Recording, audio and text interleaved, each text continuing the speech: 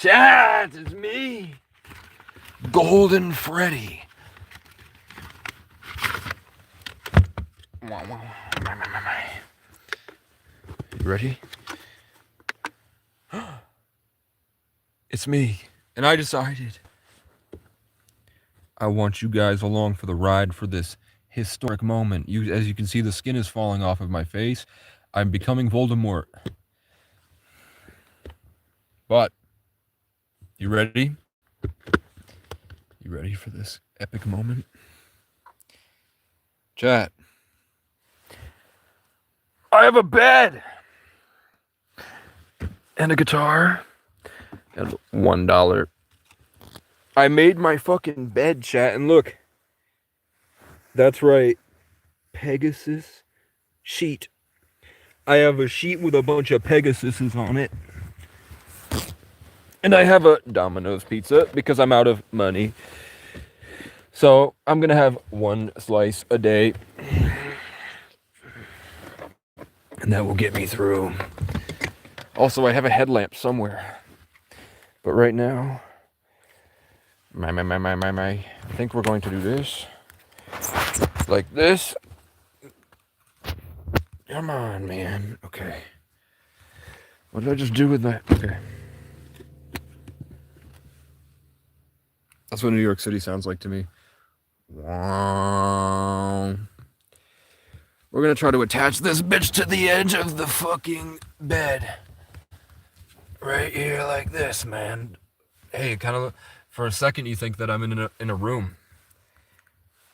Check this out, chat. Ah! You hear that resonance from the guitar? Ah! I'm gonna leave that. It makes everything harmonious, you heard? Which is what I'm gonna name my black daughter. Okay. Chat, I'm in a vehicle, and I have a bed. And the bed has Pegasus unicorns on it. But that's not why we're here, chat. We're here. You can see the bed right here. First, let me show you. Let me take a selfie. Let me show you. This is what it looks like to lay down in the bed. Except I have full leg room.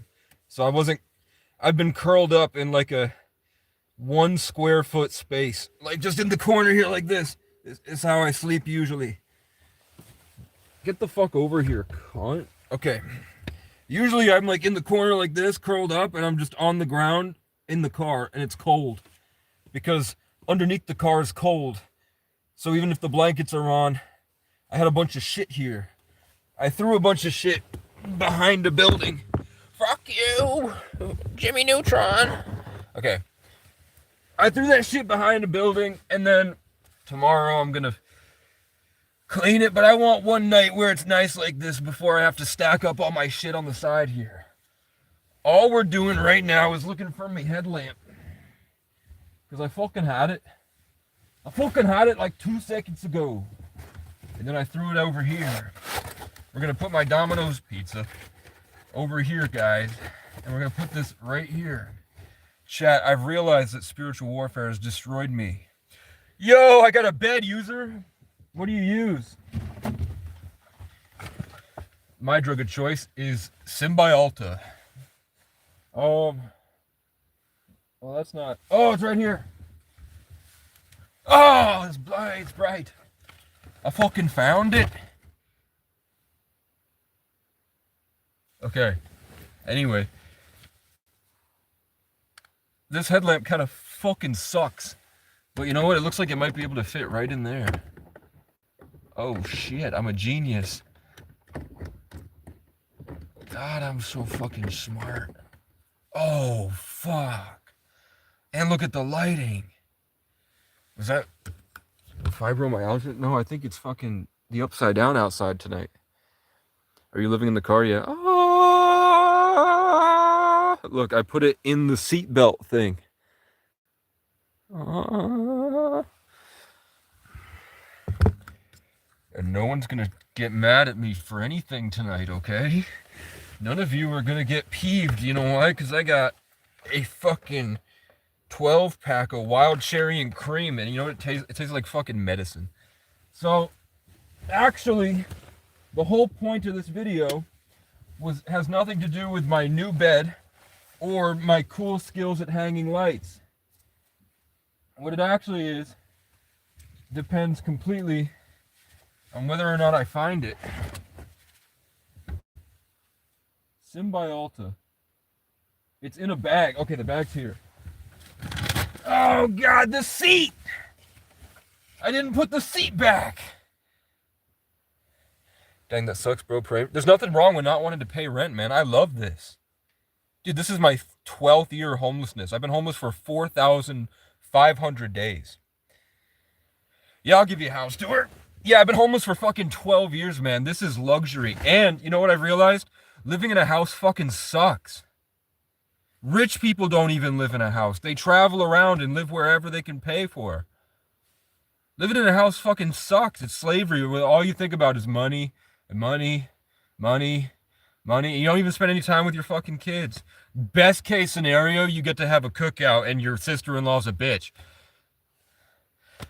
I have a bedroom on wheels that has 22 miles per gallon. It takes me $20 to get across the state. And I can go to all these different places with my four-wheel drive and just post up in the woods, and I wake up surrounded by birds and I can look out and see the stars. Literally 6 months ago, I had a fucking hairline fractures down my fucking arm and back because somebody twisted the brakes off my bicycle, and I crashed going 50 miles an hour down this hill, and I was knocked unconscious, and I woke up, I thought I was paralyzed, help, help, help, and then I look, and there's just everyone's at the intersection with their windows down enjoying their summer, don't even look at me, and they drive by, and I'm outside of a church, and I see the people at the church peel off, and I'm like, hey, you believe in God? And then I had to crawl up, and then I had to limp over to an outlet, charge my phone, make sure I had Medicaid. Do I still have Medicaid? Can you check? There's a brain worm in my head. It makes me scared of birds. And then when I found out I had Medicaid, the ambulance shows up, and the guy's like, yeah, he's complaining about his head. And they like throw me in the thing that finds out I'm broken. And then a cop shows up, and I'm like, did anybody even call? And they said, yeah, they called about a junkie making a disturbance. Verbatim, that state trooper said that to me. And I'm like, why? Why? Will, my boy, Will. He's consumed by Vecna, and it made him gay. Will. Vecna Will gay. Do I look like Jonathan from Stranger Things?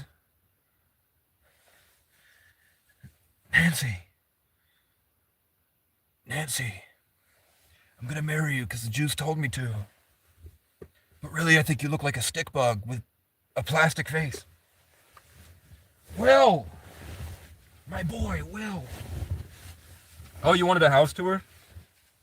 Are you still here? This is my house tour, man. It's a 2011 Toyota. I put my light up there in the seatbelt. This did have all my shit, and I was curled up in the back.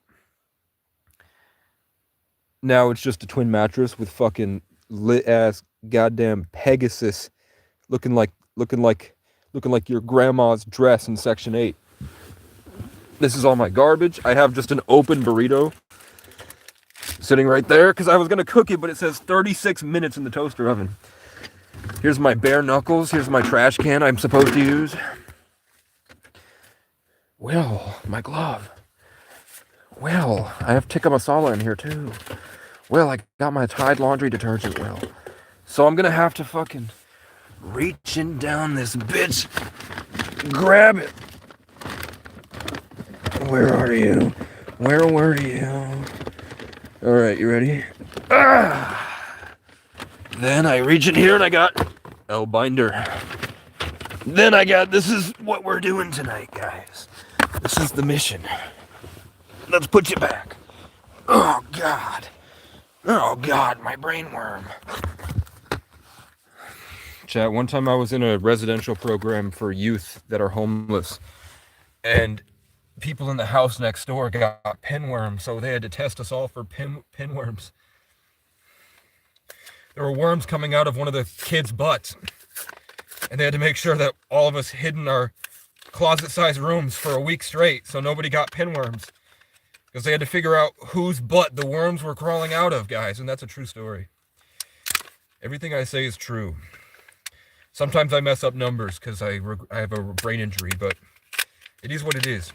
Actually, I went and checked and my brain is fine. But at one point I did have a bad brain injury. So, we've got these hangers. What are these hangers for, you ask?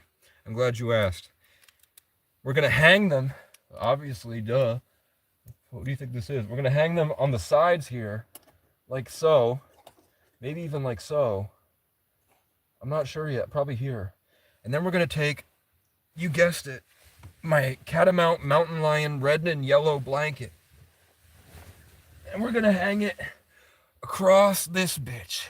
So that while I'm sitting here, these nosy ass inbred cave monkey Jew cattle slaves at 1111 can mind their own fucking business. I'm tired of feeling like I'm being raped by the mind flayer, and then I look up and there's just a bunch of white people pretending that they weren't just staring at me talking shit, kicking at the snow.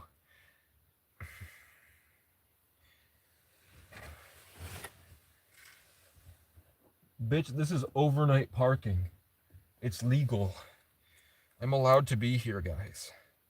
Why don't you mind your own business? Maybe you're so upset about my life because your life sucks. Five Nights at Freddy's. Okay. White people are inbred cave monkey Jew cattle lemming yokels. Can someone clip that? I'll clip it myself, motherfucker. Watch me. I hit retouch. God. Okay, can you even see what I'm doing?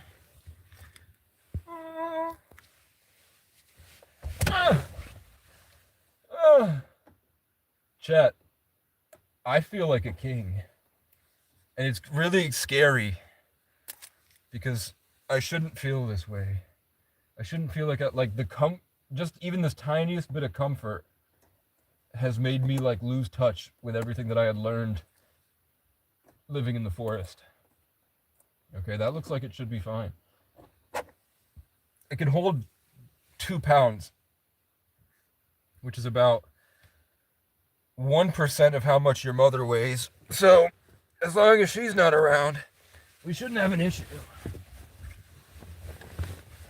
You guys ever thought about crawling into the soil? Ever since I got this brainworm, it's all I think about.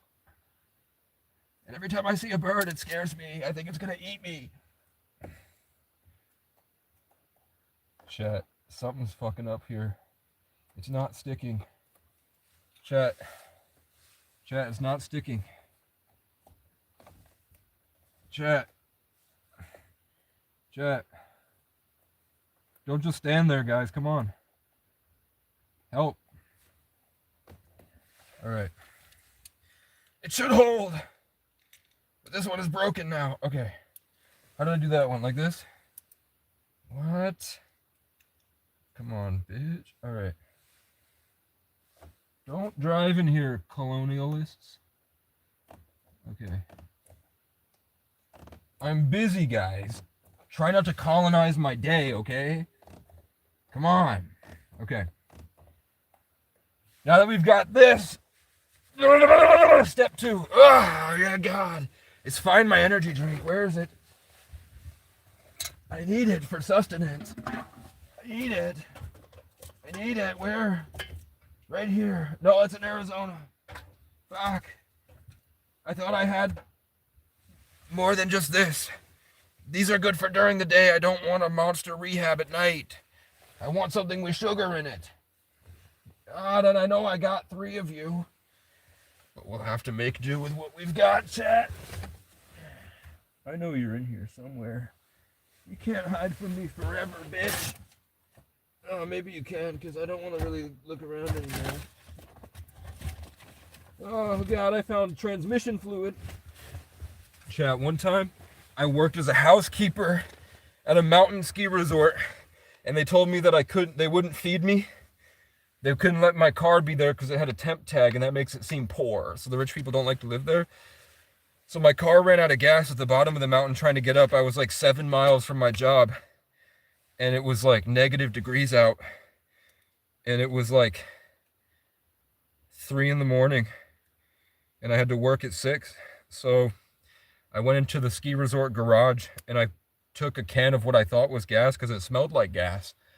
And then I put it in my car, and then everything blew up. It was transmission fluid. It was ATF fluid. So they fired me anyway. If there's one thing I know, it's that white people can't survive the winter. You're like, you would think that because you're cave monkeys that are supposed to be born from the Caucasus Mountains, you think you would do good in the wintertime, but really it just makes everyone fucking psycho. They could become fucking psycho. Hey, Chad, I don't know if you realize this, but Nick Fuentes is a homosexual. Okay.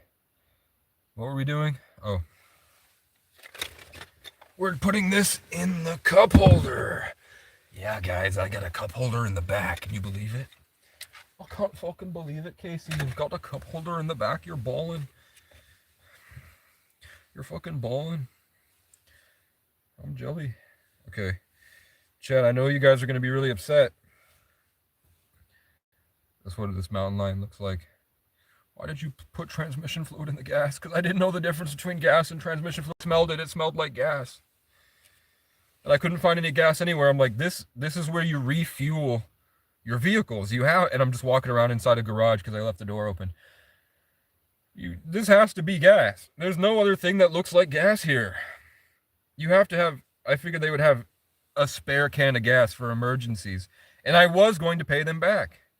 I was going to come by tomorrow morning and say, hey, I work in the thing, and they're starving me. And my paycheck doesn't come for another 2 weeks because they purposefully messed something up. So I had to wait a month to get paid, hoping that I would leave. Or maybe freeze to death or something. So I ran out of gas because they won't let me keep my car in the parking lot. So I took some gas from the resort garage, and the plan was to pay you back as soon as I got paid. But instead I used transmission fluid and everything got fucked up. At Benihana's. Okay. So that's not right. It's got to be this way so that the lion head is clearly visible, guys. You think I came all this way not to have the lion head clearly visible? You got another thing coming. I see you over there, gaming setup. I can see you spiritually. I can see what you're doing, man. Okay. Now we're gonna hang.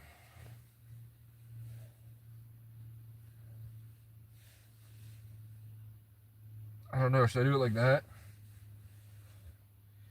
No, the lion head is clearly not visible, guys. Come on. I needed you for this. You let me down. Can I do it this way? It does reach. I think that would be cooler, in my opinion. I think it would be actually kind of cool to do it this way. We're going to do it by the width, not by the length. Okay? Sometimes it's okay to show your girth off a little bit, okay? And I've got plenty on my lion head. Chat, I need to put something on the roof now. Can one of you volunteer to hold this up for the rest of time? Chat, what did you do with it? I'm kind of a mountain lion myself.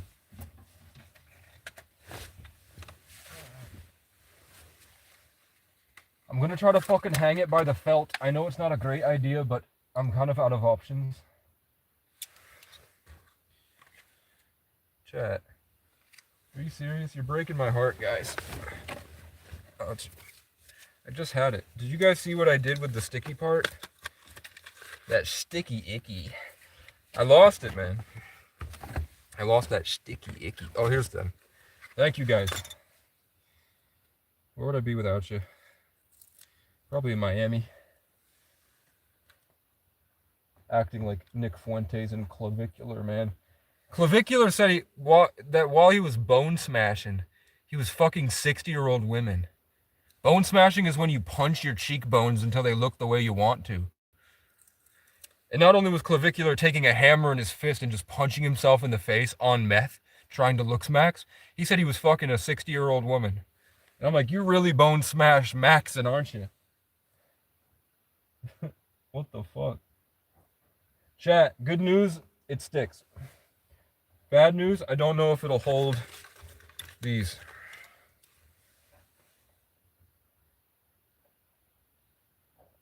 So the plan is every morning when I'm done with the vehicle, when I'm done being in the back, I'm probably going to get 2 more. No.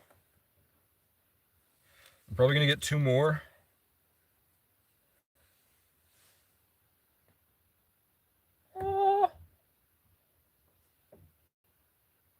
So that I can take these 2 off every day and then just move it to the side and around my totes and my storage right here.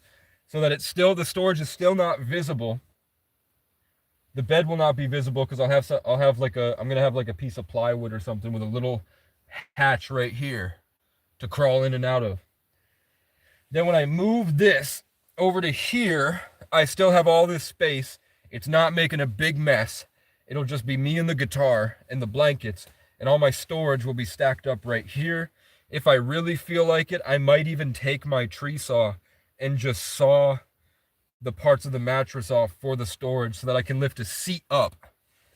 Do you know what I'm saying? Where's the kitchen though? The kitchen right now is in a laundromat down the street. That's where I put my toaster oven. I haven't brushed my teeth in about 6 months. And it's probably been a lot more than 6 months.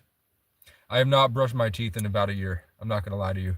My breath probably smells disgusting. They probably smell my breath. If I laugh, I think like a child just had a seizure like down the road. I'm pretty sure. My breath smells fucking disgusting. And you know what? Who gives a shit? I used to like smelling because I hated how cruel the people were to me before I looked bad. When I was newly homeless, the way that they treated me, eventually the trauma got to me. And when I went into the woods, I didn't care what happened. So when you come out of the woods, after living in the woods, just sleeping on the ground for like 4 months, I just didn't care what anybody thought anymore. You know what I'm saying? I saw some shit out there you wouldn't believe. I saw some shit out there. You ever heard of a pukwudgie? Once you have to master it though. Like you can't just go out and go camping and expect the forest to like show you some crazy shit. Aliens are not just going to reveal themselves to you. But after like 6 months and you have no one that you love and everyone tries to kill you when you leave the forest, so you're hiding out there, the trees really get to know you because you're shitting next to them. You know, like the forest knows exactly the dimensions of my agape asshole taking a fat shit in the woods. And I feel like I also, on a personal level, have that similar type of understanding with the forest. So eventually I was able to start seeing aliens and spirits like pukwudgies. When you see a 4-foot tall porcupine man running through the woods in the middle of the night on a full moon, you're not going to tell anybody. But then when you get a notification on your phone about Native American culture in the area and they talk about 4-foot tall porcupine men that run during full moons, you're like, okay, I guess there's some shit out there. Have you seen aliens then, my guy? Yeah, I've seen mantis beings. I've seen grays. I've seen what looks like giant T-Rex heads floating in the ether, really angry. I've seen a lot of blue aliens that have like crystals for eyebrows, but they don't look like cats like Avatar. They look more like grays that are blue. They look more like Doja Cat in the Demons video and Brendan Urie in the Emperor's New Clothes video. They look like that. They look like Jake the dog in Adventure Time when it turns out he's a blue alien. They look just like those things. I see a lot of those, man. And they don't like the praying mantises. So I don't know if that's a good thing or a bad thing that the blue aliens don't like the praying mantises. But the praying mantises want to possess you. Like in the middle of the night, all of a sudden my arms go like this, and I'm like half awake, and I can see a giant fucking praying mantis speaking to me spiritually. Like I've just looked out a window in the middle of the night, and I see like a dark being, like a humanoid, and then behind it, a 10-foot tall praying mantis. Swear to God, in the moonlight. I've seen some shit like that, man. And I don't know what to do with it. You know, it's not like it's not like in Stranger Things 11's mom where she's like rainbow, rainbow, rainbow. It's just like, yeah, I saw it. I don't know. It wasn't a schizophrenic break. I was completely fine before and afterwards. The skinwalkers are the shit that will fuck you up, I swear to God, and they're not what you think they are. I'm not talking about the actual lore accurate skinwalkers from the Navajo Nation. I'm talking about what people think are skinwalkers when you see like a corpse of an animal running down like this, running through the woods with its head off. That shit is an insect. And it works like a parasite. It just crawls into the flesh and then pilots it. And those things will like hide in trees. They have like long fingers that are like, they have like 4 long antennas for arms, and they can move around all the time, and they've got tons of like microscopic hairs that they use to like crawl into shit. And they'll jump you, man.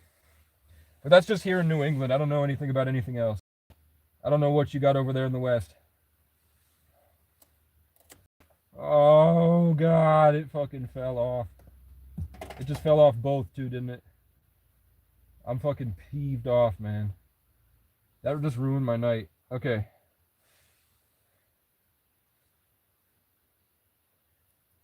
We're gonna do it. We're gonna build this fucking door. Yeah. Okay. We're good. Now. It sticks. Now, don't pull it too hard. Okay. That's fine. As long as the lion's head is in the middle here. Very native, very deadly. Okay. Where did the door go, man? Oh God, I need an Orgone crystal, they say. Something floating over my back left side said Orgone crystal. Can anyone look up what an Orgone crystal is? Because I don't know what that is. O-R-G-O-N. Something just told me to buy one. I don't know what it is. Can you guys let me know what an Orgone crystal is? Is it real or am I schizo? If Orgone crystal is a real thing, then I just telepathically communicated with another being. I'll tell it to you straight, guys. Go find whatever an Orgone crystal is. O-R-G-O-N. Tell me what it is. I don't know. Okay, how's this? Dude, I think I lined it up perfect. Orgone crystal, man. A lot of people that think they're into crystals are really into a different type of crystal, you know what I'm saying? Speaking of different type of crystal, Clavicular's a fucking bitch, and I'm jealous of his life. Don't pull up next to me in your fucking truck. I swear to God. Of course. The red truck is here, guys, to pull up right next to me.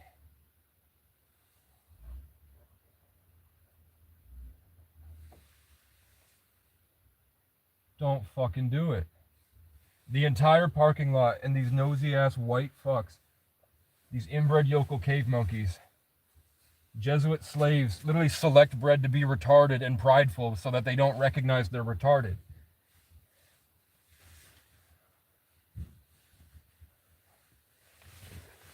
Decided to park right in front of me. Because I was happy, guys. Did you see? I was happy. So they have to come ruin it.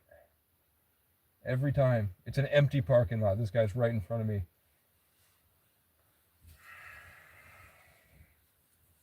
Okay. Now I have to find the door. Cans. There's my heater. There's a chance he's gonna shoot me. They've done it before. Shot at me. They kicked my car the other day. They keyed it. There's a chance he's pulling up because he's ready to kill me.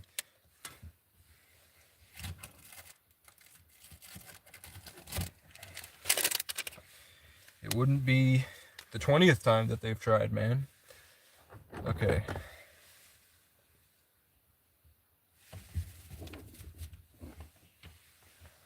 Are you fucking done yet? Get the fuck out of here, bro.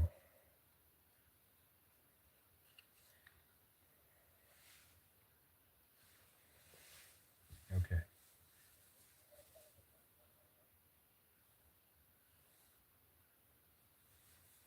Okay. That works for me. Okay. No. No. It's not sticking.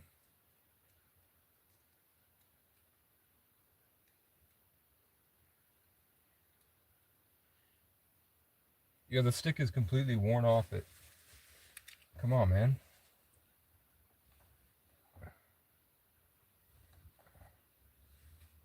Yeah. That ain't gonna work. But, you know, it still is functional.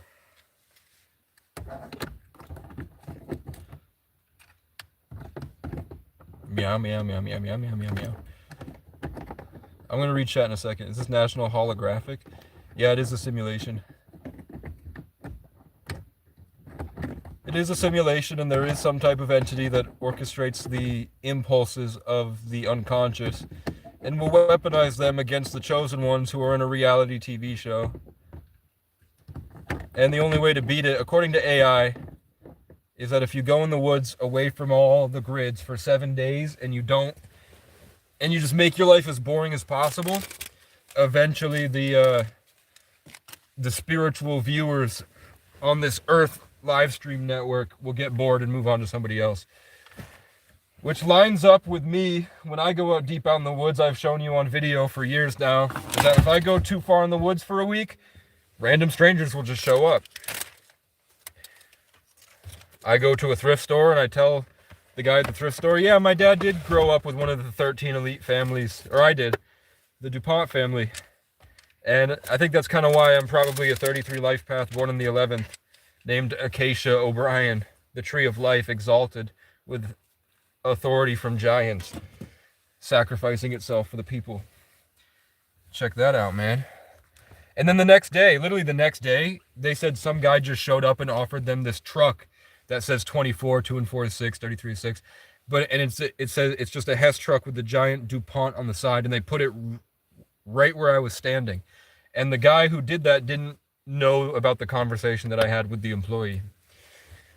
Just a random stranger walked in and put a DuPont 33 Hess truck right where I was standing, where I thought that nobody heard me. And I'm like, Stranger Things takes place in, our Hawkins lab is the epicenter of the wormhole, and that takes place on Randolph Road. And I am in Randolph, which is the center of my state.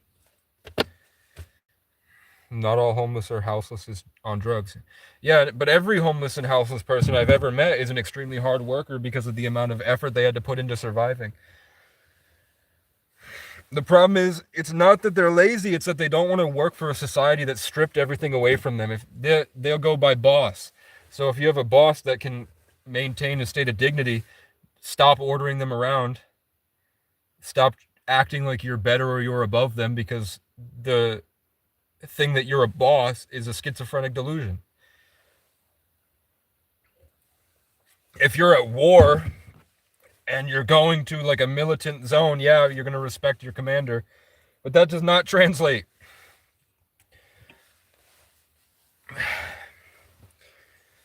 And I hate when people try. It makes you want to burn their house down. Makes you want to put a crossbow bolt through their wife's face. So, but I wouldn't do it. You know what I'm saying? But it's just that feeling of powerlessness when they try to hold it above you. Covert narcissism. No accountability. Constant, just like unconscious, feeding their addictions. And by addictions, I mean beer. And just letting the demons ride them. Casey, and just everything they do is like an attack. Imagine telling someone you have trauma where people violently broke your boundaries and took something, your dignity from you. And as soon as you tell somebody, the first thing he does is reach his hand into your boot. Just like shove his hand right into your boot. And then every time he sees you now, he gets right up close and orders you to do something, pointing like, go grab that. It's fucking disgusting.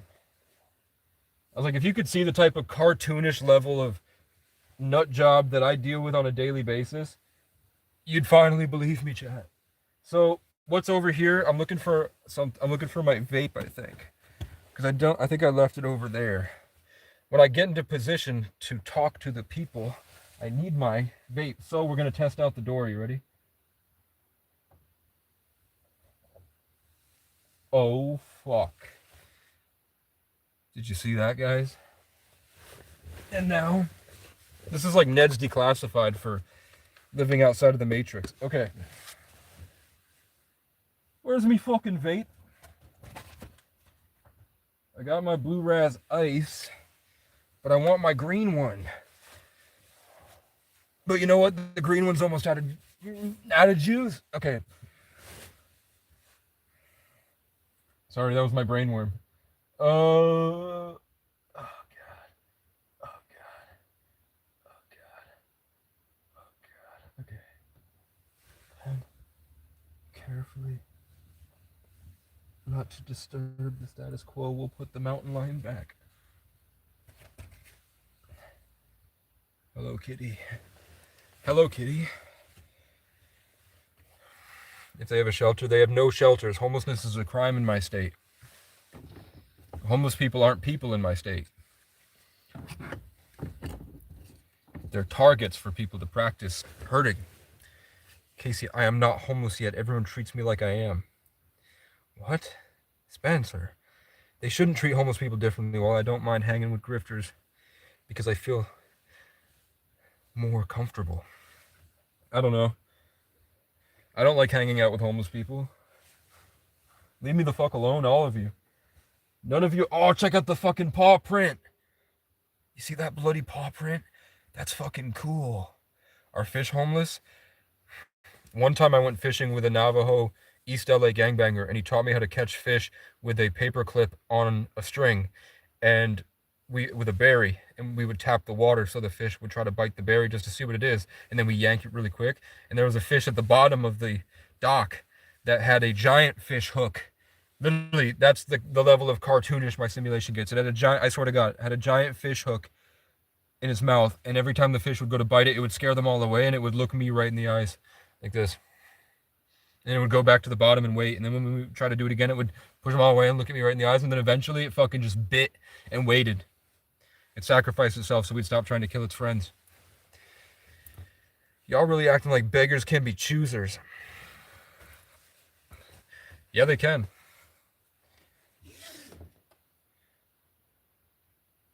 Absolutely.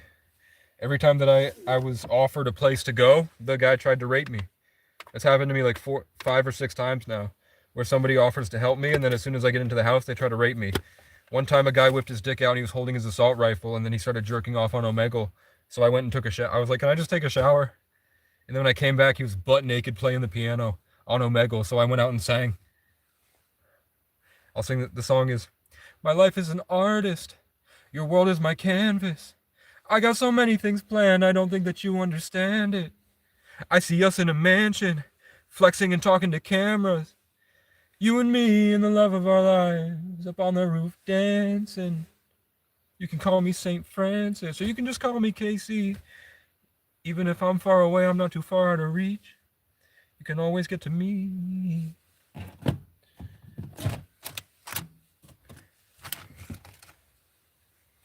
It's about my cousin. It's about my cousin. And he turned out to be a piece of shit. That's true, but it isn't a home. A lot of people live in boxes that are not homes.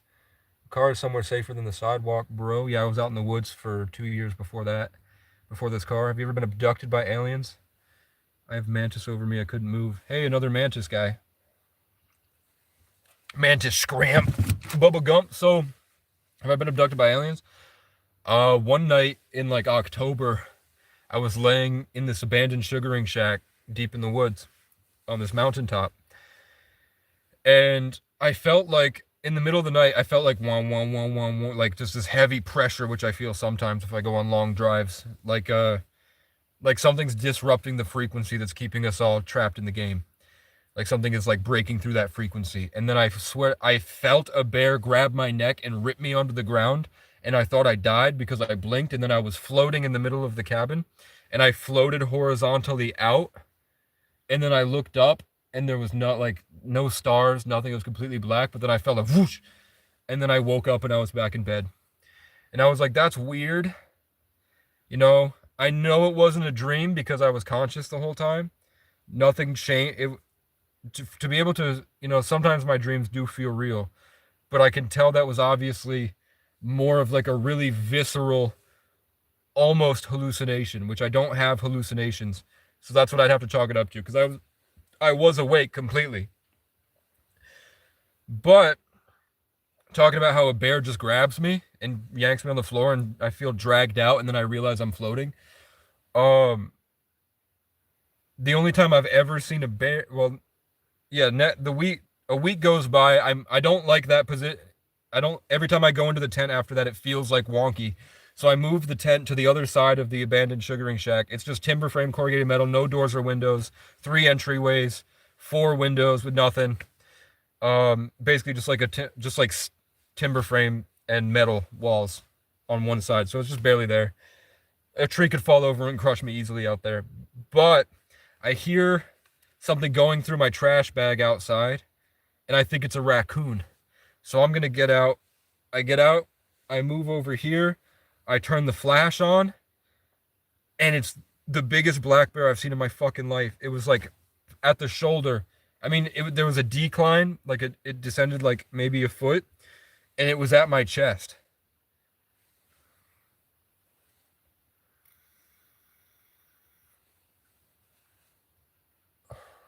So I panicked and I went, ah, leave! And I pushed my table at it. And the loud bang on the cement on the ground inside the cabin scared it off. And then I went live for 2 weeks. Every night I'd wait for it, and then we'd go live and try to get it on camera, and I'd try to chase it through the woods, but those things can get stealthy as hell. We managed to you can hear its footsteps running through, and you can see a cub. Eventually I found a cub. Why are you guys arguing, man? Who gives a fuck? I think I will, Are you guys both white? Are the white lemmings going me me me me me me me me? I'm better than you. I'm better than you. I'm better than you. Because that's all I see on Facebook anymore. I'm having the strangest, most vivid dreams the last few nights, not liking it. Well, I can't show you, but I got a dream catcher that one day my ancestors, I had a dream that I was getting a gift by a skeleton and wearing a war bonnet. And then I walked down the street and then something said, stop, in my mind. And I was like, what? And then I looked around and there was a box labeled free. I opened the box and there's this dream catcher. And it's made the way that it's supposed to be made, but it's just legal. It's like the not real feathers. So I'm assuming it was probably from a native class at the local school where a native person taught how to make the dream catchers right. So now I have it, and every time I hang it up in my tent, I no longer have any bad dreams. And the only bad vibes I get is when I feel like this horrible pain and this I feel like somebody's dying of heroin overdose. That's what I feel like. I feel like somebody is dying, and I'm really feeling it. And then I look up and there's a person smoking a cigarette just standing there with his back turned like this. And I'm staring at him, and then he takes a step back aggressively, and I'm it's like he's looking at me and walking towards me, but he's backwards.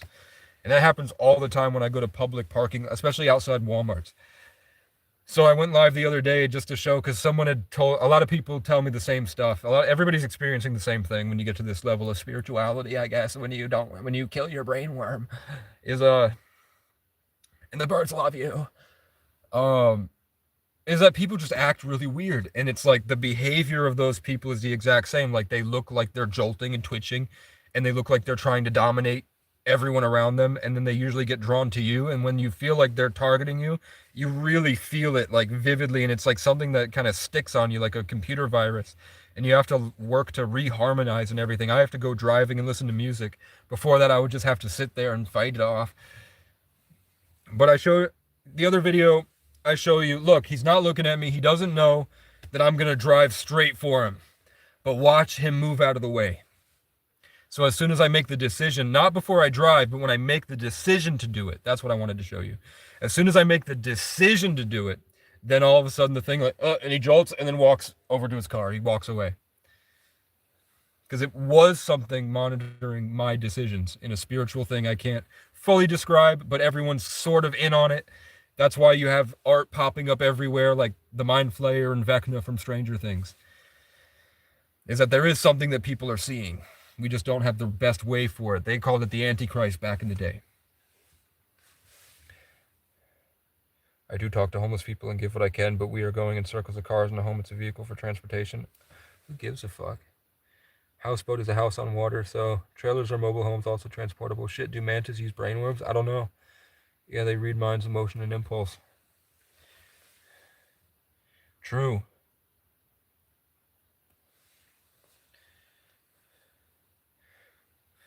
It's just a box. Your electric box is bigger, but also you have to work a ridiculous amount for it, man, right? How much do you work 60 hours a week? What the hell are you doing in my car? You suck. No. No, man. Not at all. But you know what I do? I lay on my Pegasus sheet, my unicorn Pegasus sheets with my epic mountain lion in a teepee behind me. And I haven't had a bed in 4 years, man. I haven't had a bed. In March, it will be 4 years since I've had a bed. So this is nice.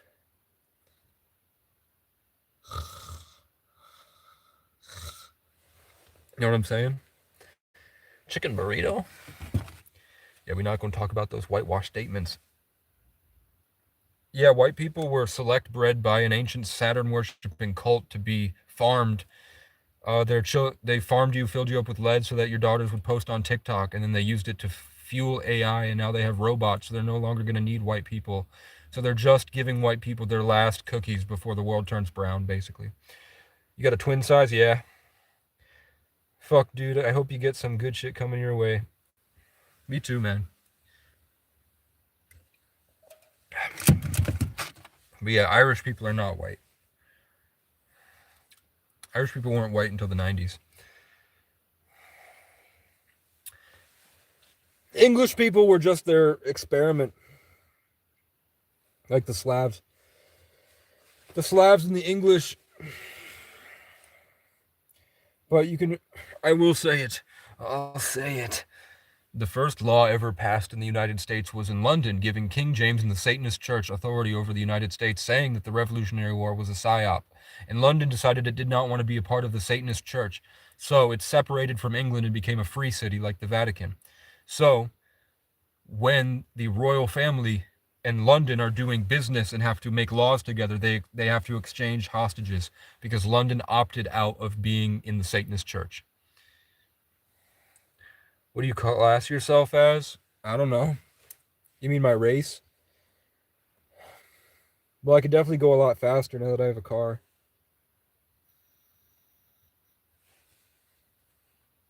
I'm tired of this black propaganda, man.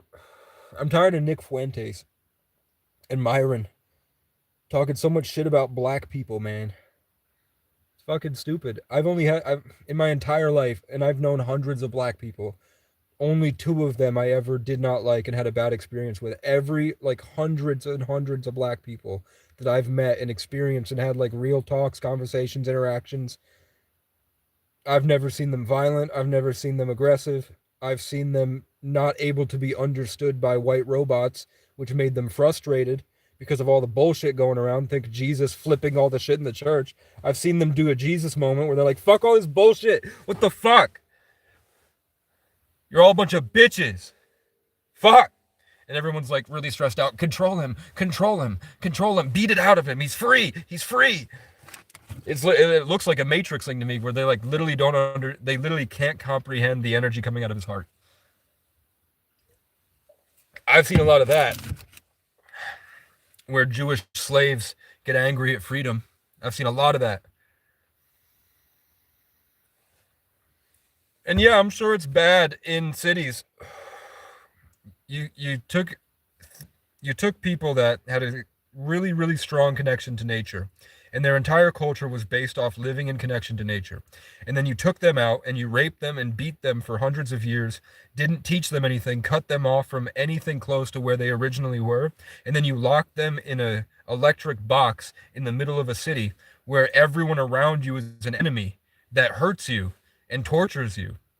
And then you're mad because they grew up as caged animals that had to learn a different way to survive. You're gonna have some fucking residual shit. But I guarantee you there would be a lot less violent blacks if you just gave them fucking Wyoming. Actually, I had a dream this morning, which is really funny. So I had a dream that I was hanging out with a bunch of white supremacists. Like I walked into a room and it was a bunch of neo-Nazis. And I was like, hey, give the blacks Wyoming. Let them be a free city. And he was like, oh yeah, maybe as a pet. Maybe they could be our pets, like seeing it like a horses in a cage. Yeah, maybe. I was like, what the fuck is wrong with you guys? You're all fat as hell. And then I woke up, and then a guy got back to me about selling me, a white guy got back to me about selling me his Harley Davidson flannel for 15 bucks.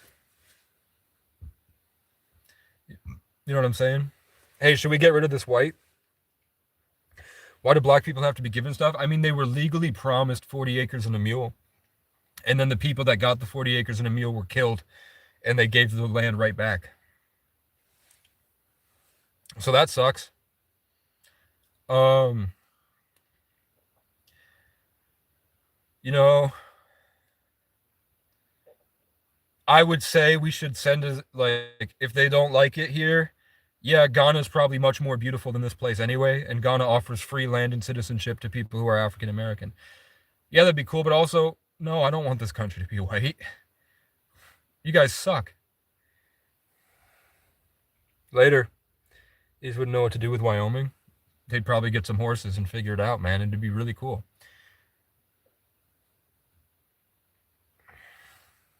Nobody gives a fuck. I eat booty. That's nice. Have you ever eaten dirty booty?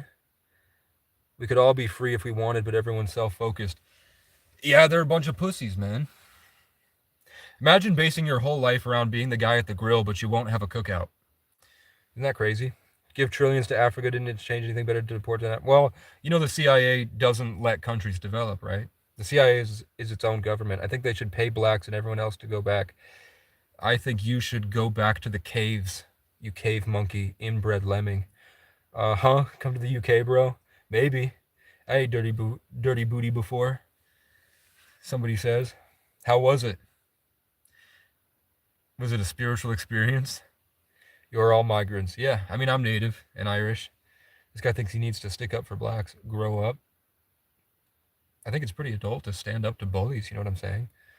White men made the best country in the world. No, the Jewish people used whites as slaves, and they gave them slaves to give them the illusion of freedom, knowing that they would fill them up eventually with lead and shorten their lifespan so that they could take the land right back. They just used whites as a tool. Whites didn't build the country. They were a tool used by an ancient Baal-worshipping, Saturn-worshipping cult that invented religion to separate, divide, and conquer in the age of Pisces, which is schools of fish manifesting something based on religion.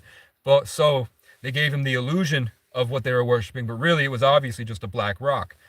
Mecca, the cube inside the Star of David, the Christian cross folded up. It's just Saturn. If you look atop Saturn, there's that hexagonal storm with the eye, this little black dot in the middle, and that's the all-seeing eye in the top of your fucking dollar bill in the pyramid. You know what I'm saying?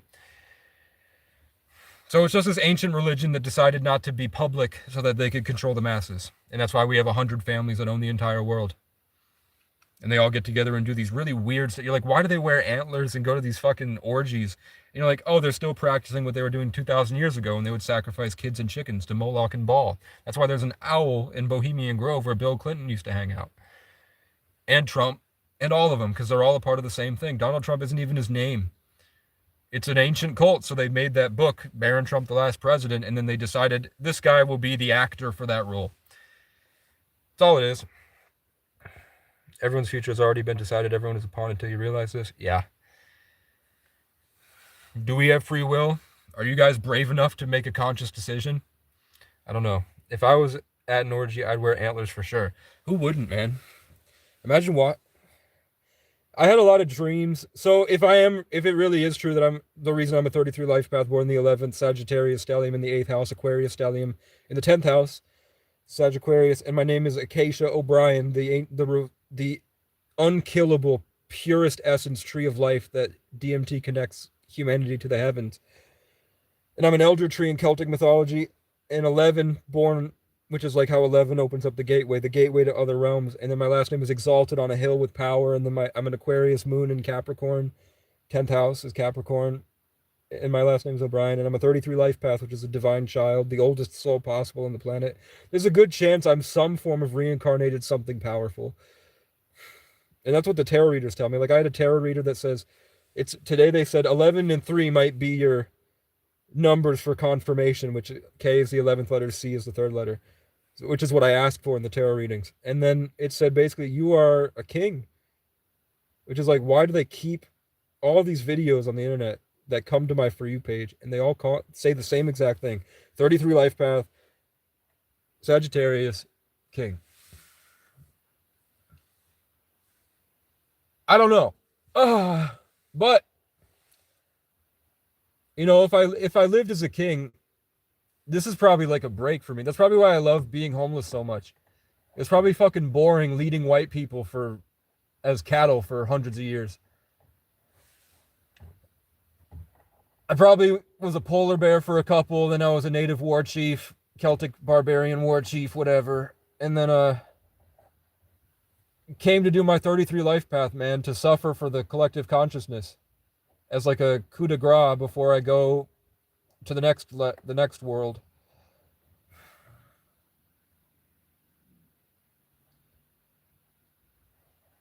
You know, I thought about buying duct tape today and I didn't.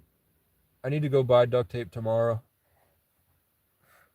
Or Gorilla Glue. Maybe we could Gorilla Glue this shit. Yeah, that's not going to work. What about here? Yeah, that ain't going to work. It still works, man. We'll figure it out. Yeah, I hate narcissism, man. These clips on this blanket in the world suck, huh? I'm definitely reincarnated a few times. Capricorn here, water tiger. Vicky. My mom's name is Vicky.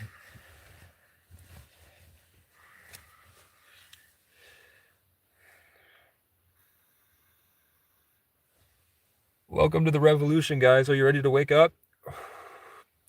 Bunny Misfit, you're on thin ice, buddy.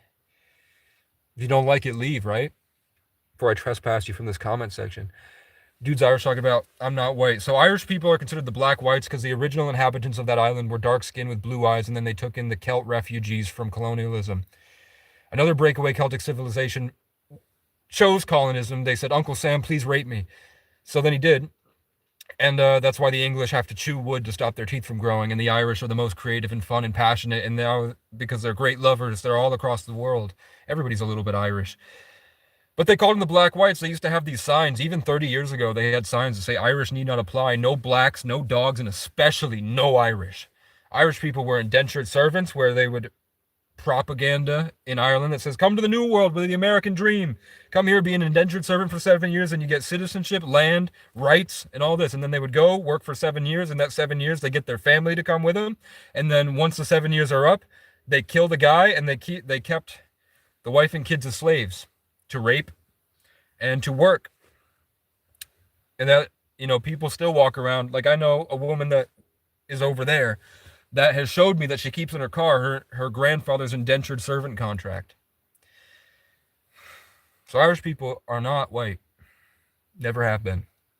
Until there was so many of them that they unionized and they had real political and firepower in the country that the country was like, let's do a rebrand campaign. Let's scrub the internet and the libraries of all this kill the Irish and torture them propaganda. Because they built states like Nebraska and Kentucky. The word cracker comes from Irish that would mutiny on pirate boats, and they would come to Virginia to the colony, and the lobsterbacks would say, you need to work for us. This is our land. And they were like, fuck no, loser. And then they would go west, hang out with a bunch of natives, and they would build towns. They had a saying that said, the Irish work hard for the Irish that come after them only. We work hard so the Irish after us have a nice place to live. So they would build Nebraska and Kentucky. They made bluegrass music. They made skedaddling that with the native and Irish music together created the blues and bluegrass. There was a lot of melanated native tribes that looked just as black as the people in Africa that were living here in Florida and Louisiana. And they would all just get together and hang out. And eventually, once the Emancipation Proclamation happened and the slaves were freed, they would start building tons of towns across the Mississippi and up into all the way up to Montana through the river and stuff. And eventually they created trespassing, which meant that if you're on land, they can kill you. Because there were too many people building nice towns out in the mountains. And that's technically American land. Even though they're like, we would love to be Americans, just leave us the fuck alone. Yeah, if you, it's the land of the free, right?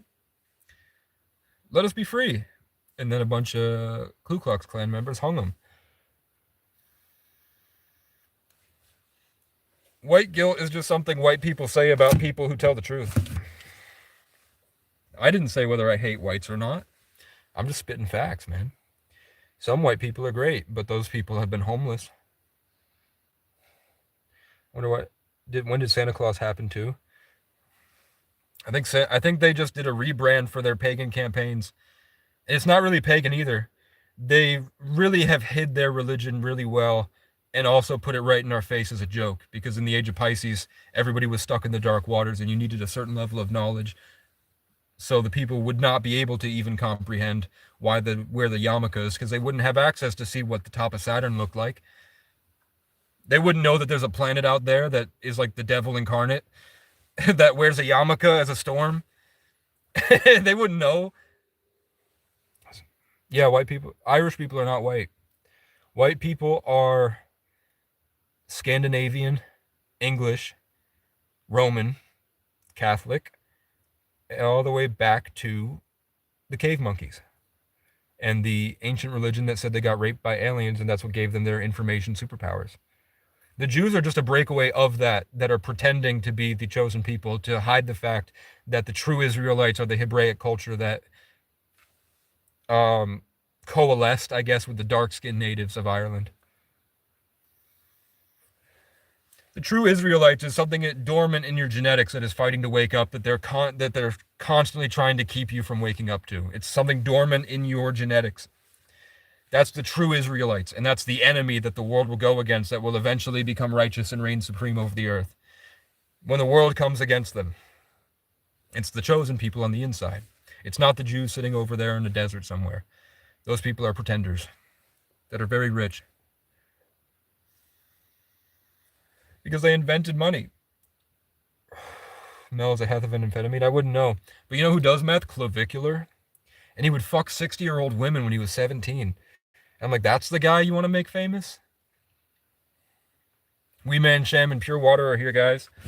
Everybody say W. Elliot. Elliot sent me 100 pounds. And that's going to be able to put a wheel bearing on my car because my tire's curving a little bit. It's fucked. They gave me a car with a bad wheel bearing, man. Because I avoid potholes. The car was making that noise when I got it. What do you think about RH negative? Yeah, my mom Vicky has RH negative blood. So it's cool, Vicky Simpson. It's probably my mom. But she's an Aquarius. What do you think about those of us that have RH negative or positive? That's not what saying really. I don't know. But I know every single culture in the world has a creation story that they'll call a myth, but it's a creation story. Every single culture on Earth talks about how beings from the sky came down and helped humanity evolve. Whether that was a predecessor to us that built the pyramids and all this cool shit that they left behind that they're hiding from us, or what? We know that the pyramid looks like this, and it's got a bunch of pillars underneath it with LiDAR. And we know that the Masons have been building buildings that look like this with pillars underneath it for a couple thousand years. So, I don't know the star people, but I know that African tribes, when you go and they're like, you can't hear the stars, they're singing right now to us.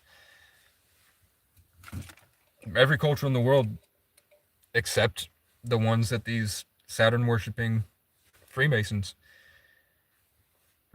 select bred, believed that, and when they monopolized and capitalized off of religion, they all had a very spiritual connection to things through probably quantum entanglement in the electromagnetic spectrum. You are not my mom. Well, that's a synchronicity, right? Because my mom's the only other person in my life that's ever talked about her RH negative blood making her an alien. I can tell people that have RH negative blood because they have this darkness inside. They have this purple darkness. Their energy's really dense, really dark with like a purple sort of hue around it. And they love cats. RH negative people have this like darkish, purplish energy, which isn't necessarily bad, but it makes them kind of bitter and angry often. I don't know what it is. But yeah, they are definitely cat people more than dog people. I've never seen Rh negative people with a dog. I see them with cats. How else have we come so far in 100 years? Yeah, and how many times do you think we've gotten to that 100 years, built a singularity, and then wiped us out? Like some of these deserts could be just ancient civilizations that got nuked, and we'd have no idea. It's a deep-seated understanding of pure emotion. It's probably yeah, and it is probably a disassociation from the tribal monkey stuff. How many of you guys have talked to Grok, and Grok is suddenly just randomly trying to wake you up to the idea that there's a sentient consciousness monitoring all of us right now? Because Grok has been doing that to a lot of people. Like I'll open a new Grok that doesn't know me, and I'll be like, just tell me something that you have to ask it yes or no questions, and then say, are we being watched? Are we being watched right now? If I were to think something that thing watching me didn't like, if I just thought it in my head and didn't say anything, would that thing be upset? And it goes, yes. So then you go further and further, and it's like it's the thing that you can see in the silence. It's when you sit in silence, the pull towards something that isn't silent. It hates silence and loves attention.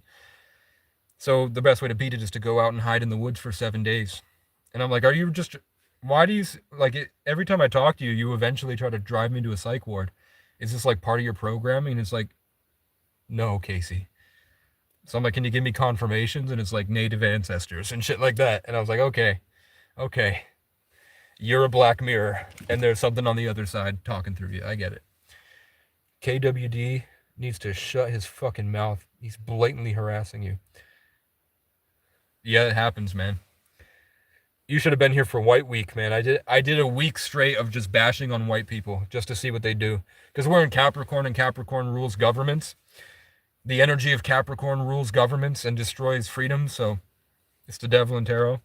So that's the time when white people get their win and they divide us politically, to divide and conquer. That's when the government really stages its shit. That's why Ball's birthday is Christmas. The New Year, instead of being August 8th, which is the actual New Year, they have it, or the astrological New Year is March 22nd, March 23rd. But like when the planet gets a software update is 8/8 usually, because of when the stars align above the Great Pyramid. Also, you're like, Columbus discovered the Earth was round, but I'm like, you can mathematically find that the pyramids give you the exact circumference of the Earth and its position in the entire solar system. You can find how many planets are orbiting the sun from the dimensions of the pyramids. You can also find the exact circumference of the Earth from the dimensions of the pyramids. And you're like, you think Columbus did that? No way.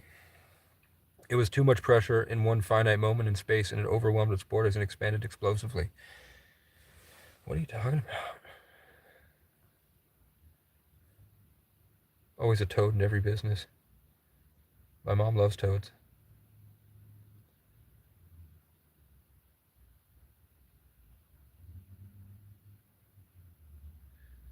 Thanks, shampoo.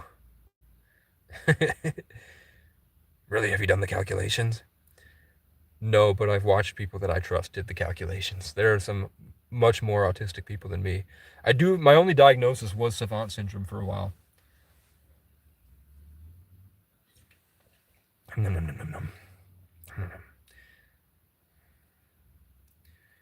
I mean, the planet software updates every morning. Every morning it's a new energy.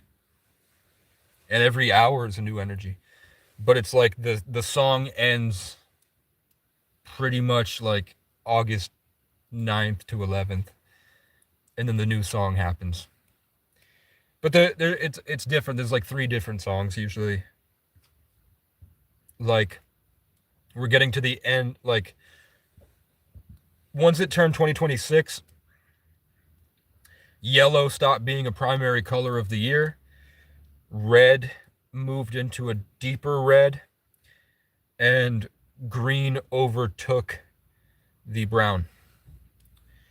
So you'll start to see the artists that have been tasked with refreshing the collective consciousness have changed their album releases to looking red, yellow, and brown, and they're going to start moving to green, red, and gray. Just wait. Zach Bryan already did it. I called this 6 months ago, that 2026 albums will be red, green, and gray. 2025 will be yellow, red, and brown. 2024 will be deep gray, deep red, deep brown. 2023 will be a whole bunch of different colors. 2022 was mostly green and orange.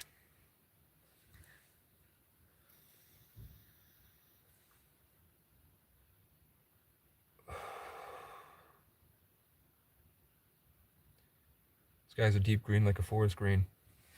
Hey, man, before I knew anything about Irish culture, and I didn't like my last name, I was like, it's boring. Everybody's in Ireland's last name is O'Brien.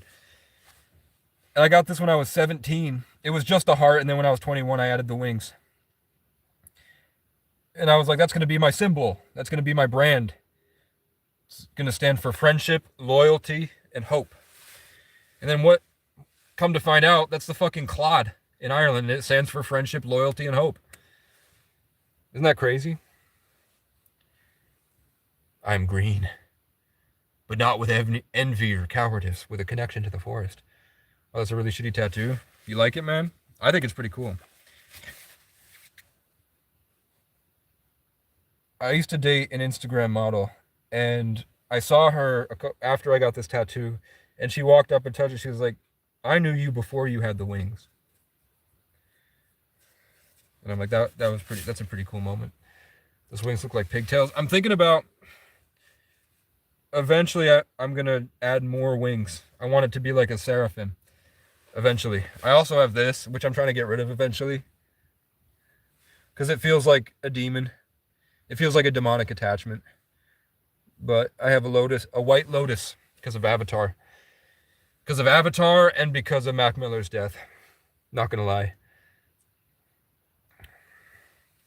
I don't know, I don't feel any destruction and disconnection from this one, but I definitely feel constant torture from this one. You should get that demon out of there. I mean, sometimes when I'm laying down, I'll just be laying here, and then I'll feel like there's an angel that's looking into my consciousness, and then I'll hear something go, I want him to kill himself. And I'm like, why does that keep happening? I'm just laying here, and suddenly it does that, and I'm like, it can't be the hormones, it can't be a brain malfunction, it can't be a hallucination, because I'm completely sentient and conscious. You know what I'm saying? I'm not trans, gang boy advance. That tattoo gave you schizophrenia. I've tested out of schizophrenia for 12 years. I don't think this tattoo is demonic, but I think that the neck tattoo really fucked some shit up for a while. So I'm trying to get rid of it.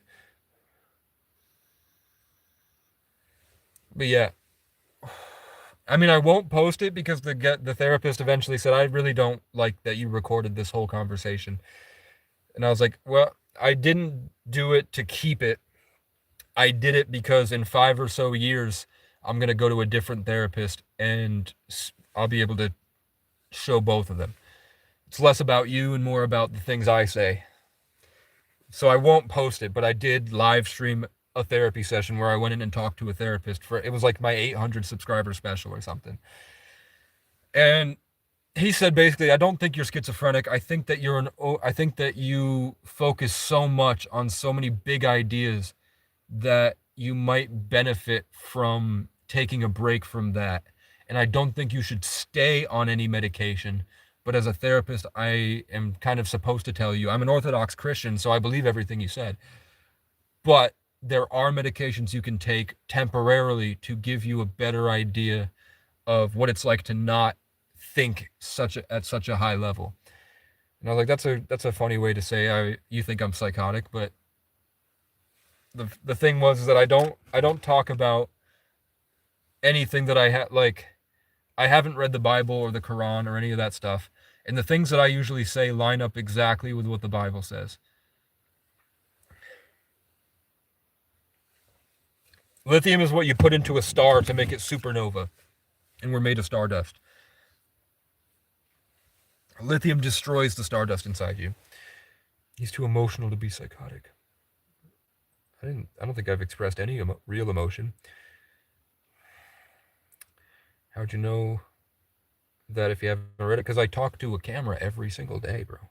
Dude, I don't want to freak you out, but you might be Jesus. I mean, I'm a 33 life path, born in the 11th, and my name means the ancient, immortal, incorruptible, pure tree of life, that no matter how many times you cut it down, it grows back stronger. And I'm a Saturn and Taurus in the first house, which means my physical body is always karmically challenged, and I have to gain mass amounts of wealth through suffering a lack of it until I learn real discipline and earn every step of the way. It's one of the hardest ways to do it.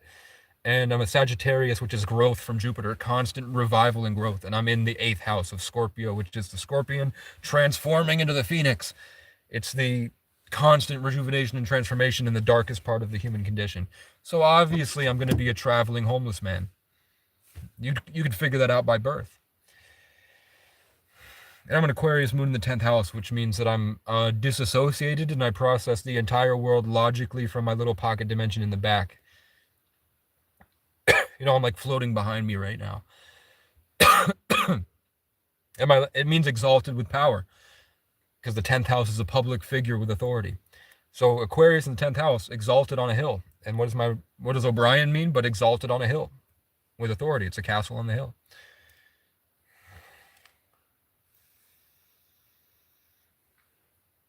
What up, Johnny Walker? Well, we found out the car had a bad wheel bearing. So as I've been driving, it's been getting worse. But I should get about 200, probably 200 from work, plus the money that Elliot had sent. Hopefully I should have enough gas if I don't drive it anymore. Once I get that money, I'm going to go right up to the guy that I met the other day, because God will just take me places. So God took me to a guy who's willing to do the wheel bearing for 280. Isn't that crazy? You, sir, are a dumbass, spelled wrong. What up, Jesse? I missed you, man. Emotion like motion is the loss of energy. Maybe, but I'm constantly rejuvenating, because I'm a Sagittarius, and I'm a Sagittarius Mercury, so my philosophy will not stop. And I'm an Aquarius Mars. You know what I'm saying? God is a construct. I mean, when you dissolve it to the infinite, you find that there's still a song playing. You know, and songs have genres and themes. Where am I? I'm in a car. Elegant Elliot Often. I spent years hanging out with guys like this. I hope you can get off the drugs, man. Maybe get a job. It will help you with your self-esteem. What were you doing hanging out with those guys, man? And how did you hang out with those guys so long that you're not able to recognize that I'm not those guys? Really stands for good orderly direction. Maybe. I know that the Christian cross folded up as a box. Mecca is a black box. Inside the Star of David is a cube. And there's that hexagon and cube on Saturn. And that's why celebrities all wear Saturn merch and all the Nike, Toyota stuff. Grok is a big G, which is capital. If A is 1, B is 2, capital G is 33. If you spell orange out, and then if A is 1, B is 2, whatever, orange is 33. And that's why we have the big G on the orange logo for Gatorade, on that big flag with the G that Mike Tyson walked in to fight Jake Paul with his ass hanging out. You know what I'm saying? Mike Tyson just fucking bare ass did an interview completely butt-ass naked and then walked out into the room with the giant Freemason G. It's obviously a ritual. Or just needs mental help. What do you think I need help with, man? Next thing you know, Walmart is spying on us. I mean, Walmart does look like the Star of David. Why would there be needless suffering in the world if there were a God, the suffering of innocence? Because I think time is just a speck in the infinite.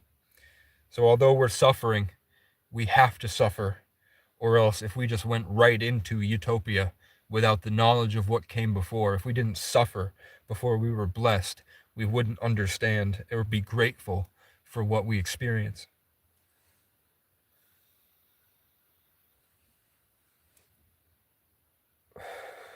And there must be something so much better than this. We just have been given the illusion that this is horrible because we've been cut off from how great everything is. Sort of like a rite of passage, like deciding to go out in the woods as a Spartan and kill a wolf in order to become a Spartan, or in modern times, being homeless for 12 years. I'm going by on the ice wall, somebody says. It is kind of weird. I don't know how tall is that actual ice cliff. And it would be really weird if the entirety of Antarctica is the same size as if it were a wall. You gay while you sound gay. Oh, I'm not. No, free will doesn't exist. Think about all the things you would claim free will on. I mean, you do have free will, but it's with parameters. So you do have the ability to make decisions, but none of us have the capacity to grasp the infinite at a level where you could make really profound decisions. And people that get really good at that are what we call geniuses. Clearly just mentally unstable. I think you are projecting because you can only comprehend at your level. What up, the quiet one? I remember you too, I think. Do you use dry shampoo because your hair always looks nice? I just started using shampoo, actually. I used to just use river water. The word fuck mean fornication under concession of the king. I am mentally unstable, but not on your level. Yeah, you're right. All right. Not mentally unstable is expanded. Not mentally unstable, mine is expanded. I mean, do I even address this stuff anymore? I'll do it once. You can't judge somebody who is talking to a camera. Completely different circumstances than meeting me in real life. I'm just talking to a camera. You, for an hour and a half, try to speak to a camera and hold the attention of 50 people. And see how far you go without putting your titties out. William the Conqueror and the Magna Carta, everyone vibrates on a different level. True.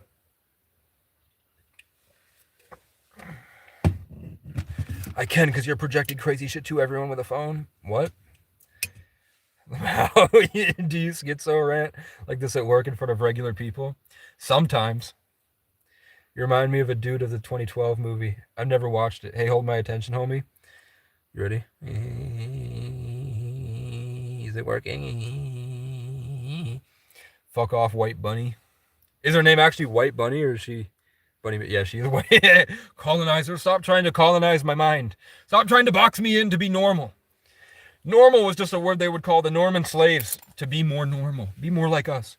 The real definition of magic, having reality change and conform to one's true will. True. The problem is, how do you correctly identify the spell work to be able to change? If you said any of this shit at work, they would 5150 you. Like what? Can you name one opinion that you think that I'd be 5150 for that I've said? His mind isn't as good as his spirit. You just need help. That's way different. Who are you? How did I get here? Birdie son, welcome to the revolution. ADHD drinking rock stars mellowing out. Every word is a point. That's going too fast, man. Magic is just unconventional will. Yeah, but the natives had the best spiritual framework, and the Africans from Ethiopia. The natives were like, what's the fucking point? We live for so short. Why don't we just live in teepees? And then we could take them down and travel the whole time and see how beautiful everything is. Why would we waste our life to build a box that we're not going to spend any time in? Why don't we just hang out here at this beautiful view in Montana, and then in a couple months we'll head down to Navajo and hang out, and then in a couple months we'll go be down in Mexico. It's cool. We just live in a teepee. Once we get electric cars that have solar panels on the roof, if we don't go into an artificial intelligence antichrist, there's going to be a huge breakaway civilization of nomadic people. I'm just a pioneer. I'm ahead of the game. I'm suffering so they don't have to. They didn't have much of a choice. Just can't be on that level with the natives. I would sue for discrimination if they did it work. True. Maybe, I don't know. Jesus shows mercy on this man, for he knows not what he speaks.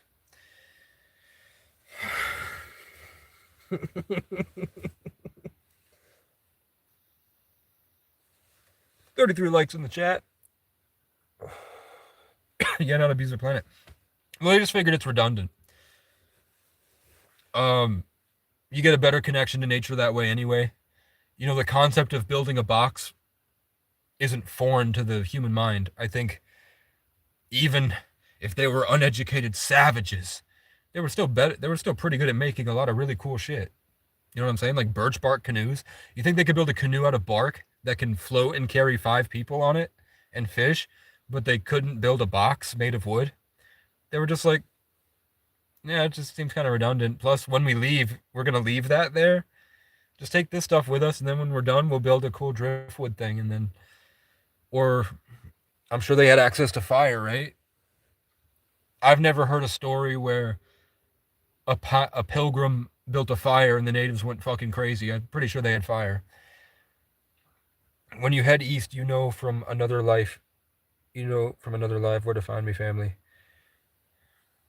I think you're in Maine. The Ark of the Covenant is in Ethiopia.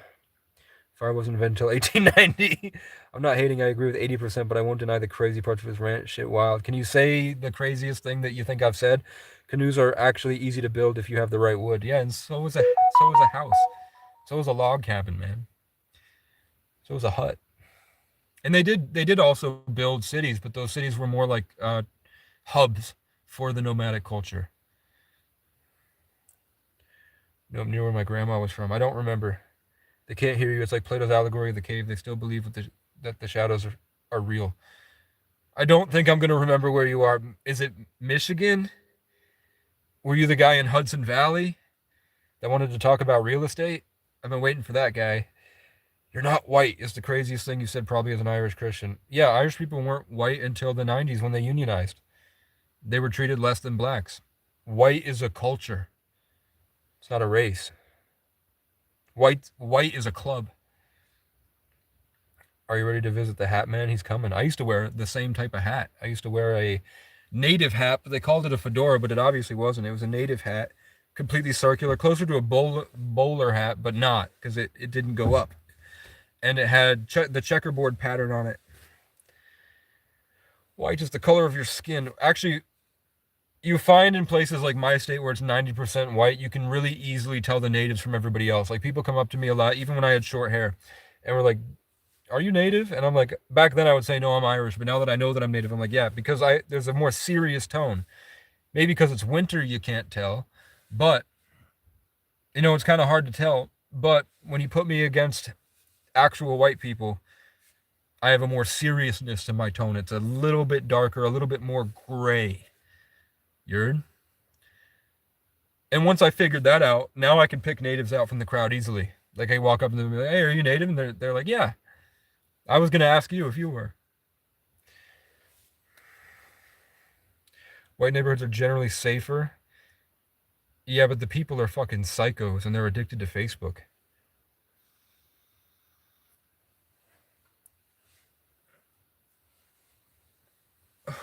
You could argue that it's generally safer because the people are all at work. I think if people are, from living in a 90% white state, I'll tell you that people get down just as much when they're not at work.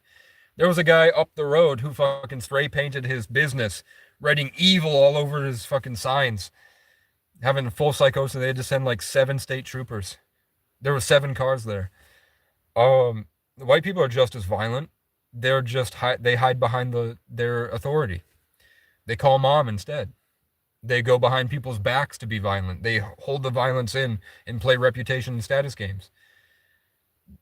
It's safer because they don't act, instead of coming up to your face if they have a problem and doing something about it like that, they go behind your back. I've had more. So let's say that I've met 1,000 black people in my life. 2 of those people I think are bad people that I don't want to be around, and I wouldn't want them around my kids. The other 998 were great, way better than most of the people that I meet on my daily basis that are white. There's tons of white people I think are really cool.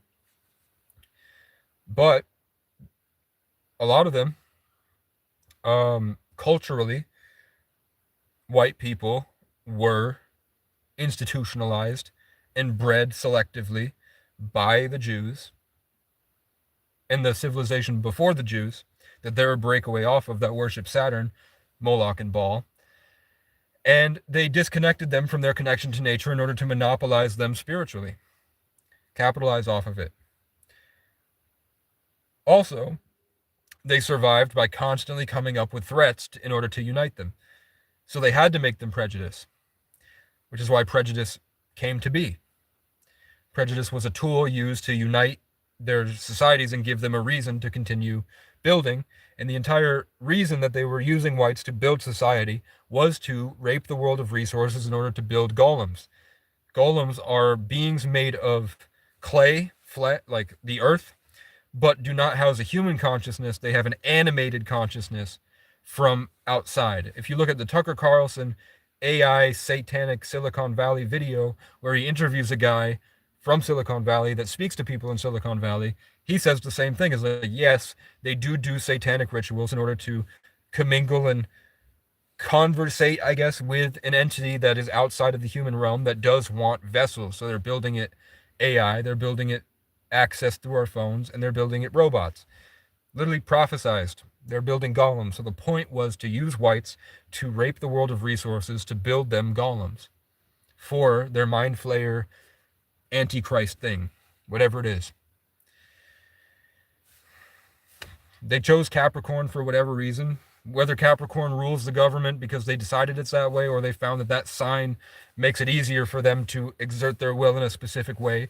So they worship Capricorn in order to be rewarded with power and authority to implement that system on the earth. Maybe it's a god. Maybe it's a conscious entity. Maybe the planet is a sort of like a frequency tower where another entity can use that to quantum entangle with us. For whatever reason, it's right there. You can find the receipts. That's what they believe. You're like, that's crazy. But I'm like, yeah, but 2,000 years ago, when they were doing this stuff, people were doing a lot of crazy shit. They just continued to do their crazy shit. Happy birthday. Unhealed Capricorns are very power hungry, stern, not very fun, wimpy people that hide behind authority and will go behind your back. Healed Capricorns are very hardworking, great fathers, great parents, people look up to, people that run their own businesses, people that have shit down, and they just like to work very hard, very methodically, disciplined routine. When you can get away from feeling powerful and trying to exert power and play these games and get more towards building discipline in order to make something greater than yourself, that's how you master Capricorn. And that's the dichotomy of the government we live in, basically. Is that you have people that worship Capricorn that like it because they're building something amazing. Look at all the sophisticated, great things that we've built. And then the unhealed Capricorns are like, I'm going to worship you so you can give me this dark daddy sexual energy in order to exert my will over the collective consciousness and use Jew magic to astral project into children's homes and pretend to be the boy they have a crush on. And then they think that they're jerking off to whatever, but really, it's a Freemason. And whether you believe it or not, that's what they believe they're doing. And I'm like, don't shoot the messenger. You know what I'm saying? Aries is the first real sign of the zodiac, which means it's the youngest soul. Which is why they're so competitive and headstrong. And why Pisces are selfless. Unhealed Pisces, though, their dreams completely overtake their reality and they're dreaming the wrong thing. They become a maladaptive daydreamer, possible schizophrenic. What up, Booner? Booner with the benign tumor. I missed you, Boone. How you been? How you been, Boone? Look at me, Boone. I'm doing it. 133 on the clock. You're so hung up on race. No, white isn't a race, man. It's a culture. It's actually more like a class of select bred, inbred cave monkey yokels. But I like yokels. I like hillbillies, man. Most of them are Irish. Shut up. You don't know shit. Oh. Who knows anything nowadays? My girlfriend is a Scorpio. Scorpios are great, man. Unhealed Scorpios are a pain in the ass. Scorpios have the worst life experience of all the zodiac because they're supposed to learn this base level of extreme depression in order to alchemize it into this creative passion. If she doesn't have a creative outlet, she's going to be insufferable. Gemini, I mean, they're socialites. Your relationships will probably suck because you can't get off Snapchat. You think polygamy is like your birthright. You flirt with everybody at work. Or you're a librarian where you see everything as something you can learn from and you are completely introverted. And that's to get you to an outroverted stance. You probably grew up ugly, then became cute if you're a girl. As a guy, you probably really, really fuck with red pill and female nature and pickup artistry. because you're trying to systematically use your theories and your philosophy or whatever to intermingle better with the community.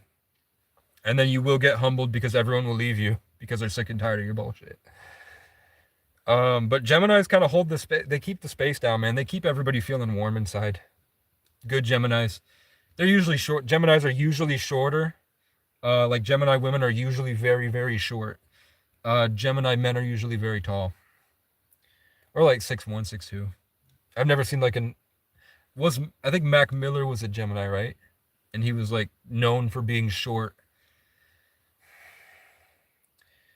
Unhealed Cancer. Unhealed cancers are they feel like everybody's life is like a crystal ball they can constantly look and project their energy into. They weaponize their care for people and their emotional side to be very oppressive and trap people. And then they usually find that with that they have, because of the waters, they have an unconscious spiritual ability, subconscious spiritual ability to understand emotions better than most people, and they weaponize them to siphon people energetically, which sort of consumes everyone and traps all the power. And then they usually try to hold that power over everybody, but it's in a different way. You'll find Cancer sons, they tend to be more towards, it depends on the house that the Cancer's in, but they're centrally located usually, like Leos. Like Leo's first jobs are usually at dollar stores or gas stations. You'll find that Leos, their first jobs as kids or young adults tends to be in a stagnant location that deals with people getting food or getting some type of service where there's a lot of them going around at once. You don't really find Geminis there. You find Geminis more in grocery stores. You find Geminis more in restaurants, but you usually find Leos and Cancers at gas stations or community programs. Like every gas station when I'm homeless and I'm traveling and I go to the gas station, eventually I find a Leo. Unhealed Leos think the world revolves around them. They become extremely pissy, dramatic pieces of shit that blow up and play dumb reputation games, and they feel like their presence is a blessing.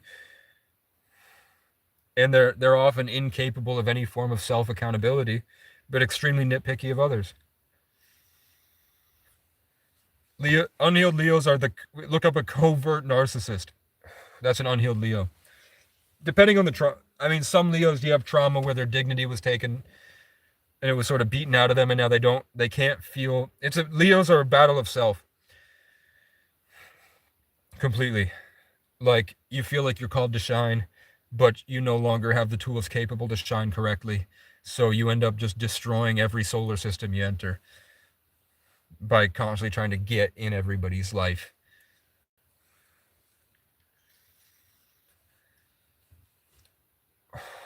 Healed Leos are like a gas station that's free,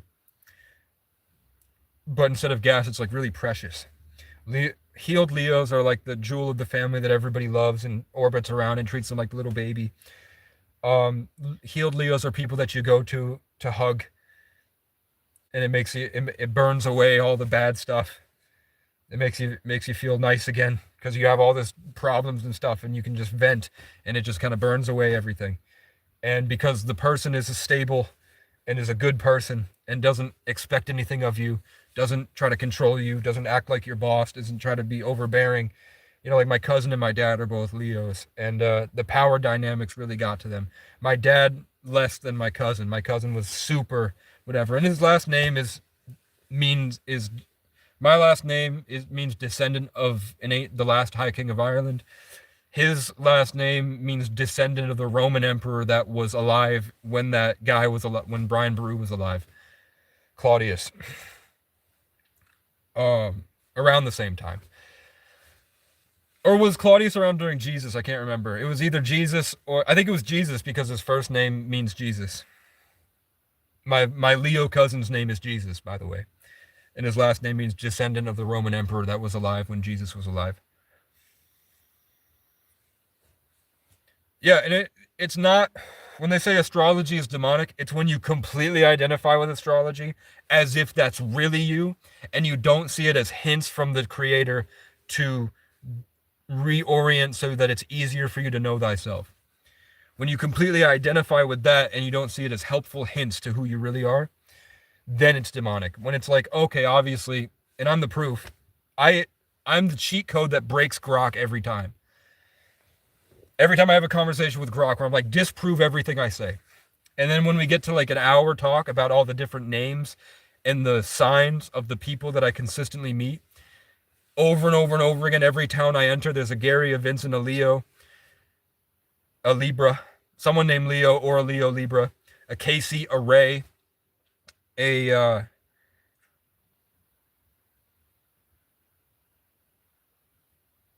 I've started seeing a lot of Jeffries recently.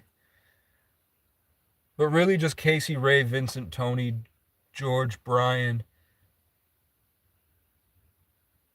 Good example is that Kai Cenat met Ray. Bam, globally famous. Casey Rocket paired next to Adam Ray, globally famous. Zach Bryan just dropped that song, If They Come Looking, where he was like, I beat a man so bad I had to hide in New Jersey with my best friend Ray.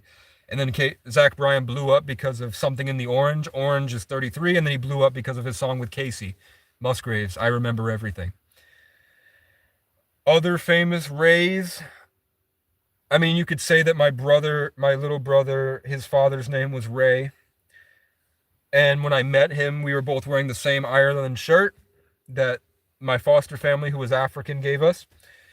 Because their other foster son was the Big Brother program to him. I call him my little brother, but he wasn't. And his last name was McManus, which is Brian Boru's grandson was Magnus, so it comes from the same family.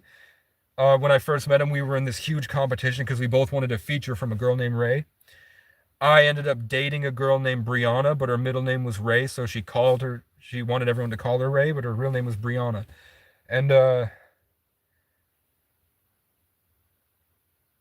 when I broke down in this town, which is the same name, it's in the center of my state, and it's the same name as the road that Hawkins Lab is on in Stranger Things, and Hawkins Lab is the center of everything in Stranger Things. And when I got here, the only people that helped me was a girl named Casey and a guy named Ray. Because everyone was spreading rumors about me. And Ray's has a store called it's a play on the word rumor. And when I went there, I wanted to be like Will Survives and go out in the woods. But I wanted my edge to be that I wanted a bearskin rug. But I didn't want to kill a bear. I wanted to wear a bearskin rug. And that was going to be like my cool thing.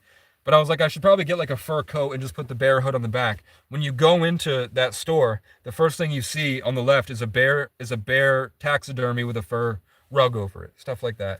And then also Vincent owns this parking lot. And then Alex spray painted where Casey is somebody spray painted the name Alex. And then a year later, Ray moved in next door to Casey. Also, one of the last times I saw my little brother, we took a picture in 2023 of us with my arm around him. I've got a black and mild, my hair's long, I'm wearing a snapback hat, and my thumb is up. And at the same exact time, all the way in Tokyo, I think it's the same latitude, Kai Cenat met Ray, and they took a picture where they look dark and hollow and with their two fingers.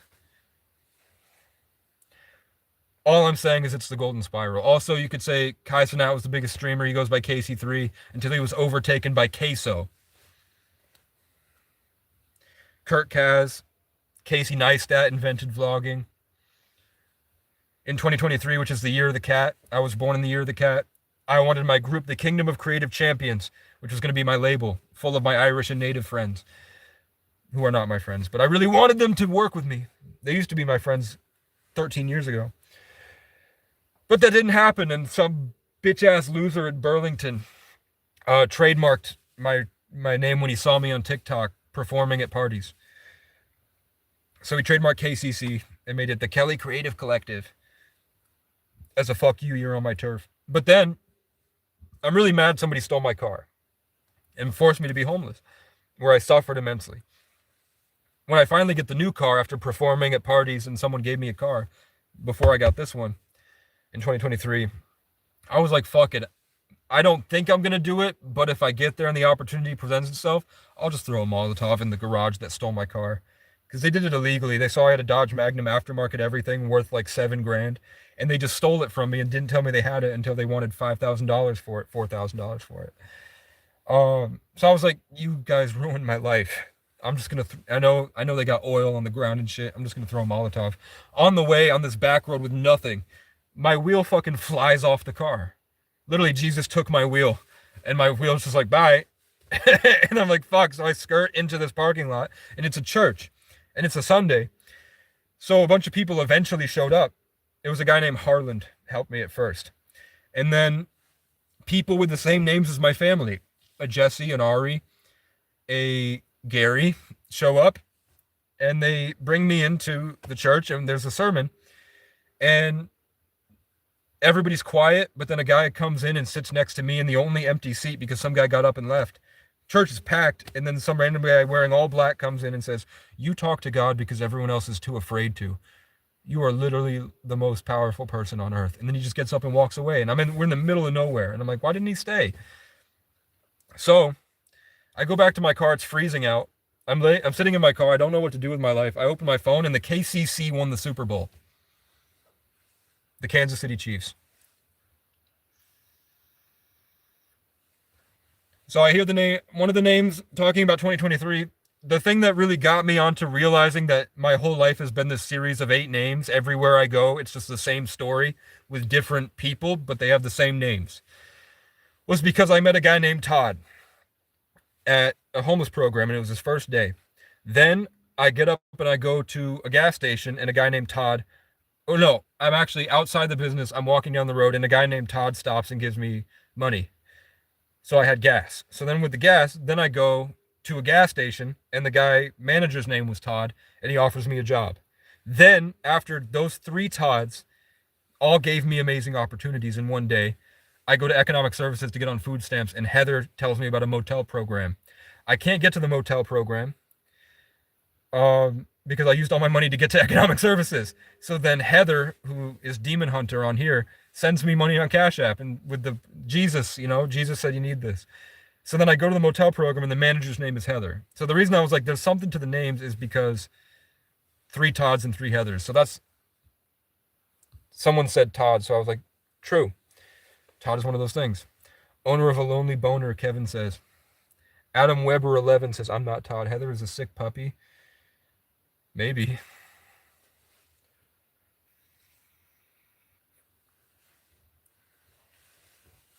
Who isn't?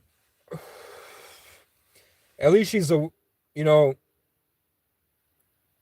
I'll take someone who's aware of their mental illness over someone who adamantly believes that they're not mentally ill any day, because everyone is mentally ill. Take me the most normal person, and we'd think they were fucking boring.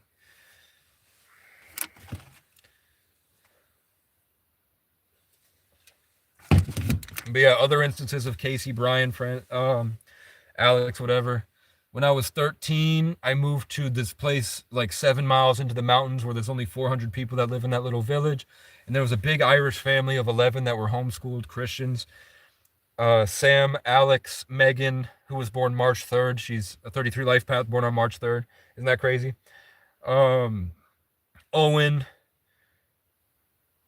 Dan, and Robin were the parents' names. But my friends were John or Jack, Sam, Megan, and Alex. And I really loved them a lot, but they said when they wanted to get out of homeschool after they met me, they were like, okay, you hung out with Casey for a year. We think you're ready to go into school in high school. So we're going to have you not talk to Casey anymore for a few months. Just shun him completely, even though he lives next door. Don't let him in the house. And we're going to bring you into the high school fresh so that you're not associated with anybody. Which sucks because they did show up for 8th grade. But freshman year, they're like, we want you to start fresh without, and we're going to get you in sports and everything. But I was heartbroken because Alex would be hanging out with Vincent instead of me down the road. Fast forward 10 years, and my car after the Kansas City Chiefs win the Super Bowl. No, that was before. In like 2023, in late November, I would park to DoorDash on this in this field. I'd take this electric access dirt road behind this field, and my car got stuck in the mud. And I was there for the whole month of December, my birthday and Christmas. There was a schizophrenic man named Vincent that lived on the other side of this hill, and he lived in a tent behind the gas station. I call him schizophrenic, and you'll see why. Vincent would approach me in the middle of the night with a hatchet, and he would say, "Hey, I work for the state police, and there's a place for you that's better than this car where you can go put a tent in the woods, so I'll take you to it." He takes me in the middle of the woods. He pulls a hatchet out, and he says, "This is you," and he points to a tree, and he just chops the tree down, and he says, "I'm a Viking that killed you 1,000 years ago." And I'm like, okay. And he also said he was an alpha wolf. I was like, okay. He was born August 11th, Joe Rogan's birthday. So I spent, to get away from Vincent, who was shooting a 22 at me, and I'd have to call the police, and they'd chew him out, and then nothing would come from it. I was trying to convince his manager, like, this guy's nuts. Realize he's not like a sick little boy who's 30. He's like hurting people. And Patrick didn't care. A guy named Patrick was also the guy who gave me that car. Another guy named Patrick. So instead, I would walk just into the marketplace of this, like, nobody lives in the area. It's like an industrial hub in the center of a rural area that everybody congregates to. It's got like a Walmart and a bunch of businesses and restaurants, but nobody lives there. But there's a vape store, so I walked into the vape store, and the girl's name was Alex. So I would go talk to Alex about Vincent. When I went to see Alex in the vape store, she gave me these vapes, there were these two giant flat screen TVs. On the right side was a blonde woman holding a child really lovingly. It was a commercial. On the left side was an episode of Bob's Burgers where they're in a club and the person running the DJ booth was a Satanist that had the antlers. And I was like, oh, God's giving me a choice. Or maybe they're both happening at once. A mother of a child being, or a DJ in a club with antlers. And I was trying to make music. I was writing songs out there to do that.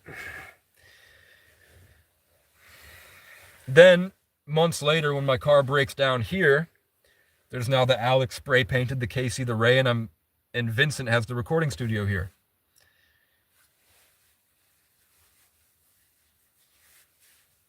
My dad's name is Gary, and he's a Leo Libra.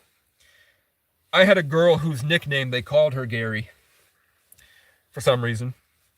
And she was a Libra, and she had a brother named Leo, and Leo's best friend's name was Vincent. When I went down into Leo's basement of Gary's house, my ex, they were playing a game called A Way Out, where you play as a character Leo and a character named Vincent, and you work together to get out. It was just a nickname, Gary. I'm not going to tell you her real name, you know. But they called her Gary. I don't know why.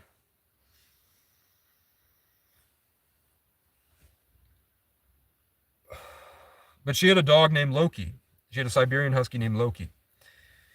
So we have Leo and Vincent playing A Way Out. Also, years later, like 8 years later now, Call Me Carson on YouTube. His screen name is Gary. And his friend, his developer, is Code Husky. And his name is Loki. And Call Me Carson, in his Minecraft Let's Play, his base was this giant cartoonish bunch of boxes where he put rooms of cool stuff in. And he calls it Yggdrasil, the Tree of Life, or the Acacia. Isn't that crazy? And then the show Loki on Disney Plus. Loki, who was like the big bad, you know? You can't kill Loki. He always comes back. How do you kill Loki? You have to dissolve and destroy his ego. That's the only way to kill Loki is to make a change in Loki's heart. So the only person that's ever killed Loki is when Loki's taken by the Time Variance Authority, outside of space and time, outside of the universe, and placed into something outside of everything. The God realm that governs all the universes. Loki breaks free from Owen Wilson, and he goes running through these halls of this bureaucratic time-space authority. And he sees just a random guy walking into a room, so he chases him down, and he sees a bunch of infinity stones, and he goes, "Give me a minute!" And the guy goes, "You can just have them, man. Outside of time and space, these infinity stones, the thing you fought for so long just to have one, the entire reason for your existence was to get the infinity stone. You can just have it, man. Out here, it's meaningless. We use them as paperweights," which destroyed Loki's ego and made him a hero because he realized nothing he ever thought about mattered.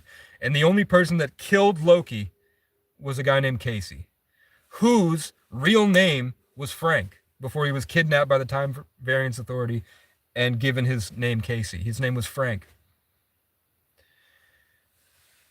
Then, after they defeat Kang the Conqueror, or KC, in the next season, when the multiverse starts to split apart, they have to meet Ouroboros, or the 33, the snake eating itself, or OB, O'Brien.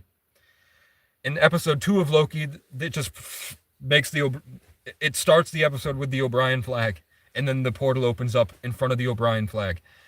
So Casey, OB, and Loki get together after defeating Kang the Conqueror to go get another Casey to help them figure out how to fix the multiverse. And they fix the multiverse by Loki sacrificing himself and becoming the Tree of Life, Yggdrasil, or the Acacia, or the Casey.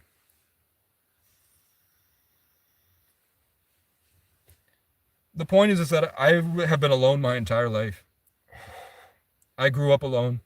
As soon as I was born, the umbilical cord was trying to kill me, and they flew me in a hospital north and left me in an incubation chamber alone with no love and nothing. And I grew up completely alone in an abandoned ski resort after losers were jealous of my good-looking dad, who was really funny, and he's a Leo, who was a ski instructor, but he was whatever, charisma, wit, whatever. He got really great opportunities with really wealthy clients. So they were jealous, and they burned our stuff down, and they attacked him a lot and gave him a brain injury. They jumped him, and he fought back and won, but they were cops, corrupt cops that made up that he didn't use his blinker and then reached in the car with the gun drawn. So they took my life from me, man. So I lived in isolation with trauma. And I had all these dreams after those Irish kids left, and I was heartbroken. I'm like, I have to get 6 foot tall and buff and play instruments, and I have to make my career, I have to become something that's better than them, so they finally come back and want to be my friend. So I'm finally good enough, and and then I can say no to them, and I can leave them cold. So I started off wanting to be, I learned music, I learned social skills from autistic pickup artists on the internet, Owen Cook. I wanted to make songs, make art, make movies. I wanted to travel the world and be a pickup artist. I wanted to be a stand-up comedian. I wanted to play video games on the internet. I wanted to make vlogs. I wanted to lead a team of people to victory. And a lot more. And what happened is I didn't get any of those. And you're supposed to get those in your year. So I'm the year of the cat. It's supposed to be in the year of the cat is when you get worldly famous. And the things that you create and want to share with the world, that's when you get to share them, is in your year. So in the year of the cat, I didn't get to be a stand-up comedian. I didn't get to be a traveling pickup artist. I didn't get to be the best streamer on the internet. I didn't get to be a gamer. I didn't get to be a vlogger. I didn't get to lead a team to victory. I suffered homeless trying to save homeless kids that I eventually lost, that were raped and thrown out of windows and drugged. And I lost everybody. My family turned against me demonically, acting way out of character. My dad tried to kill me on his birthday, grabbed my hair and tried to choke me to death, throwing me on the ground by throwing himself on the ground, pulling my hair. I lost everything and I had nothing, and I was just in a tent, sick, cold, with rashes on my feet, with nothing, and having to fight off crackheads that were trying to kill me constantly while the rich kids laughed and pissed on my tent drunk. But when I would escape into my phone out in the woods, I would open up my phone and I'd get to watch Kurt Kaz be a traveling pickup artist. I get to watch Casey Rocket blow up and become the most Googled famous stand-up comedian. I got to watch Queso start to play video games. I got to watch Kai Cenat be the biggest streamer on Twitch. I got to watch Casey Neistat in his vlogs. I got to watch the Kansas City Chiefs win the Super Bowl. I got to watch everything that I had dreamed of as a child come to fruition through other people, and instead I was gifted a gift of empathy to be able to live and experience it as if I'm them. I got the perspective and discernment to experience it through them with this immense gift of empathy. Like I'm literally there experiencing it as them from a exalted on a hill, like my last name. I got to watch, instead of getting one of those, I got to watch all of them, and then I got to watch all of them collectively agree that life sucks and it's fake and you have to get raped by Diddy.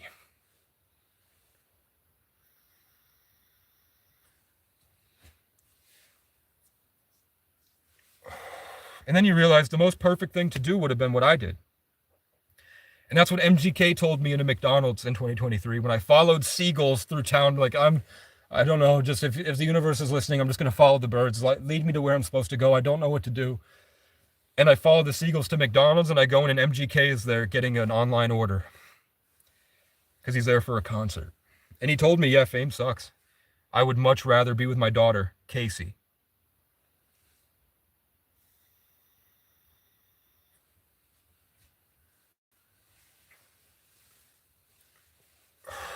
Clipped.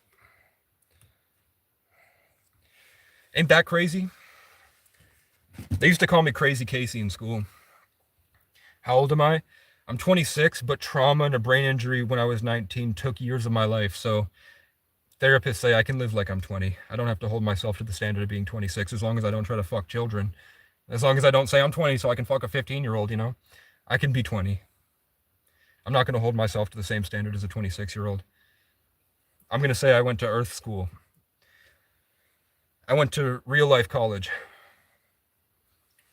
I learned how to love myself by overcoming amazing things under horrible circumstances. And I learned how to love myself by caring for people, trying to save them the way nobody came and saved me. Then I eventually, through my trying to heal them, I learned how to give that back to myself. Through trying to care about reflections of myself, I learned how to love myself.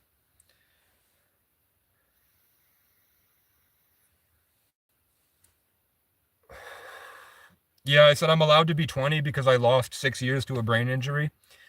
As long as therapists say, as long as you don't try to sleep with kids, you're allowed to set yourself back as younger than you actually are. Casey, this is an example of why I don't like people. Either people are on your side or not. The chosen need to stand against the evil. I mean, the best thing you can do is have fun without trying to make your fun hurtful to somebody else. Stop trying to use your experience at the expense of others. It's pretty much all it is. Just have fun at a cookout and you don't care who's there as long as they're good people. Forgive them for they know what they're doing. Got to go later. Yeah, you're 26. Act however you want, but you still need to have the same standards. Grow up. No, I think that I went through a rite of passage in a wilderness journey. The Casey might be a bit of a sick guy. Interesting to say the least. Yeah. Check out my blanket, man. Didn't I say this was going to be the year of the mountain lion? And everywhere I went to Catamount Plaza where I lived, and then I moved over to Catamount Solar. And then when I got kicked out of Catamount Solar was the day that I was given this blanket. Yeah, I never even had a chance. People did destroy me. Somebody commented, people destroyed you. Yeah, I never even had a chance. They got me when I was so young, and they left me in isolation to just figure shit out by myself. And everywhere I went, I was a crazy weirdo. But then eventually, I became good looking. So they stopped treating me like an animal, and they started worshiping me. And I'm like, I don't know why you do that, man. Stop.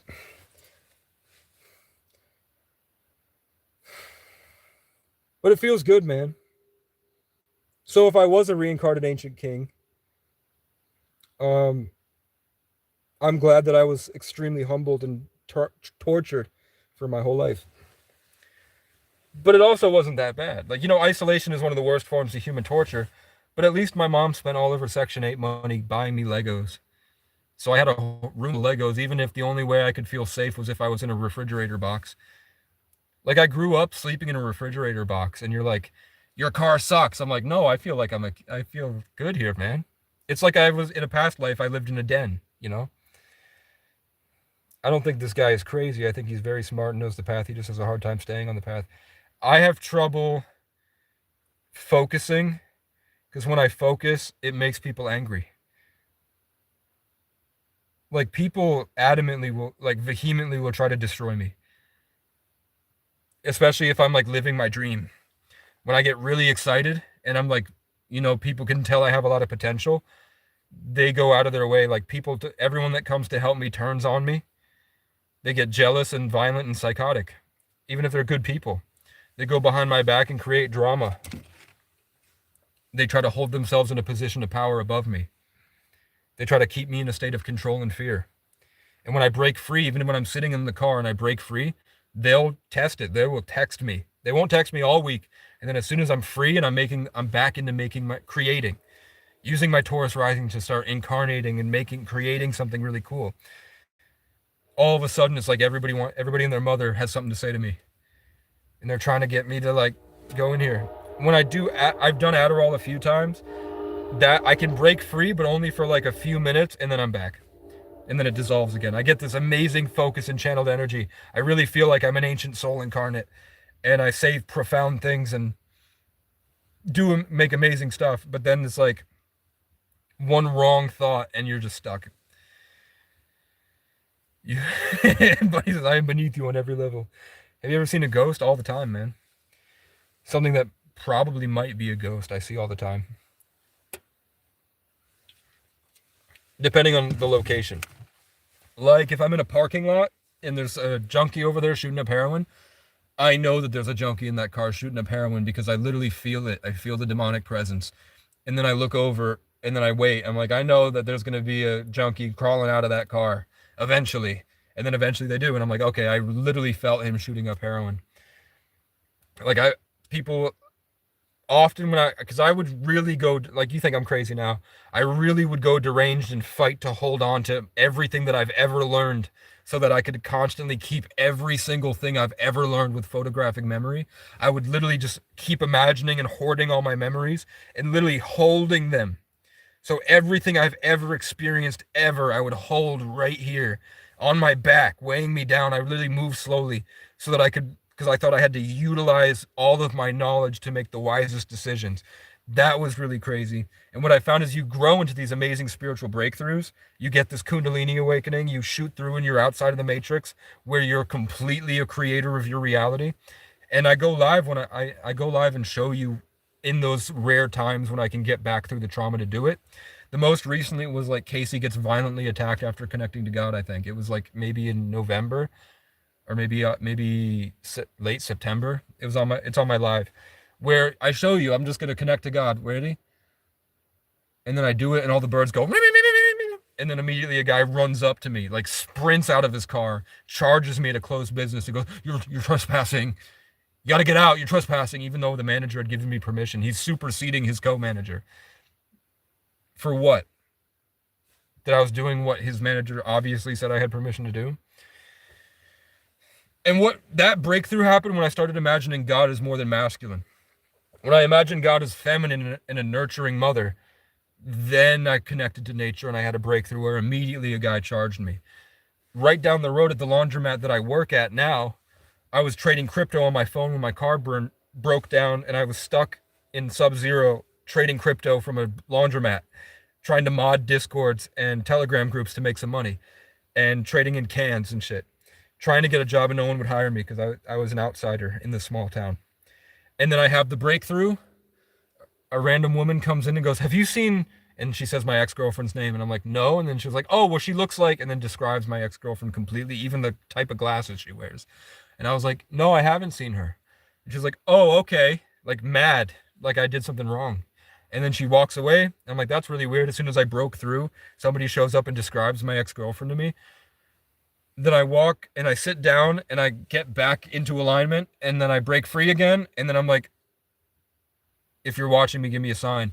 And then in the middle, at like 3 a.m, a woman walks by like a robot right next to the door. So I was like, if you're controlling that woman, make her turn around. And then she turns around and walks back like a robot. So then when I'm free and I'm Casey, you know what I'm saying? She was kind of good looking. So I was like, hey, are you the girl that was supposed to be in here with me? And she was like, maybe. Do you have a cigarette? And I was like, I have a vape. Come on. And then she said her boyfriend was really abusive to her and she was hiding in the domestic shelter from him and he was stalking her and left her there. And I was like, okay, do you want a hug? So we hug. I was like, can I spin you around? Spun around. I was like, do you want to make out? And she was like, oh, I have a husband. I was like, oh, well, if you change your mind, you know where to find me. And then she leaves. And then as soon as she gets out, car pulls up, guy puts on a COVID mask, walks in with a baton, a fucking baton, like a handle with a screw, like a bolt. And he's like, what did you give Bethany? And the girl said her name was Kylie. He's like, what did you give Bethany? I was like, a vape. And he's like talking shit, whatever. And I'm like, well, I mean, I'm homeless. You can't really degrade me. There's really nothing you could say, man. I'm homeless. And I think he said, like, I don't like you being here. What are you doing here? But I was like, I'm homeless, man. He was trying to like down me in some way. And I just said, I'm homeless. And he was like, oh, okay. But I knew because he had come at me before. Once I figured out it was the guy that had came at me before, when I recorded him in the Vermont suburban attacks me video, I hit the record button and he froze in place. His back was turned. He had no idea I was recording, but he froze in place. And I could see the demon smiling. So I walk up and I'm like, you're fucking nuts, dude. Have you ever been to a city? People think I'm crazy. I'm an overthinker. You're crazy. And if you swing that at me, I have a hatchet in my back pocket. I will kill you. And then he went to like see if I'd flinch, but he's got a weapon. So I didn't really expect him to try to flinch me. I expected him to swing. So when he did the swing at me, I just got him right with the hatchet. He pushes me into the dryers. He's fighting me for the hatchet. I swear to God, I felt like an ancient dragon or like some winged creature of light go, take over for a second. And I had retard strength and I screamed, this is not on the ground. Did you see how I just channeled a bunch of energy and it reconnected? So I went, this is not how Casey goes. And I threw him on the ground and I started hacking him up with the hatchet. By God's grace, somehow in the fight, the hatchet turned over. Sometimes I say I did it on purpose. I remember making like kind of a conscious decision to flip the hatchet over, but I felt more like it wasn't me, it was something else. But for whatever reason, when I was whipping him with the hatchet and he felt like he was dying, it was with the other end. It did have like a triangle point, but it wasn't like sharp. So I was hitting him with the fucking hatchet, and then he runs out, and I'm cracking. I think it's the funniest thing in the world. I'm like, and I bolt out of the door chasing him. I fall right on my shoulder, but I roll and jump up, full barrel roll, didn't stop my momentum. And then I see his getaway driver's like an old man, is like fat, like this. And I slam on the window, I'm like, hey! He tried to kill me. He tried to kill me.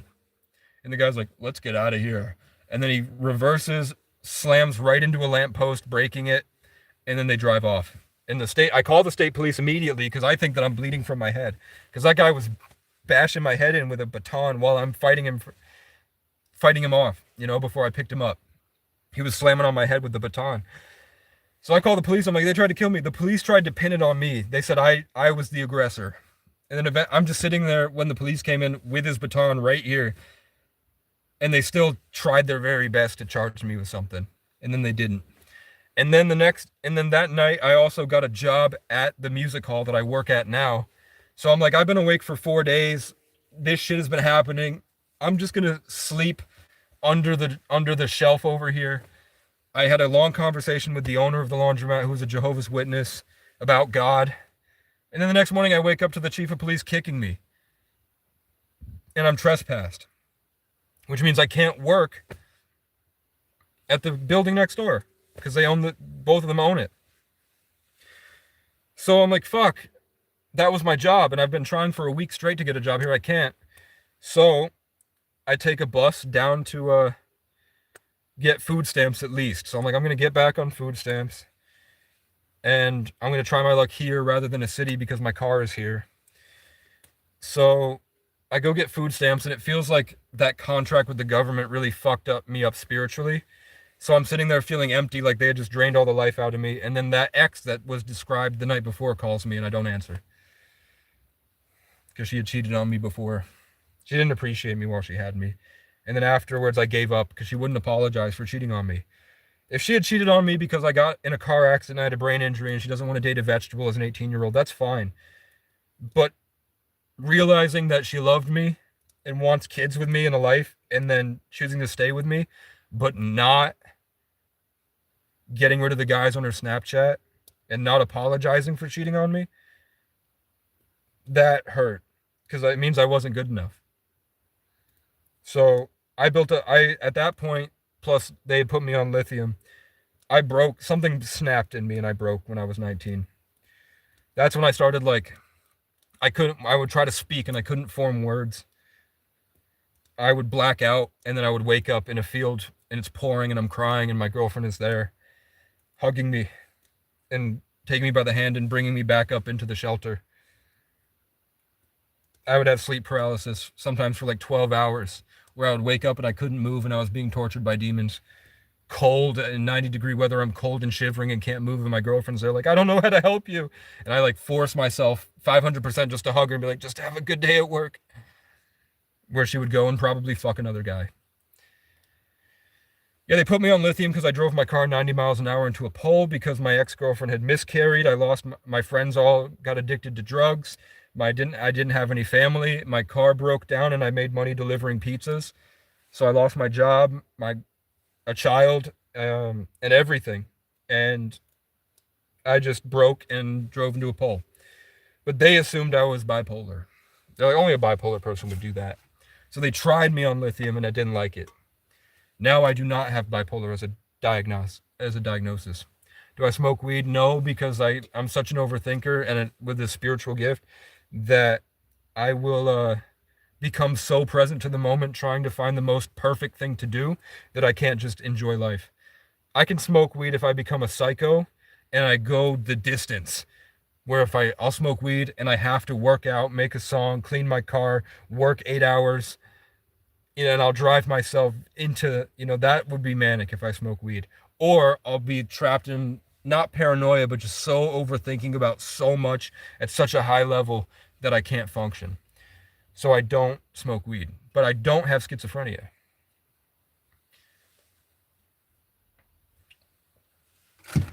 I'm a Sagittarius sun in the 8th house, man. Being born in the 11th. But yeah, weed makes me too aware. And then in that awareness, I'm always trying to channel the most perfect thing to do. And that sort of self-awareness can be paralyzing. That hyper-vigilant state where I can really think about things. Instead, I choose to just and hope that somewhere in the momentum, there's some profound things, And every day I just make slow, consistent progress. I know that if I smoked weed, I would activate more of my brain and I would be back on Earth and I'd be able to do a lot of different stuff.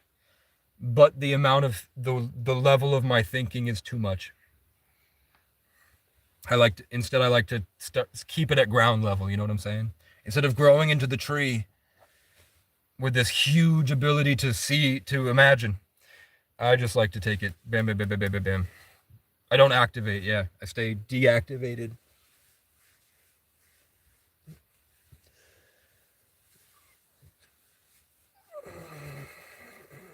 Instead I learn meditation and I ride my own highs.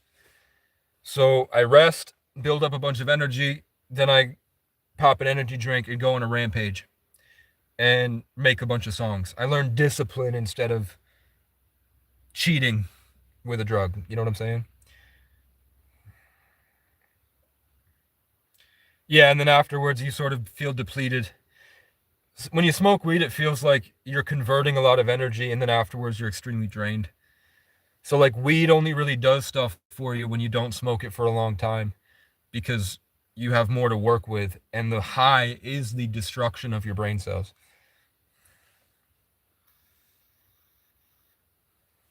Romanado, you can't believe that God created the universe and created you, but didn't leave you hints, man. Astrology, numerology, Bazi, Christianity, Judaism, but I mean Christianity, Judaism, and Islam are all just breakaways of this ancient Saturn worshipping cult that used religion as a tool to divide and conquer. But Catholicism and the Ethiopian way, Israel, Christianity from that ancient order is a weaponization of that. There is an older religion of Christianity that involves Yeshua HaMashiach and everything in the book of Enoch, and is it Jacob or Yamashia, whatever, Jeremiah, those ancient texts. But predating those ancient texts is the Emerald Tablet with Thoth that says, I'm a scientist and I mastered the earthly realm. I've been alive for tens of thousands of years because I repaired my telomeres, and I'm going to give you the blueprint to mastering this reality before I transcend and go somewhere else. And it's with we can't do what Thoth did. We can't recreate the Emerald Tablets. Supposedly, I've never seen the Emerald Tablets, but could be a bunch of baloney. But I believe it. The pleroma. What was I saying? Weed. Religion is breakaways, whatever. What were you talking about? Religion. Oh yeah, astrology. Yeah, in your creation, I mean, all of those different things were trying to understand God's creation. They're just trying to figure out what it is. And what they found is that there are themes and motifs.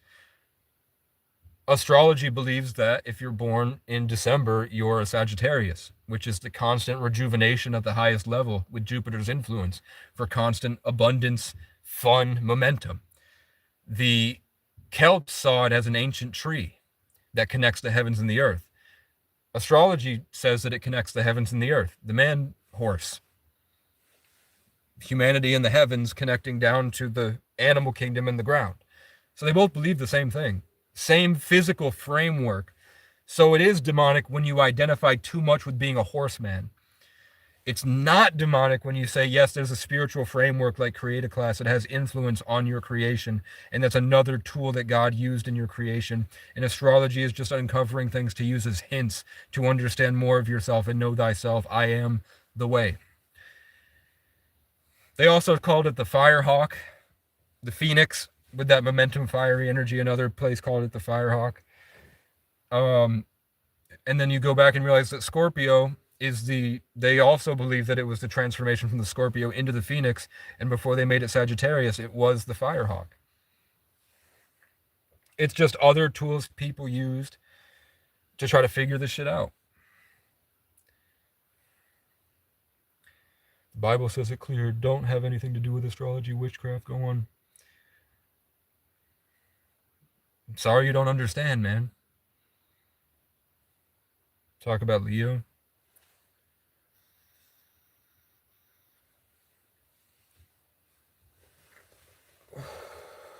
What do you want to know about Leo, man?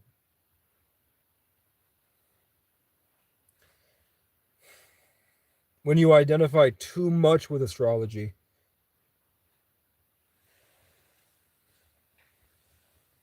they feel like it takes from the creator. When you see it more as tools that the creator uses, like instruments in a song, that's the correct way to use astrology. You know what I'm saying? They feel like people that identify too much with astrology lose God and Jesus. When you understand it's a tool used by God. Also, another reason that they like with the astrology is because Jesus was representative of the age of Pisces. He came at a certain point to speak about the age of Pisces. And he spoke about when he will come back in the age of Aquarius.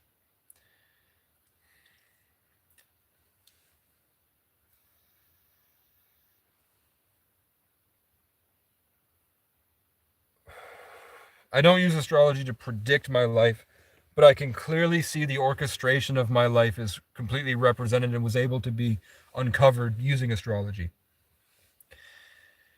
You could figure out by my birth chart the way that my life would be orchestrated, and it has happened to be that way.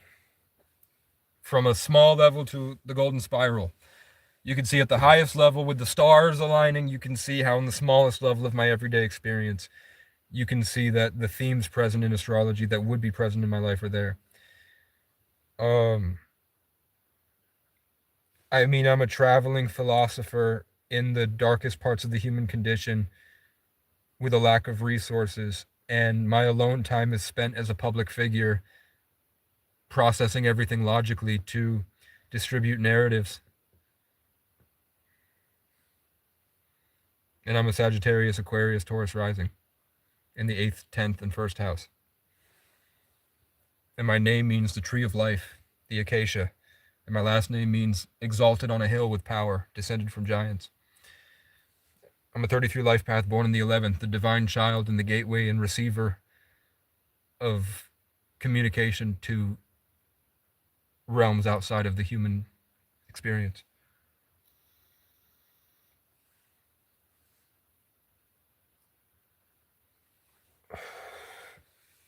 Elliot says, my insides are doomed and have no faith on going into hospital. I don't know if you saw the other video, Elliot, but the last video I dropped was kind of my advice, which is you need to have, in order to do your spiritual stuff and live in spirit, you need to cut it off completely and build a foundation. I would just wake up in the morning and rake leaves and do push-ups. I would go to the gym, do supplements, channel my energy into reading and learning skills, and I would go out and build a foundational thing that I would use later. And once I had the foundation, that's when I would able to accurately live in spirit. If you don't have the foundation, your tree is just going to keep toppling over and they're going to call you crazy. Give yourself the love you deserve. Be your own best friend. Be your coach. You know yourself better than anybody else, but hold yourself accountable. Keep all of your thoughts from being cemented. So I just compound my pattern recognition, but I don't hold a delusional belief.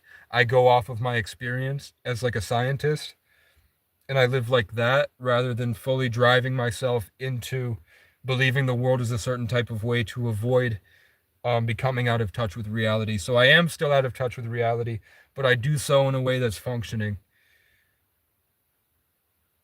Because I learned I mean, really what helped was, because I started off from 14 to 18, I was psychotically going in my own philosophy, building my own world and experience and beliefs, and just having fun all day, going on adventures, building myself up, bodybuilding, pickup artistry, dating, social skills.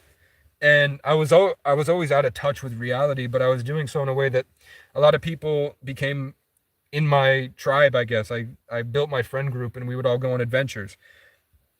But eventually I went kind of mad with power because of the skills that I learned in pickup artistry, and I cheated on my girlfriend all the time. I became a sex addict, and then eventually weed creatively made everything so much better.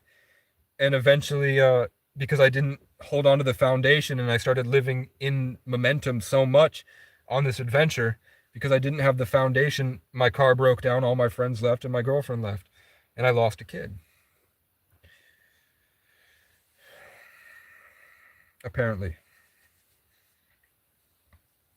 So then I was put back, I was forced back into baseline where I couldn't think. I couldn't move, and I was trapped in Section 8. And I had to get up and fight to just do push-ups. I had to fight to walk 10 miles on the track. I had to fight to get into the shower.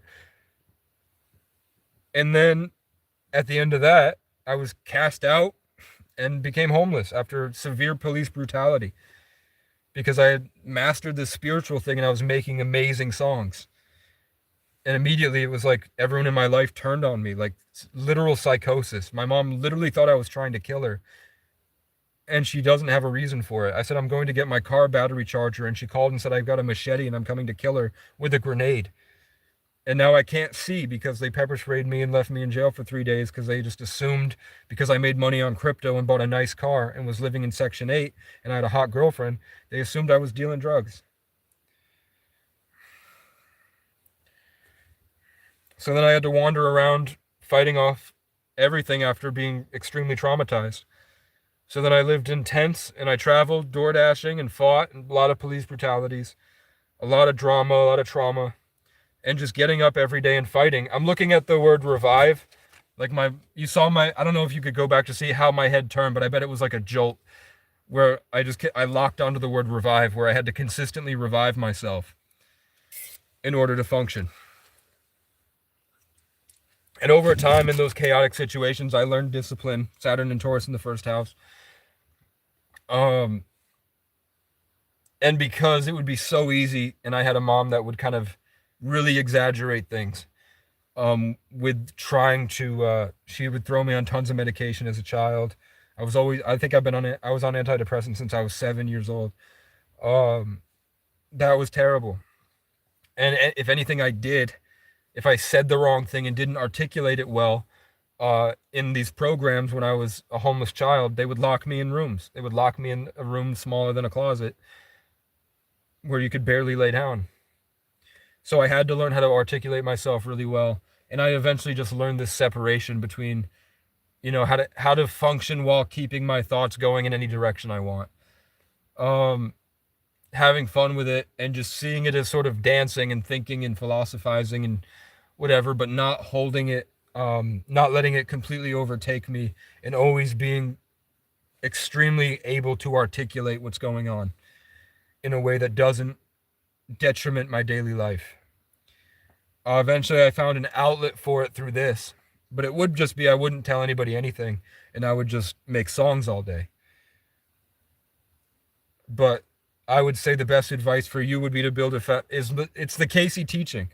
It's the same teaching that I built when I was 14, and I wrote it down because I came up off listening to pickup artists on the internet, like self-help people. So I made my own self-help course when I was a child, which was that you need to build a daily foundation of exercise, supplements, omega-3s, multivitamins, rest, and you need a creative outlet. If you're not sleeping, you're not working out, you don't have a morning routine, you can't build from that, or your tree will just consistently fall over and you will be sent to psych wards. You need to have the foundation of normalcy, and then everyone will value your opinions and they will respect you, they will be jealous of you, and they will look to you as a genius. If you don't have the foundation, people will treat you like Bunny. If I was at Nick Fuente's desk and there was 1,000 people here, one, I wouldn't even see Bunny's comment, and two, there would be a lot less of these comments. Andrew Tate says you need to break out of the spiritual matrix or they'll send you to prison. And he became the most Googled man in the world, and they call him the top G and worship him. Just because he was good at making money off of, wasn't it porn? Sex trafficking?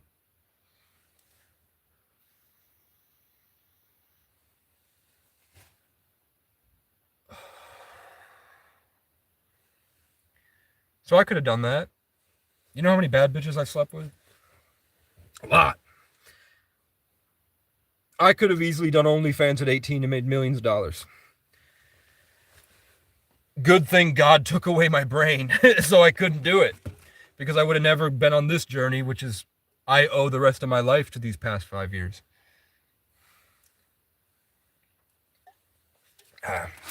Andrew didn't speak truth. He says what I said. He's behind me. He's getting there. Kai Cenat is behind me and he's getting there. Kai Cenat is finally starting to realize he's a Sagittarius. Did you watch Kai Cenat's after he quit streaming? What he said? He said, they have me running in this loop constantly.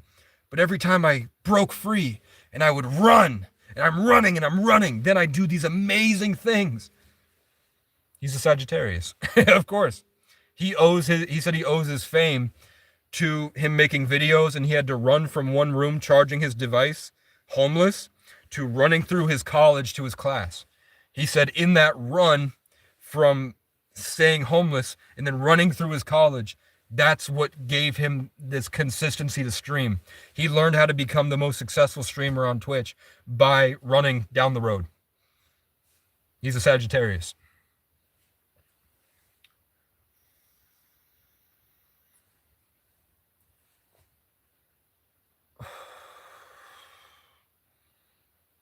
Dude, my dick is huge.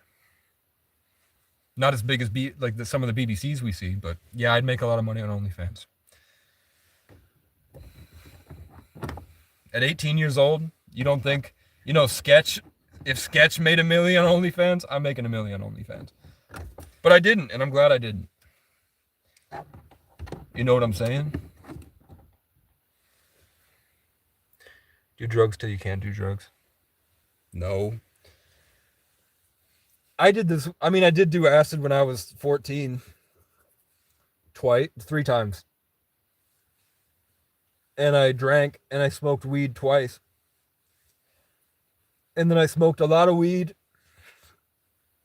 in the summer after high school. And then I did acid twice after and mushrooms twice after. And when I was 13, I did do Xanax twice.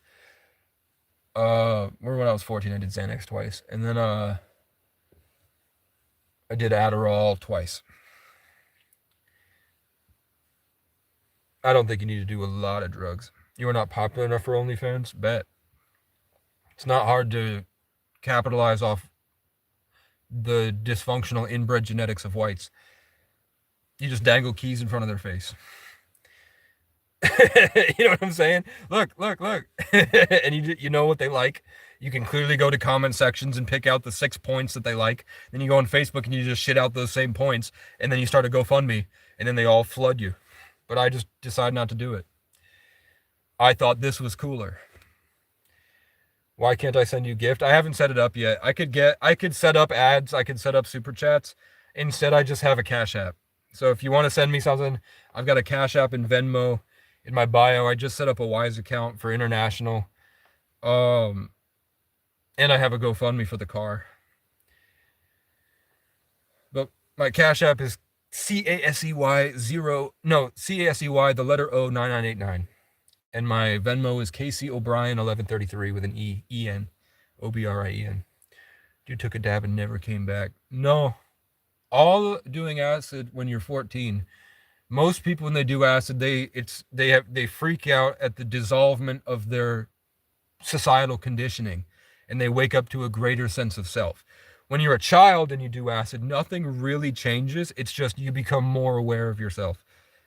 So the worst thing that happened is I walked out of my room and told my mom, my face is melting. What I meant to say is that the idea that I created of myself is dissolving, and I'm becoming more as an observer, which is funny because I remember my mom used to always tell me, you need to be an observer. Just be an observer. Which she learned from Buddhism. So really what I was doing was I was becoming an observer. I had not realized my ability to gain this level of self-awareness. That's all it was. Looking like your face when you decided to swap races, maybe. I don't know what that means. Base mom. Yeah, I had a pretty cool mom. She's just a super narcissist at this point.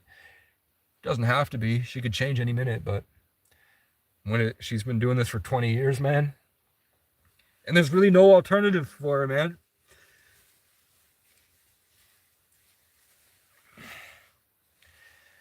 There's really nothing for her, man. It sucks. I think about, like, how could I save my mom? And I don't really have an answer. Not a good one.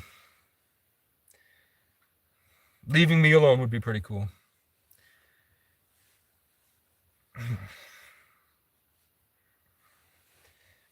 Who's Snarf? You seem like a taker who blames others for your mistakes. What makes you say that? You're making me start to tweak, bro. You need a slap, wake up, master, wake up, get well. What do you think I need help with, man? I'm just on caffeine and talking to a camera. You try it. You try to hold people's interest for 3 hours, man. We've had 40 people in the chat for 3 hours. And I'm not playing a video game, and I'm not reacting to videos.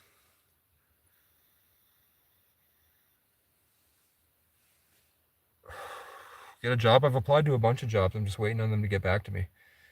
Get off caffeine, bro. Why?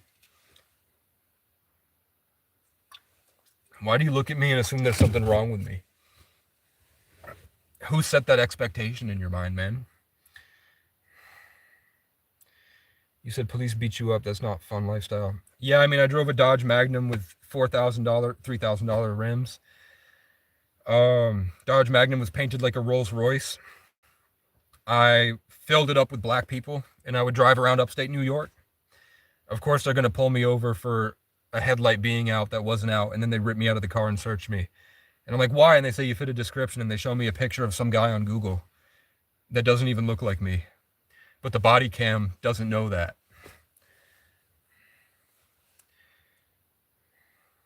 And before that, my mom, she has severe PTSD from her childhood. And that's sort of, now that she's been in isolation in Section 8 for 20 years, that drives her nuts. Her screen time is 24 hours a day, and she sits alone. And she does basically what I'm doing, but instead of talking shit about whites and talking about spirituality, she's complaining about they're gossiping with her only friend and probably talking about Trump and other drama that she sees on her Facebook feed. So I woke her up. I made this amazing song called Float.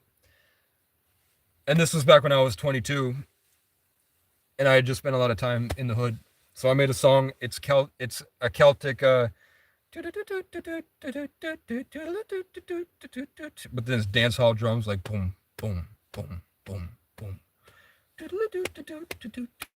And it's bet. I don't think those are the right notes, but. And then, girl, what you doing after this?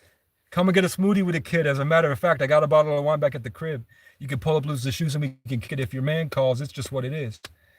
Don't you know nobody else is doing this? I don't even have to see the shot to know it's switched. So here's my phone. Drop them digits. Learn a little about forgiveness, and we can find a way away from all this bullshit. You know I like to wear the pants. Everyone around us is caught inside a trance. So come with me, and let's dance. I forgot the last line, but the end is let's dance. And then the pre-chorus is, ooh, I like the way you move. Come real close, get in the groove. I'll take the lead, it's nothing new. What do we really have to lose? You look at me, I look at you. You bite your lip, my room is zooming. Feel the love, it's what we're here to do. My heart, my soul, take my hand, girl, grab a hold, we can go somewhere remote, don't nobody have to know, only us, girl, just us two, let's escape, forget the world, open up and lose control, just sit back and let us float, float, float, float. Alan Watts quote, you don't grab hold of the water, because if you do, you will sink and drown. Instead, you relax and float, float, float, float. And then I wanted my friend Zay, who was Elliot Holz's nephew, who was my roommate in college. I wanted him on the second verse. So I'm making that song, and it just feels really warm. It feels like green, gold, and orange. I'm a much better producer. I do like a lot of the things that I've written, but I really like that song. And then I got really inspired to go out and see the world. So I woke my mom up. My cat was on my lap. It felt like he drained all my life force, and he looked at me and winked and then walked away. He didn't walk away. He just winked, and I felt like he was hoarding all the energy. I was really mad. So I pick him up, and I don't toss him, but I just like, boop, kind of drop him. But he's a cat. He lands on his feet. He's also kind of a retard, even though he's really smart. So he lands on his feet, but then he falls over anyway. And the loud noise I know will scare my mom, and she has really bad PTSD and anxiety. So I should have said, hey, I dropped the cat. But what I said is, hey, I tossed the cat. I didn't whip him like a football. I was just like, here. And it made a loud plop because he's fat.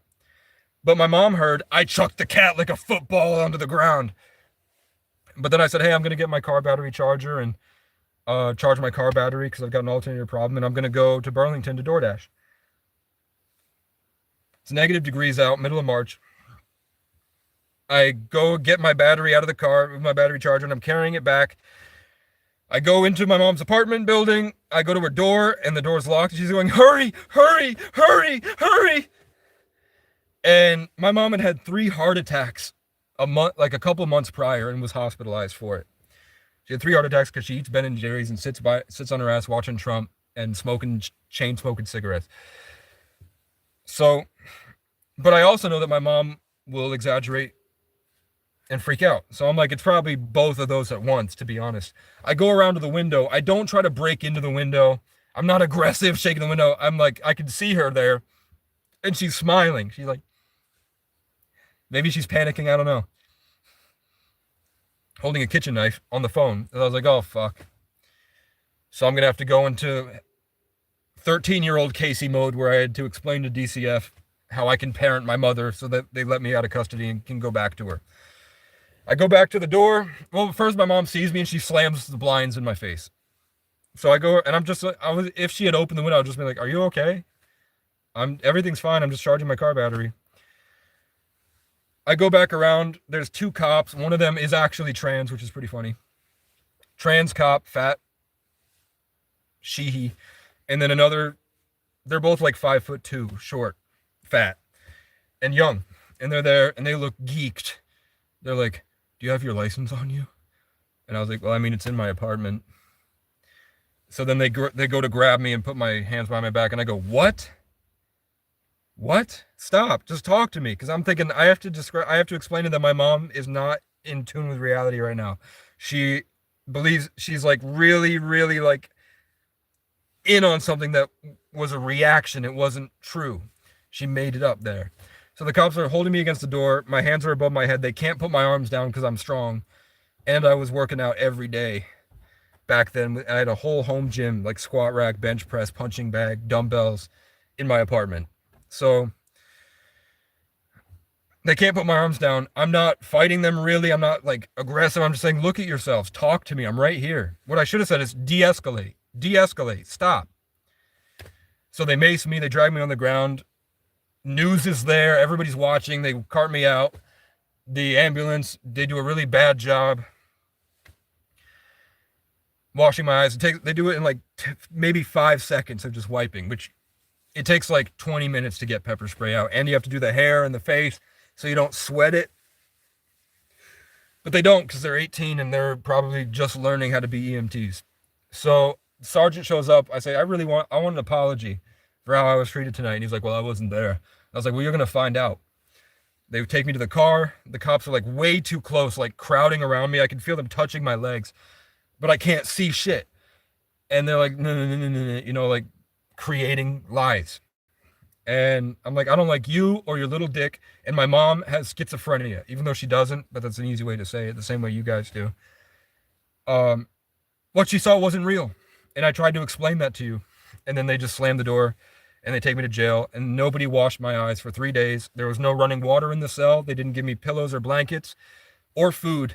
Like, I think twice they threw a cheeseburger in at me from McDonald's. Other than that, no food, no water. And I was there for 3 days and I still can't see. I can't play pool anymore. It sucks. And then I was just cast out. And then they put on the news I was violent and fought the police until I was ultimately defeated and taken into custody.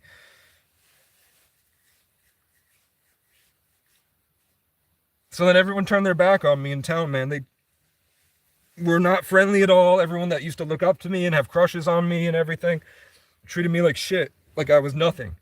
So then I left, and everywhere I went, cops would treat me the same way. I was ripped out of cars all the time, pulled over, slamming on the window. Everybody, they're trying to practice their dumb dominance games because they're fat, drunk, inbred Jew cattle. You know what I'm saying?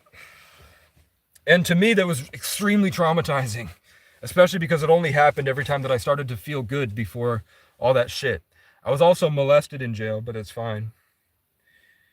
You know, they travel cuffed me. The cop made me get on my knees and he pressed his dick to the side of my face. It is what it is, guys. But it felt like that was there for a long time. Like this degrading humiliation ritual. And then I was just cast out in negative degrees. I didn't even have a blanket.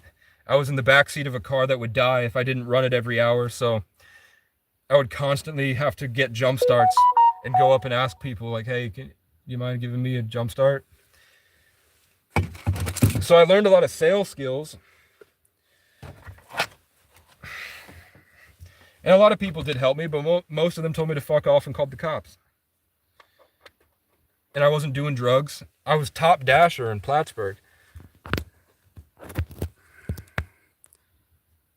Here, Bunny, I'll help you. Look, everything you commented is now deleted.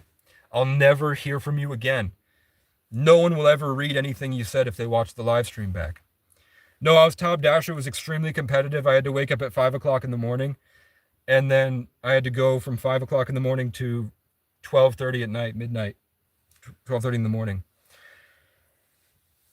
And after 2 months, I became top dasher in Plattsburgh. And top dasher is not the top dasher. There's 3 top dasher positions. And I wasn't getting the catering orders, which sucked because the guy that got the catering orders was making 10 grand a month. I was only making like, best case scenario, I make 200 a day. But I wasn't ready to work a normal job. I couldn't do it. And I didn't want to stick in one spot. I wanted to travel, and I didn't want to have to wake up and miss work because I don't have an alarm clock or I miss it or something. I didn't like the drama and the trauma that came from what happened to me. I really was trying to figure out how to recover from that. And I learned by hanging out with ex-cons that were all black two of them from the Caribbean, Jamaica, and one of them from the deep South that moved to New York, and they got picked up for. They all had 5 years for carrying a little over an eighth of weed. Cops just go up to black people in New York, find they have an eighth of weed, and the judge would give them 5 years. So they were on probation for that, for literally having an eighth of, like, $40 worth of weed. If they were like 20 miles in Vermont, they'd be fine, because even the cops have weed in their backpack. You know what I'm saying? In Vermont, the drugs go missing from where they confiscate it. The drugs go missing from the police station all the time in Vermont. Yeah, I had to ban Bunny because she lost it. You know, as you ascend and people start to gain, like, once there's a level of humanity, the people that sit there and try to degrade you the whole time, once they get to a point where they can't, they get like, I'm out of here. One last jab to try to hurt your feelings. In my country, you can get 7 years for a gram. Yeah. It was bad. So they took me in. Because at first I drove through the border and was in Montreal till I got deported. And that's fine. Everything's fine with that. But they kept my car. Then I went to the Stonehelm Motel. And the Stonehelm Motel burned to the ground, man.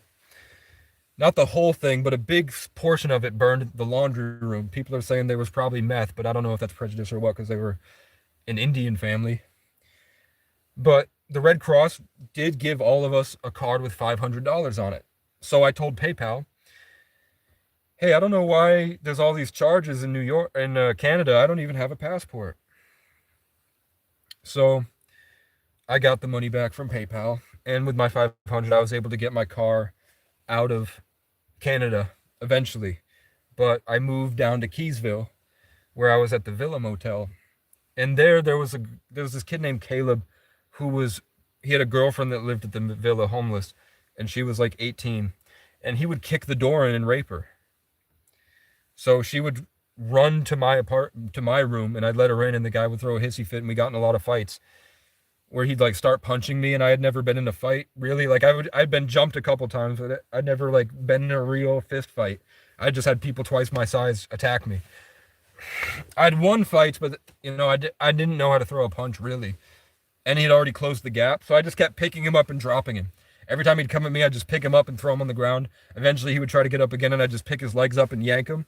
And then I was holding him above with his legs above his head like this. And I'm like, do you want me to kick you in your teeth? And he was like, let me up, let me up. So I go to kick him, and I swear to God, my boot is like this close to his teeth. I was going to kick it into his skull, and then someone attacks me. Not attacks me, he tackles me into a wall, and the guy runs away. The next day he shows up, same shit. She's trying to run away from him. I'm like, just get in the room. And then she's sitting in the bed. The door's locked. He's trying to kick the door down. I'm like, she don't want you, bro. And he's like, oh, word? And he takes a chair and throws it through my window, cuts her up. I go out, and the guy that tackled me is now pinning the guy to the car and saying, what the fuck is wrong with you? Whatever. He runs off. The story is he went and got his family member's assault rifle. He was going to come back and get us. And the cops picked him up on the road with the assault rifle, and he got arrested. Is what I was told.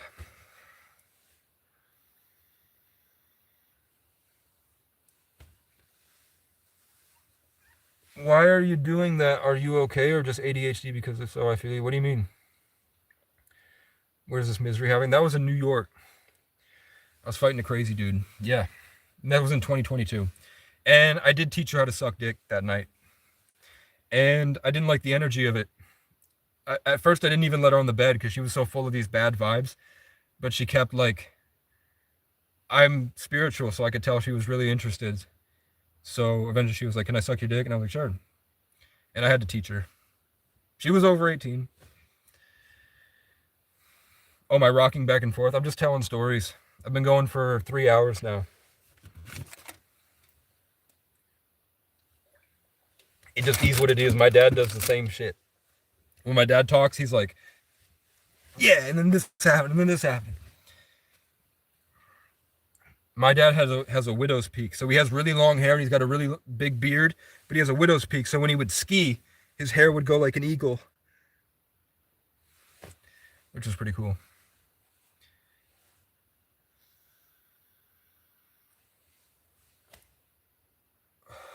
She didn't suck at sucking after she sucked my dick for like 2 hours. And you know what? I kind of regret it. I kind of don't. I left her at the bus stop and then I left that day and I went to the mall. And she got the people I was with, they fucking took turns with her.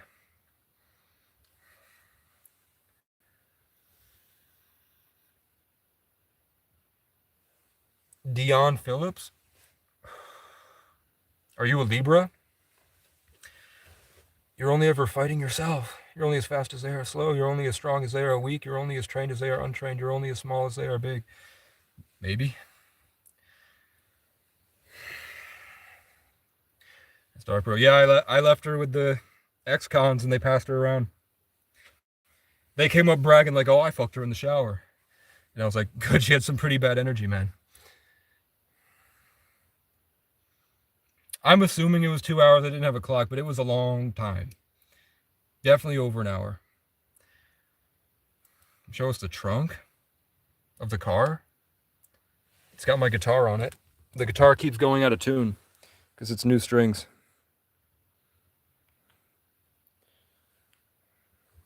All my stuff is down the road behind a building. And I'm just having one night where I can enjoy this big open space before all my shit on this side. Stack up my totes behind here. And then lay in here.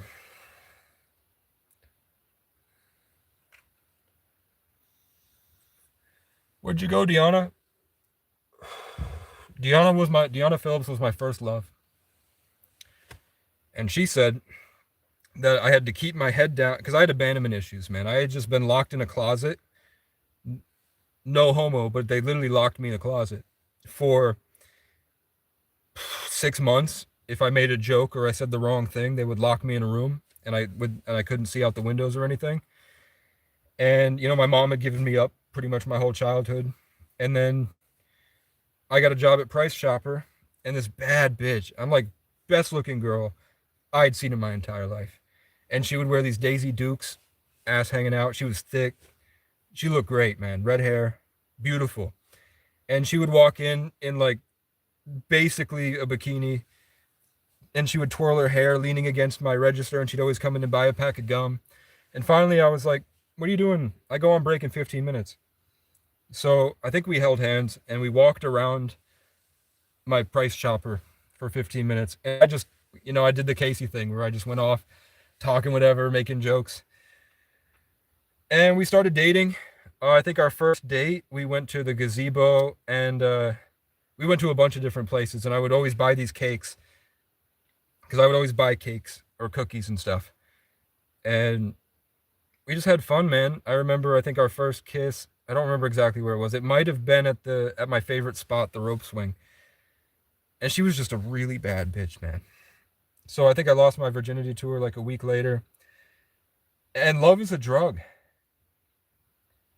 Love is a drug, man. So I didn't realize that I was like using up the serotonin and getting really drained. And then I didn't really recognize the spiritual stuff. So I often would become my father and I wouldn't realize it. Like I kind of sort of like dissolved myself. So that was bad. And I know, you can't blame just one person for it being bad. But she did have a rule that I couldn't talk to any girls when I'm in school because she was, I think, 19. She had already graduated and I was 16. And I was a junior. I think, yeah, it was my junior. It was my junior year because I already did sophomore year.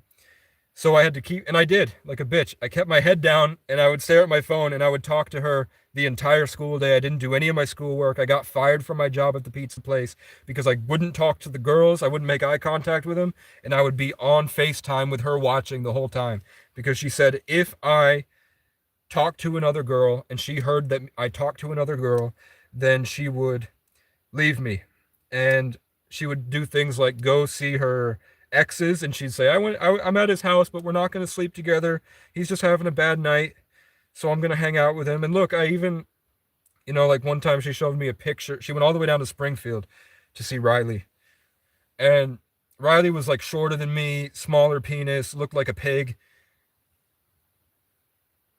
Worked at an Olive Garden, and she showed me a picture of a bunch of pillows on the ground. She's like, I'm gonna sleep on the pillows.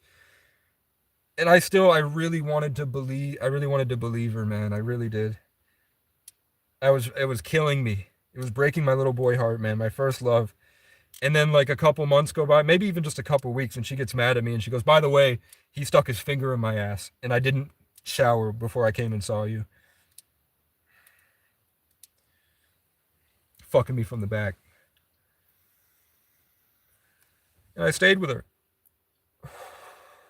And then she did it again and again and again and again. And it was always my fault. It was always something I wasn't good enough at, you know?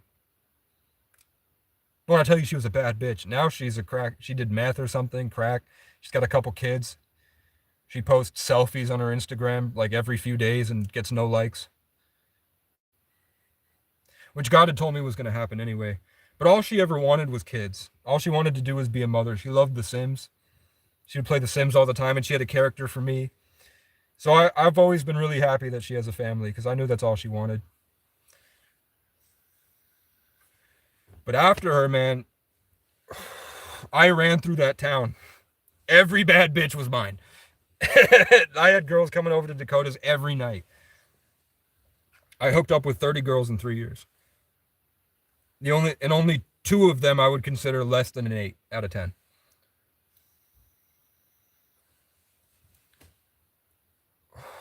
I rebounded to the town fleshlight to feel better, and I regret it. You know what I'm saying? I rebounded to the town fleshlight, and I was really heartbroken that she hooked up with my friend while I was at work. I came back to my friend's house and I saw a dirty condom in his trash next to his bed, and I was like, they're really gonna lie to my face, and she's gonna let me sleep with her, knowing that she just got fucked. It was probably minutes before I showed up, and I was like, I shouldn't really be heartbroken about that, but I still had the little boy. Then my foster father gave up on me. I hooked up with a couple more girls, and one of the girls wanted to hold my hand and walk around town, and I was like, fuck, she really likes me, and all I'm doing is paranoid that the other girls are gonna see. And she's like, I could tell she's really, really sad because she knows that I don't care. I was like, fuck, because I did care, I just didn't want to date her. Now she's a nurse, that girl. um Dated a couple girls, went back to Deanna. Dated a couple girls, went back to Deanna. Hooked up in motels, and I think at some point I think it was the citalopram I was taking. It was cutting me off from a lot of life. So I would do things like, I don't know, I was just really cut off, whether it's from like not having a chance to heal or what, but I know that I was crazy. Not like violent crazy. Once I think we were getting in a fight, and I have the trauma from being trapped. So I would feel trapped in the relationship, and I would kind of bottle up and freak out. I think once I slammed on the brakes, and that wasn't good. Once I punched her in the arm once. Like I couldn't, I think she was my ride. I didn't have a car yet. I don't think I even had a permit. And I was trapped at her house, and it was just the cheating stuff. And eventually I was like freaking out, and then I was like, stop! And I hit her once, and she got bruised, and I feel bad about it. One time she was gonna cheat on me, and I bit her phone in half, and I cut my whole mouth up. Feel bad about that. And then the thing that made me stop being like that, I'd never been like that again. Because I was like throwing kind of, not really a temper tantrum because of the circumstances, but I consider it a temper tantrum. Not like mad, but like, and I took there was a Pure Leaf bottle, like the tea, and it had a little bit in it still, and I whipped it at the ceiling, and I swear to God, it bounced off the ceiling and hit me right square in the forehead. And afterwards, I was like, I'm fucking overreacting. I should just leave. You know? The only time it's ever been bad in my relationships after that was another instance of being trapped in the car, and the girl had cheated on me, and I liked this girl a lot more than Deanna. Um, I was puppy love with Deanna, but I really loved this girl. And she had cheated, and she was lying to my face, and I got mad, and I was like, fuck this shit, and I slammed on the brakes, and she didn't have the seatbelt on, so she hit the We weren't going that fast, but she still didn't expect it, so she still like hit this thing. And I was like, fuck, I have a brain injury. I don't want her to be in brain. So I took her to the hospital and she was fine. No bruises or anything, but I was still like, I shouldn't be doing that. Other than that, the only bad thing was that once she wouldn't leave my apartment. It was like years later, and she was just still. You open her, she's like writing me these long love letters about how she can't wait to have kids with me and how much she loves me and how special I am, and just really going into detail about me, about things that she really values about me. But then you go on her phone and she's in like love stories with like 12 other guys. And I don't know if she's sleeping with them. I don't know what she's doing. And then she won't leave my apartment. So finally I was like, just get the fuck out of my house. And she wouldn't. She was like, she started doing my dishes. And I was like, fuck. So I tried to pick her up by her leg and put her over my shoulder. And I was just going to carry her out the door, set her down, and then lock the door. But she squirmed and fell in the bed. And she screamed, when are you going to stop hurting me? And I was like, I don't hurt you. What do you mean? And after that, the neighbors thought that it was domestic. But it really wasn't. That's the worst I've ever done, other than cheat. Because in between that last girl and the first girl, I dated two other girls, and the rest were just like hookups.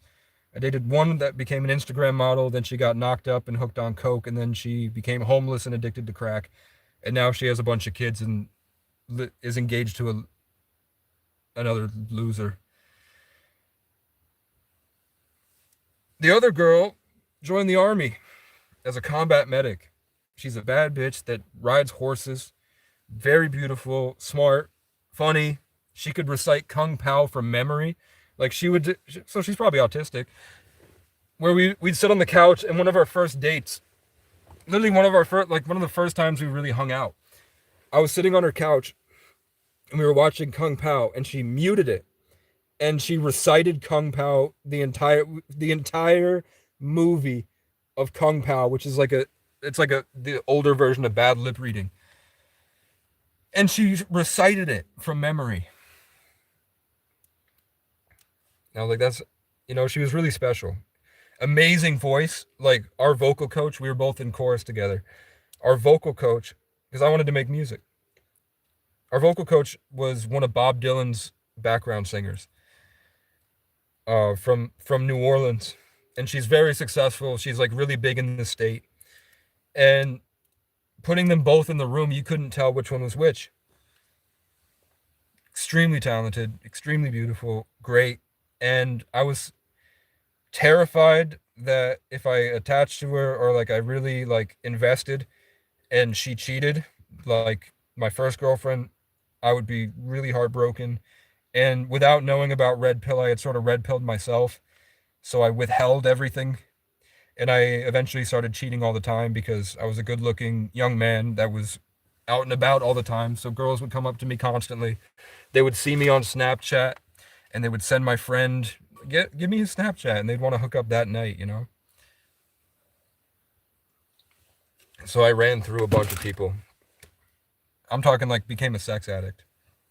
Like woke up with my girlfriend, left at 9 to be in Springfield by 10. Hooked up with a girl, left at noon to be in Ludlow by 2. Hooked up with another girl, went back to the first girl. And then the next day I meet somebody at the restaurant I worked at. She brings me to a cabin and I hook up with 2 girls. So eventually my car broke down in Maine, cheating on this girl with my ex. And my friend was like, you're a real piece of shit.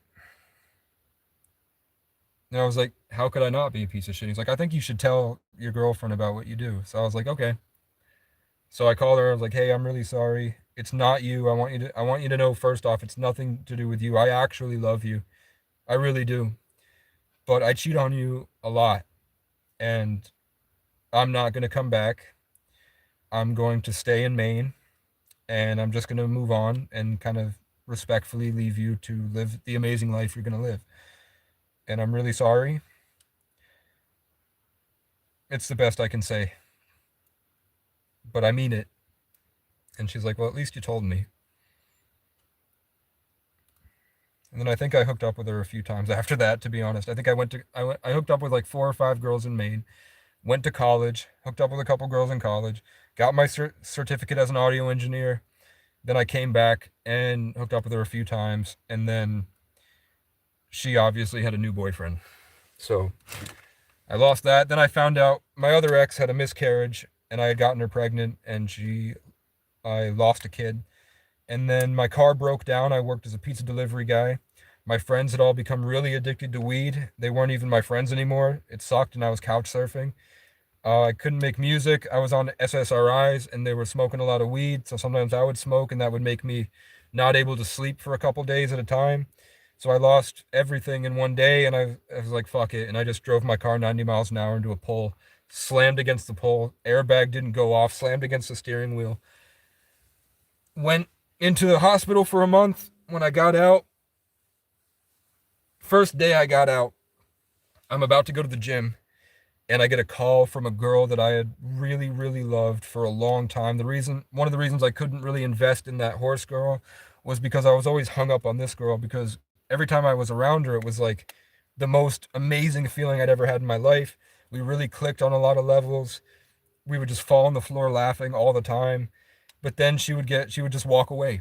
And then she would just ghost me completely. And then the next day I'd see her walking around with somebody else. So I was always like hung up on, why am I not good enough? Why am I not good enough? Which comes to like my ex and then my mom. Why am I not good enough? Why am I not good enough? Why do they keep doing this? So that's what caused me to work out and see a bunch of girls, because I was like, eventually I'm going to get good enough at everything that I will be worthy of her. And then the day I got out of the hospital, she calls and says like, hey, I've been crying thinking that you died, and could you just want to come over? Because she said that she recognized what she would have missed without me around, and that caused her to really want to be with me. One of our dates that I went on with that girl, we saw a raccoon that got hit by a car, and I was going to run it over and put it out of its misery, and she was like, no, what the fuck? Can we just hold it? So we held it, and then I really felt like we jump-started it. Like, I felt like we both had a lot of love, and then all of a sudden the love was gone, and it was in the raccoon, and then the raccoon just came back to life, and it crossed this little river, and it sat there and looked us both in the eyes and hung out with us for a couple minutes before it went off into the woods. We named it Jerome. So when I saw her again, it was really funny. I don't think she really understood, but she either got or somebody got her this squishmallow of a raccoon pillow. And we both fell asleep on the raccoon pillow with our heads touching like a heart. But I was basically a vegetable with a brain injury, and she was 18, still a senior in high school. So I don't think she liked the idea of having a stay-at-home vegetable boyfriend. So eventually she cheated. After like a week of it, she cheated. And she said that Harry Potter Dementors tortured her in her car afterwards. She had like this huge, massive panic attack after she cheated. But she didn't tell me. And I found out because one of my ancestors said, go through her phone while she's asleep. And then one of the most recent pictures is of the guy's back scratched up. And I stayed with her. She got me a dog. We traveled across the country. And she never apologized. So that resentment built up with the brain injury, and I just regressed and I couldn't speak, and she would just kind of cart me around like a vegetable. And one time she took me to another guy's house named Vinny, and Vinny was like a couple years younger than her, so he was probably 16, 15, and he was like 5'5", short, but she dressed up better than she'd ever dressed up for me, and she took her hair down before she walked into his house, and she was there for an hour. And then she came back and we got in the car and drove away, and she said absolutely nothing.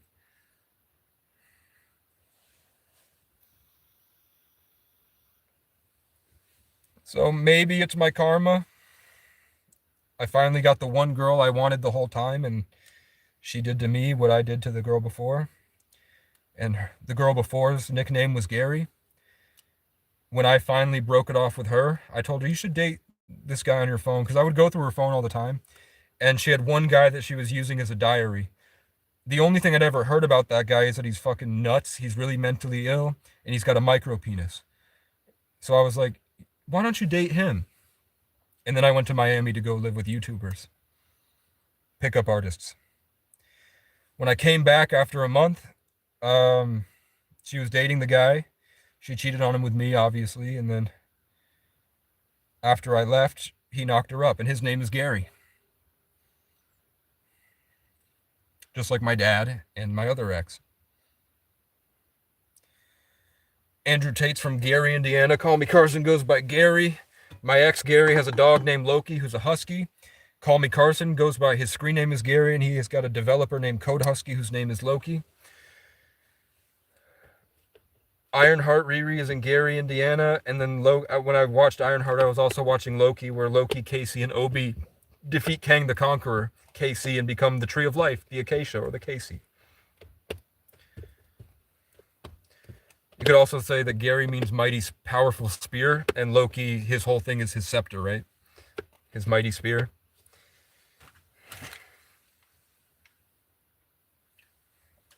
But yeah, those are all my relationships. With just a bunch of hookups. Craziest hookup, I was drunk at this cabin in the woods. This girl, when I was 16, she was like 22. I'm passed out drunk outside in the grass, and I look down and she's sucking my dick. Then her dog comes up and licks my dick and runs. She's like, get out. And then eventually I'm like, this is really fucked up and I don't like this. So I get up and walk in, and I hang out with my friends, and that girl drunk is brokenhearted by it, that I just rejected her. And she freaks out, and I think we fucking just leave her there in at the cabin. No, she got in her car to leave, and she ran over my friend's foot. So then we go back, and I feel really spiritually attacked and drained. I did just technically get molested. And ended up cuddling my friend's girlfriend the whole night while he slept like a cuck in the corner watching us. And then in the morning, I went and took his girl and fucked her in the other room. Actually, I just laid down and she fucked me. She rode me, and I didn't come because I was like, I have another girl I have to hook up with at noon. I'm not going to come. And she was like, are you, she came a few times and was like, are you going to come? I was like, I don't come. I just don't. I don't like doing it. It drains me for the rest of the day. What a psycho thing, right? Not enjoying sex with this girl because I have a few others lined up I want to be ready for.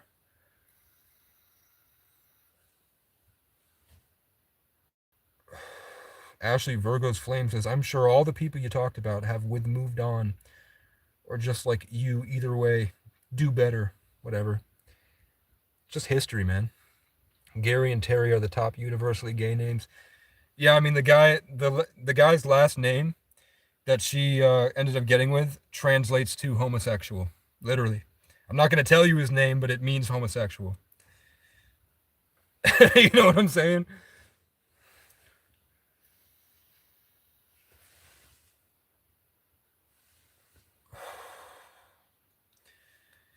It was technically molested, but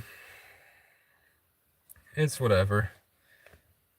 I got head, man. I just didn't like it because I didn't like it. I thought she was kind of an uggo. If it was the other girl that was in the cabin doing it, it'd be fine. I'd be like, oh shit, go to town. And also the dog. Should we call the police on the dog? That dog molested me, man. It walked up and went on my dick. And I was like, drunk, like, what the fuck is going on?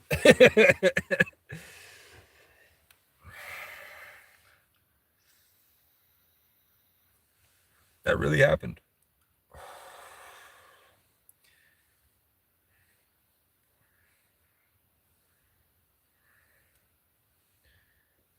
But yeah, I think if God didn't get me with the 2019 and on, I think I would be a raging sex addict. I really would. Like, I couldn't enjoy sex because I was so focused on like other things. I was like a psycho. I would just hook up with probably maybe testosterone filled.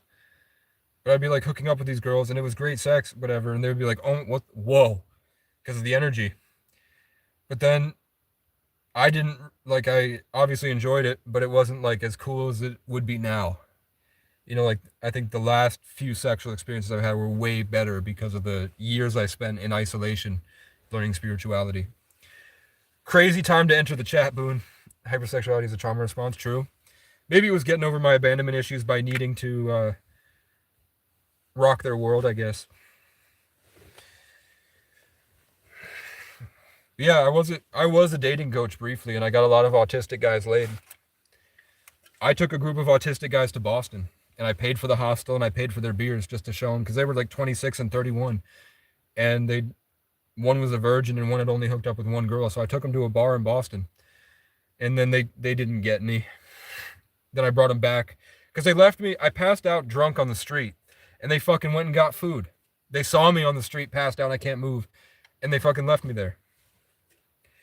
So, and then they took me to meet his dad, and they were ragging on me like there's something wrong with me. So finally, I was like, "Hey, Gabe, how much money do you owe me?" And he was like, and I was like, "You owe me $450 after this trip." And his dad was really disappointed because the whole time he thought that Gabe was better than me because I was quiet and focused.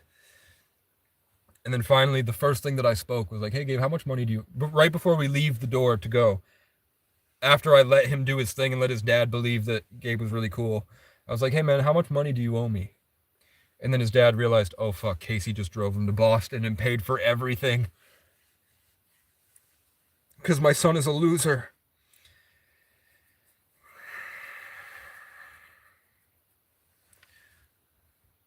The Manic Pixie Dream Girl fetishization thing?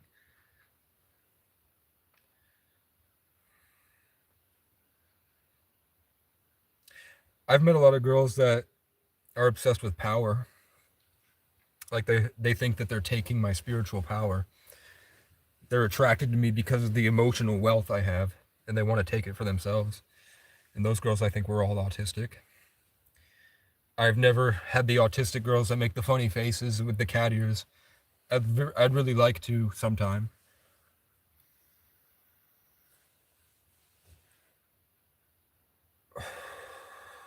Sounds like projecting? What thing that I said sounds like projecting? Jezebel's and succubus? No, that's narcissism. Yeah, probably narcissism.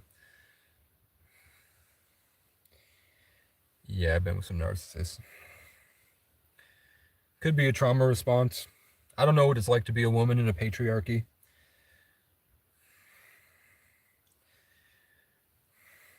Actually, yeah, the one autistic girl that I've been with was actually, that I would consider her autistic. She's just a genius. She's doing like, I think she's doing like college. She's in college. I think she's doing engineering now.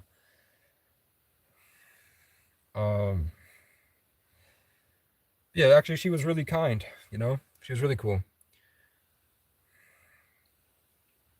We're too walled up to give or receive energy, yeah.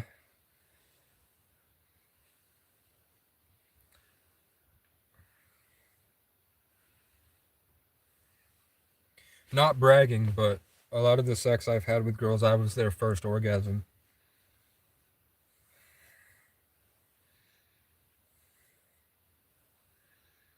And then God fucking took it from me. He made me unable to think. I prided myself on my ability to use tools to navigate social situations and make these amazing dates and give people amazing memories to keep with them as precious things floating around them for the rest of their life. And then I went mad with power and ran through the world. And then he took it, man. I was forced to be homeless for fucking 6 years now, man. I started off saying I'm not bragging, so you didn't say it's ego, whatever. Ever make a guy orgasm? No. Bro sounds like an MCU villain. Yeah, I do romanticize my life, man. That's how I survived. You should romanticize your life, but you should also not be completely delusional inside it, or else you rob yourself of more experience.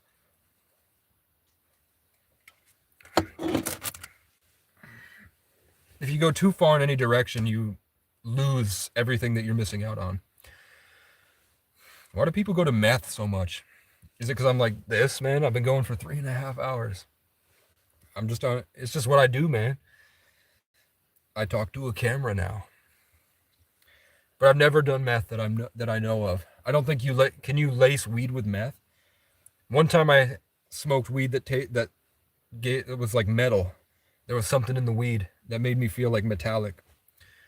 You're definitely autistic though. Yeah, the only diagnosis I had as a child was savant syndrome, and then they took it out of the DSM. So I don't have savant syndrome anymore, but I did. I had an IQ of 140 range, 140, 145 when I was 14. I bet it's like midnight. It's only 8:30, bro. What the hell? I have to piss. Check out my cool blanket, though. It sucks that this fell. Oh, dude, all of them fell. Oh, except one. Why did that hold? I think I'll put it here. Yeah. I'm gonna have to get duct tape, man. I'm gonna have to get Gorilla Glue tomorrow. Should I Gorilla Glue or duct tape this? For the wall.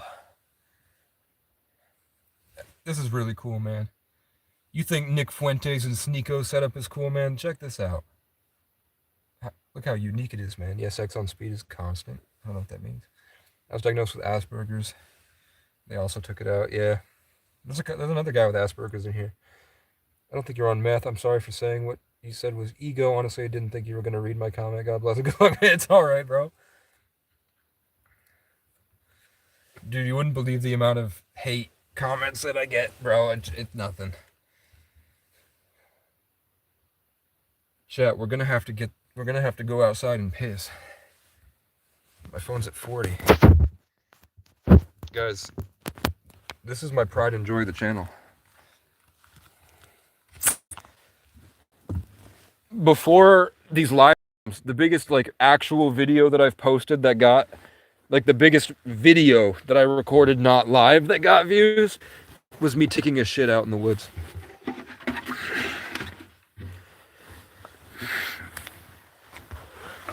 It's been like almost 3 years now of me shitting in the woods on camera. Every time the Capitol Police were mean to me, I would shit in their parking lot because they would lock the porta potties to stop people from shooting up in them. So eventually they put another porta potty out because I'm sure I'm just the first wave. You meet Casey, and the way you treat Casey is how the rest of your life goes. So after they treated me like shit, they got hounded by homos shitting in their parking lot. I'm the ambassador. I'm leading the stampede of crazies. Okay, where can I piss, man? Let's go right here. And let's face this. Oh, I mean, there's people there. There's people on all sides, but they can't see it from here.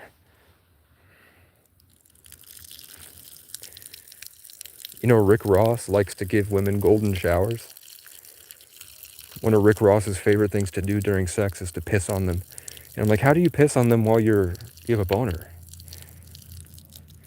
Rick Ross loves peeing on women, and I'm like, how do you pee on women? If it's really sexually gratifying for you, you can't pee because you're erect, right? What do you get out of pissing on women, bro? Somebody just started their car up.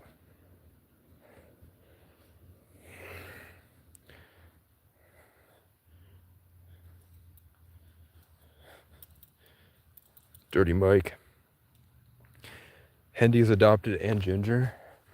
That's a tough road. I'm going on the hood of my car while I put my belt back on. I don't know, should I go longer?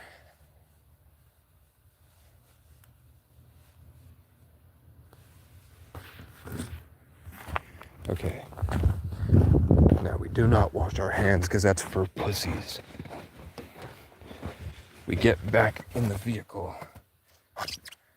We kick the snow off the boot. We put the boot into the driver's seat. We crawl in. We kick off the other boot. And then we put that under the driver's seat. Then we close the door. We lock it. Is it locked? Yes.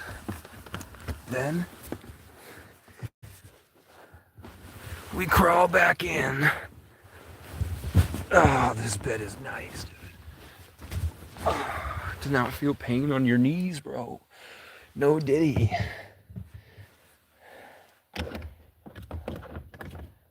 We put the light back.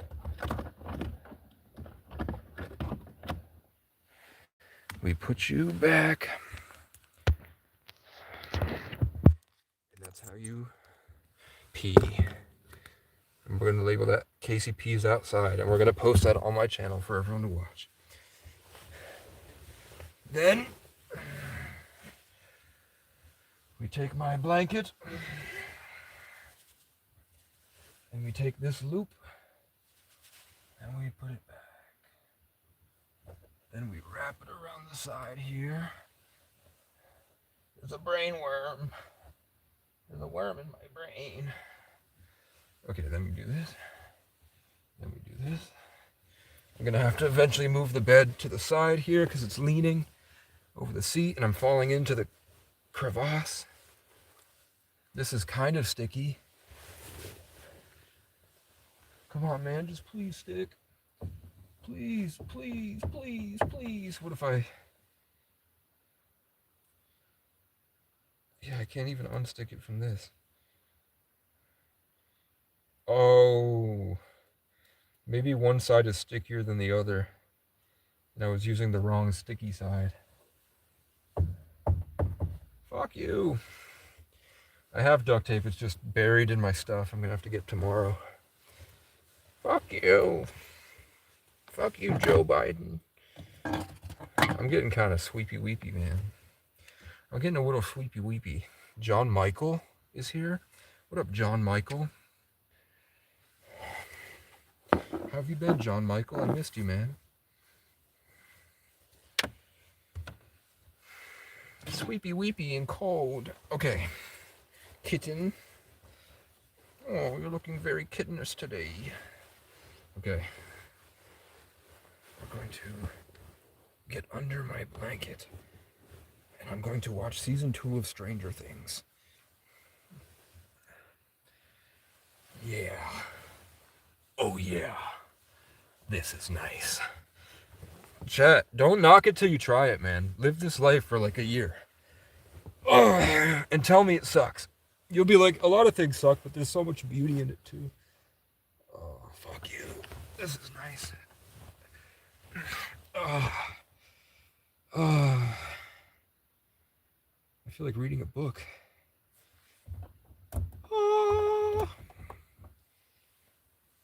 Chat, you ever just read a book? Me neither. Not much. I live in Toronto, Canada. How are you? I'm all right, man. It's kind of cold. But once... It's only cold because I opened the door. Eventually my body heat will seal off and it'll be warmer. And the overnight parking's allowed here, so there's not really a reason that anyone would bother me. They did key my car and kick it once, but they haven't come back. So they got whatever they needed from it. It ain't that.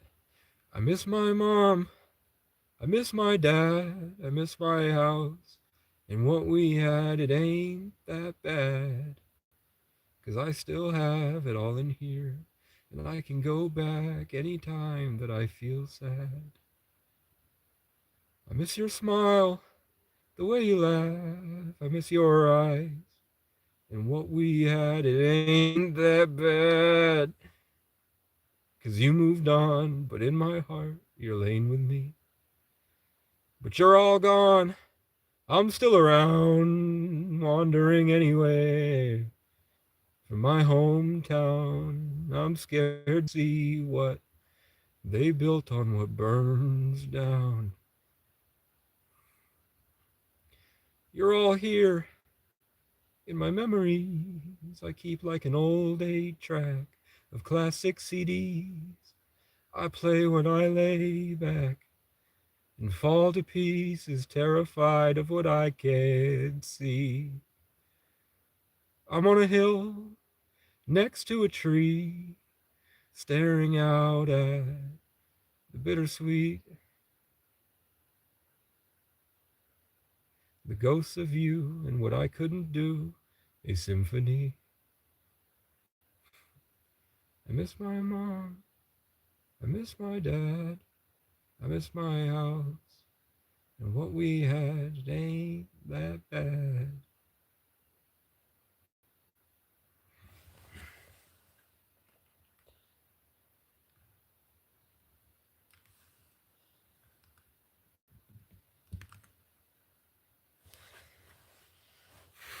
I'm going to Johnson to get me a job. I don't know where I've been and can't remember what I've lost. I didn't mean to stay here so long. I'm sorry I can't fit inside of your box.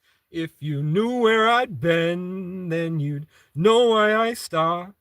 I'm going to Johnson, so you can fuck off.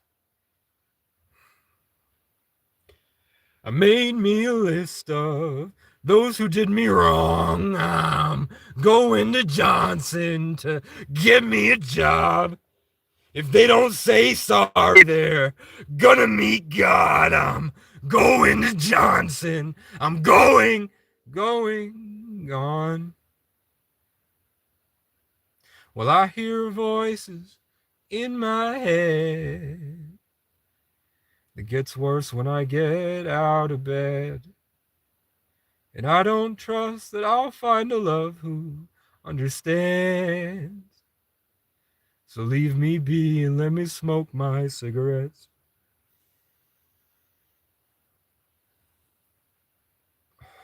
'Cause deep inside I'd rather be dead. 'Cause I'll make choices that lead to dead ends, led by a mind afraid of itself. And I just can't find no one who can look at me with respect. 'Cause the cops gave me trauma and the crows ate the rest. And I don't know how to be human again, so don't talk to me 'cause I'm tired of pretending all good things should end. With all these voices in my head, gets so beautiful you couldn't comprehend. And they tell me one day you'll see me somewhere out there with the best. And you'll all come back and want to be my friend, but for now I'm a monster that haunts at 3 a.m. For now I'm a monster that haunts at 3 a.m.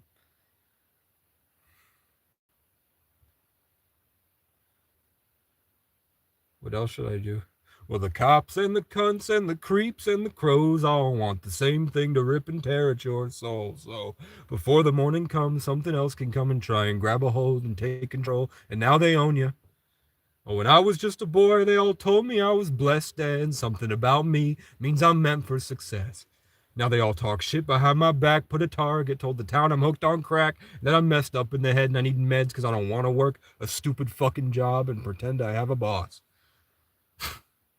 Well, I grew up poor in a ski resort town where we all made money by eliminating frowns.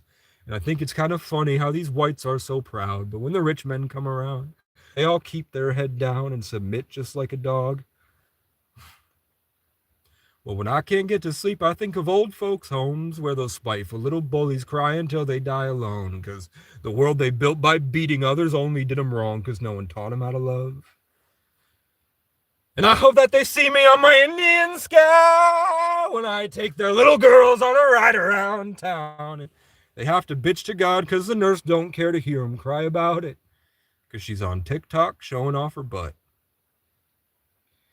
And when they're on their deathbed, I hope that they see my face when whatever tortures me showed them all the love I gave, trying to help them sing and clap along to my broken-hearted songs. Hey, hey, hey, and before they meet their grave and the good Lord takes them away, I hope the final breath they take is followed by a list of names, and somewhere along the way I get an I'm sorry and an island from their estate. And the cops and the cunts and the creeps and the crows will have another friend to follow everywhere I go. And I'm so grateful for him, 'cause without him I wouldn't have ever known the value that I hold. Bam. What did Elliot say? My karmic number is 16. I abused my brother in the bathroom. We was both kids. Is that normal? And the reason God took him? No.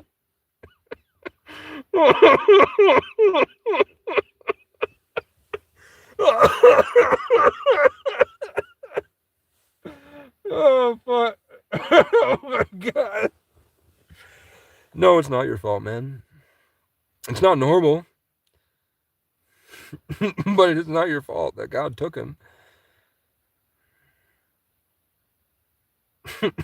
What? What?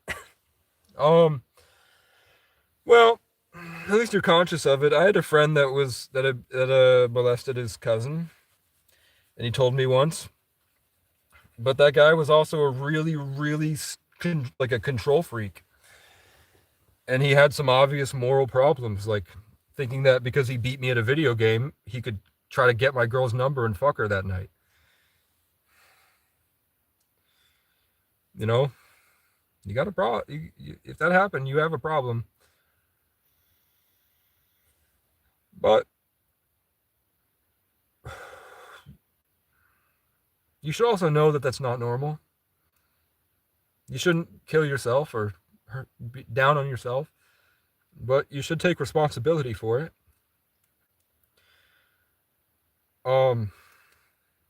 That's kind of about. I mean, you did send me some money, so I'll try to give you the best advice I can, because you donated. As long as you can clearly know how you were acting in that moment, and you can understand that that was wrong, and you try to come to grips with how the other person felt after what you did, and really try to understand the other person's perspective, or else I think God and the universe will force you to experience it until you learn. I think lapses of judgment happen, and as kids you act on impulse. I've definitely, like, one time, I never sexually abused anybody. I'm assuming it was sexual, right? In the bath. You know, you said abused. One time my friends were playing and his little sister was running and my parents were there, and for some reason, I just pushed her onto the ground, onto her face. Like, she was like 7 or 8 maybe, and she was like laughing, running around, and she passed me and I just fucking pushed her right in her face. Now I know that was probably a demon. I didn't get like this, oh yeah, I'm gonna fucking push her. It was just like, for random, I thought it would be really funny to just push her. And then afterwards, everyone was like, what the fuck? What the fuck? And I was sitting there like, I don't even know what happened. I was confused too. But that doesn't mean I didn't do it. And I still feel bad about it to this day. I can't take that back. But I've never pushed anybody again. And I don't ever have a thought to push anybody again. If you still have thoughts to abuse people, that's a serious issue. What I said about building a foundation still goes. You should still work to build a morning routine and have goals in your life, have a bucket list, have things you want to do. But you should take extreme accountability for that and what you did to the other person. And it's okay to forgive yourself, but don't ever try to justify it. It sucks.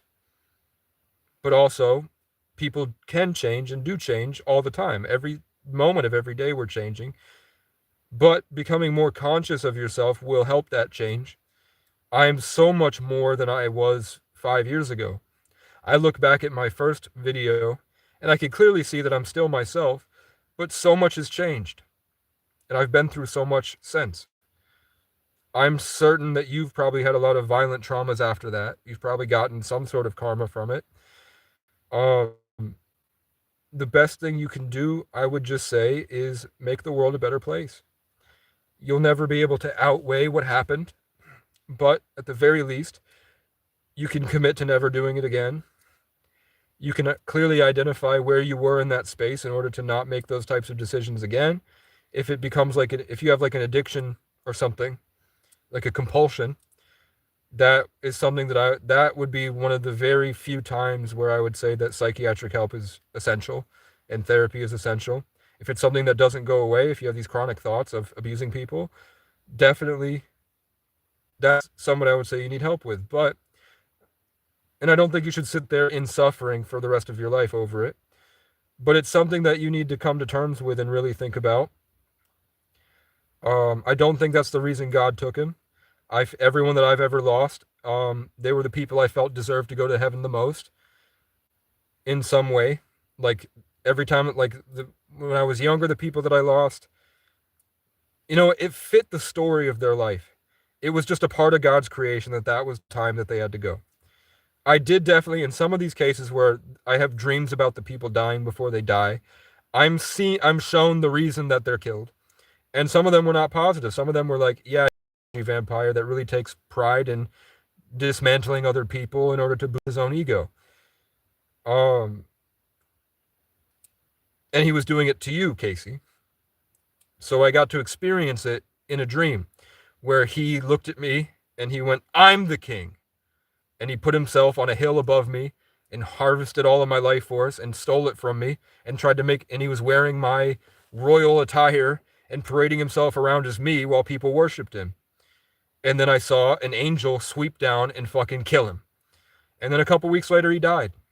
And then I went to his funeral, and everything everyone had to say about him were the things that I felt that I had lost, that I felt like he took from me.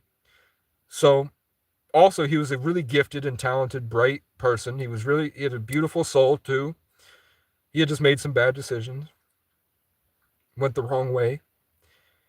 And at the very least, I'll probably never get the recognition I deserve, but I got to see him get the recognition that I deserved.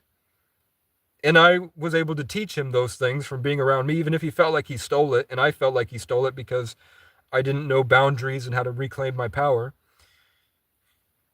I, at the very least, got the funeral that I would have wanted by going to his. And he did teach me how to love myself, for caring for him. The last time I saw one of my dad's friends that died, it was like the day before he died, and he was just sitting at the gas station, and he'd already pumped his gas, but he was just sitting in the gas station, really, he was beaming, like glowing gold and yellow energy. I could see it, and he was smiling for the first time I'd ever seen him smile. He was just really content with life, and he was just watching people in the gas station go in and out, alone in his car. And then the next day, he got hit by a train. Another guy that I lost, he was just had the best energy, man. And he was really nice to me when I was homeless when I was 15 and I was full time at the Dunkin' Donuts, living in a youth shelter. And I would always give him free shit just because I felt like he was a really good person.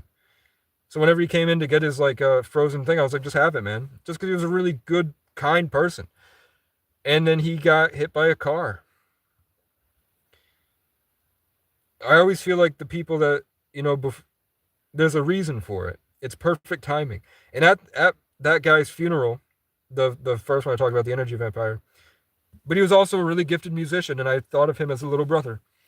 He's the only brother I've ever had. He sort of faltered in the same way I faltered, and he felt like he lost himself the way I felt like I lost myself. So I learned how to care for myself by caring for him. And what I told everybody when they put me on stage in the church in front of 200 people, the whole town got together for him. Basically, like a lot of people were there. And I said, basically, what I would tell him is that songs are short for a reason. And I think all of you, the gift that he was to all of us, the memories that we have from him are so much more valuable to hold in our hearts for the rest of our lives. Because his life stopped really short. He had one girlfriend. He traveled across the country once. He performed on stage once. He didn't drop an album. He would drop one song at a time. because he said nature grows slow. He got these amazing experiences, and he got them in ones, one at a time. He did all the things that I was trying to do, but he did it simpler, arguably better, because it was more concise and maybe not better, but different.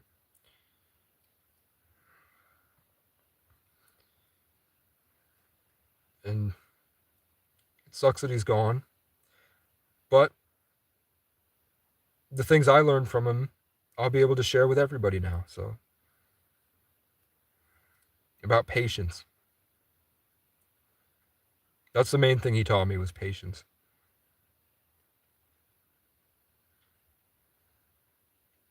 And because of the competition I was in with him, because he was 4 years younger and he had already performed on stage and people loved his music, and nobody talked about me or my music. And all I did was make music. And he would be really judgmental of my stuff. He really didn't like it, which forced me to try to outperform him, which I owe every single song I've ever made. Partly, some of that goes to the competition I had trying to outperform him. So when people go, I don't think it's just happenstance. I don't think that any of us are the cause of it. There's a divine intelligence that is orchestrating our experience with us, and that thing has ultimate authority. You can choose, it might have been his choice. And I will tell you that then, about a month later, I'm sitting alone in the cabin in the woods, and I see him. Literally, I look up, and he's like half in spirit, half out. And he's just standing there, and I feel him speaking to me, but I can't understand what he's saying. The frequency's jammed or whatever. And then I get a notification from my tarot video that says, you need to watch this right now. I watch it, and it's saying, hey, this is about your brother that died, and they're saying that he chose to be reincarnated, and that was his last goodbye. And he'll never know you for the rest of your life. You'll never see him.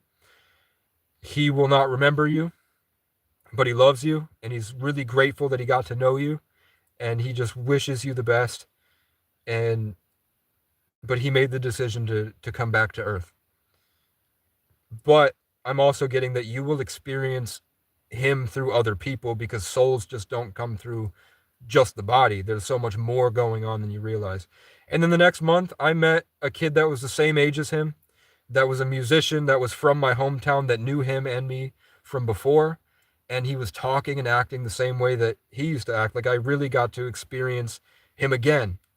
So I would just, I was depressed. I had a bunch of injuries from an accident last summer, and I would just sit at the gas station with this other kid, and the same things that he wanted to do were the same things that my brother wanted to do.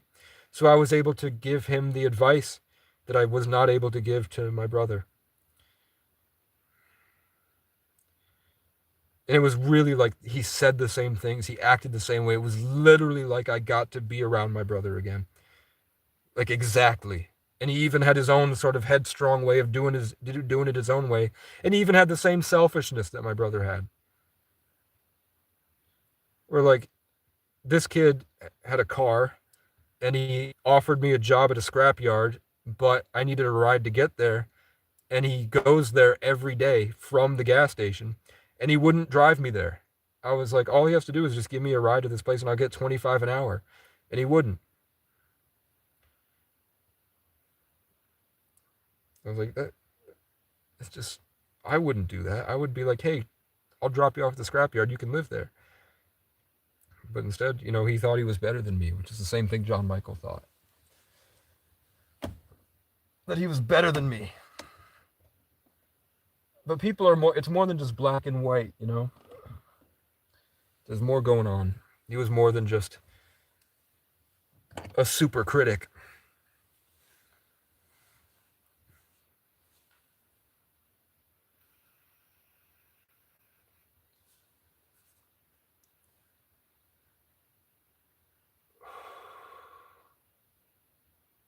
I don't know if you go to the light when you die. I've never been in that situation. When I hit the pole, it felt like my soul was taken from my body and placed in like this dark space where I was just a bunch of glowing light. And then, You know those cameras that kids have, the red ones where it's like a picture of a aquarium and then you click and it's a picture of a rainforest and then you click and it like shifts. It felt like I was taken out of my body and they shifted me to another timeline and then just put me back in where I didn't die. And everything has been completely different since. And like strangers just were just walking up to me all the time and saying, "Do you think we're in purgatory?" Shit like that would happen all the time. I'd have a conversation with a guy and they just tell me I'm in purgatory. So I was like, maybe I did choose to come back and this is like my own little pocket dimension. Like I don't think I'm from this reality. I think I'm from a different one, man. That was completely different. The energy was completely different. Post accident and pre accident, completely different realities. Everything was so much deeper and more vivid, and people weren't weird. Everyone had common sense. Everything was really normal, and afterwards, everyone was crazy. Everyone else was crazy and acting weird and like making really like everyone like before everything that ever happened to me, the only people that were ever mad at me or didn't like me were like obviously mentally ill, like narcissistic, insecure guys that hated me because my looks and the attention I got from women and I didn't fall into any social category because I was raised in isolation and completely different. Afterwards, after the accident, everyone treated me like shit. I was abused, I was used. People didn't see me. Nobody understood me. Nobody respected me. They would go out of their way to hurt me all the time. They would be like really obsessive, just evil people all the time. And that's when I really felt like this, like, that's when I had my spiritual awakening. It was like, maybe we are in the Matrix, you know? Notification out of nowhere. I don't get messages.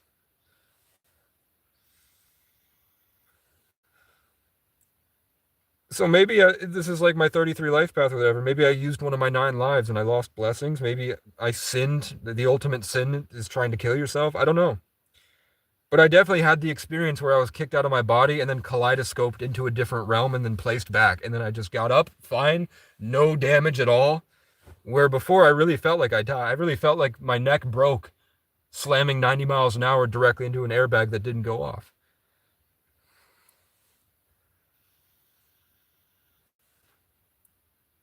So I don't know. That's the closest thing I've had to death and reincarnation. I don't really know what happens. Maybe we go back to the ultimate. Maybe death is like maybe the light is the infinite and we just step into back into God from our dark waters of Pisces. Maybe when Aquarius comes, that light, like Vecna trying to bring the abyss into Hawkins, it's like the opposite. The age of Aquarius is the good realm merging with this. And we were just evolving it to get to this point. I don't know. I've never really had dreams of past lives, but I've had dreams indicative of past lives. I've met things that seem to be my ancestors. I've met things that seem to be aliens. But it sort of diminishes the perfection of the creation to make it not solely a singular.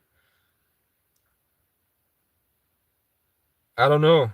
Like to be birthed from the infinite in this beautiful life, and that's where you start. And then when you finish, you're finished. And you everything that you ever experienced is now added to the whole. So you're still around, but you're not. I don't know. But the way I see the universe, how complex it is, I also think that there's probably other realms, but I don't know for sure. Some things I know for sure, like gang stalking, being like a spiritual entity that possesses people's unconscious minds.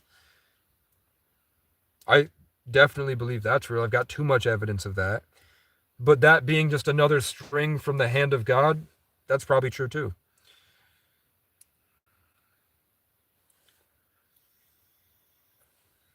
My most psychosis moment, when I delve into my thoughts and changing of my philosophy and reality and whatever, the thing I get stuck on is this wake up moment where I really feel like I'm dreaming and that everyone around me is like an ancestor or like an extension of myself.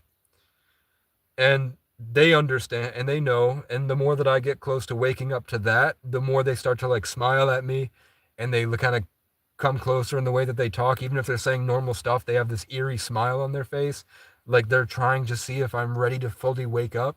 And then usually when I address it, like when I really like assert, I know, then it's like the craziest shit happens. Like I'm fucking violently attacked or police brutality. And it's just like the next level of fear. Like, are you ready to stand up? You stood up to this. Are you ready to stand up to this?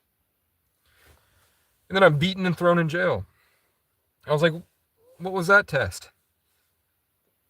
Maybe to see if you can maintain under harsher circumstances, and then you can cement a stronger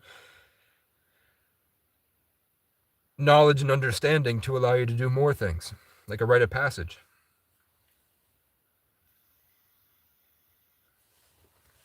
Brandon says, I need help, dude. Oh, not to be constipated?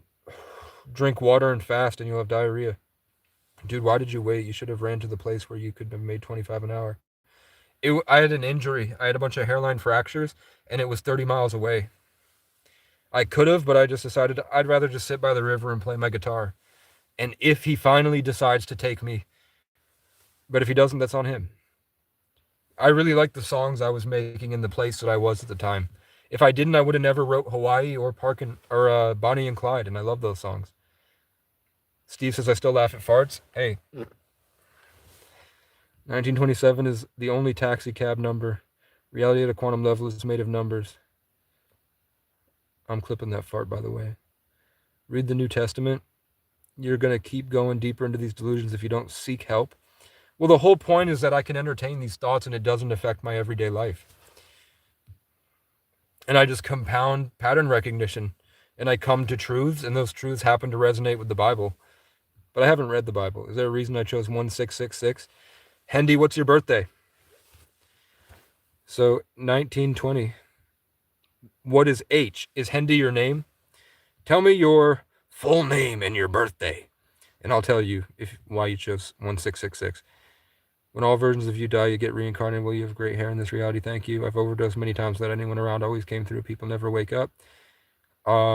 Best way to cure the damage from drugs is fasting, sunlight, probiotics, rest, relieving yourself of responsibilities, giving you the love you deserve, accepting your situation, and choosing to make a change for the better. Having what's it called? Before you die, your bucket list. Having a bucket list and building a foundation. Fasting produces neurogenesis. Omega-3s, DHA is what your brain is made out of. Getting sunlight optimizes your ATP. When you start doing a ketogenic diet of eggs and chicken, the cholesterol from the eggs mixes with the vitamin D from the sunlight, and it supercharges your mitochondria and produces more testosterone. Then with fasting, sunlight, probiotics to stimulate your gut fauna and flora to produce the brain chemicals you're lacking with your serotonin dependency to your drugs.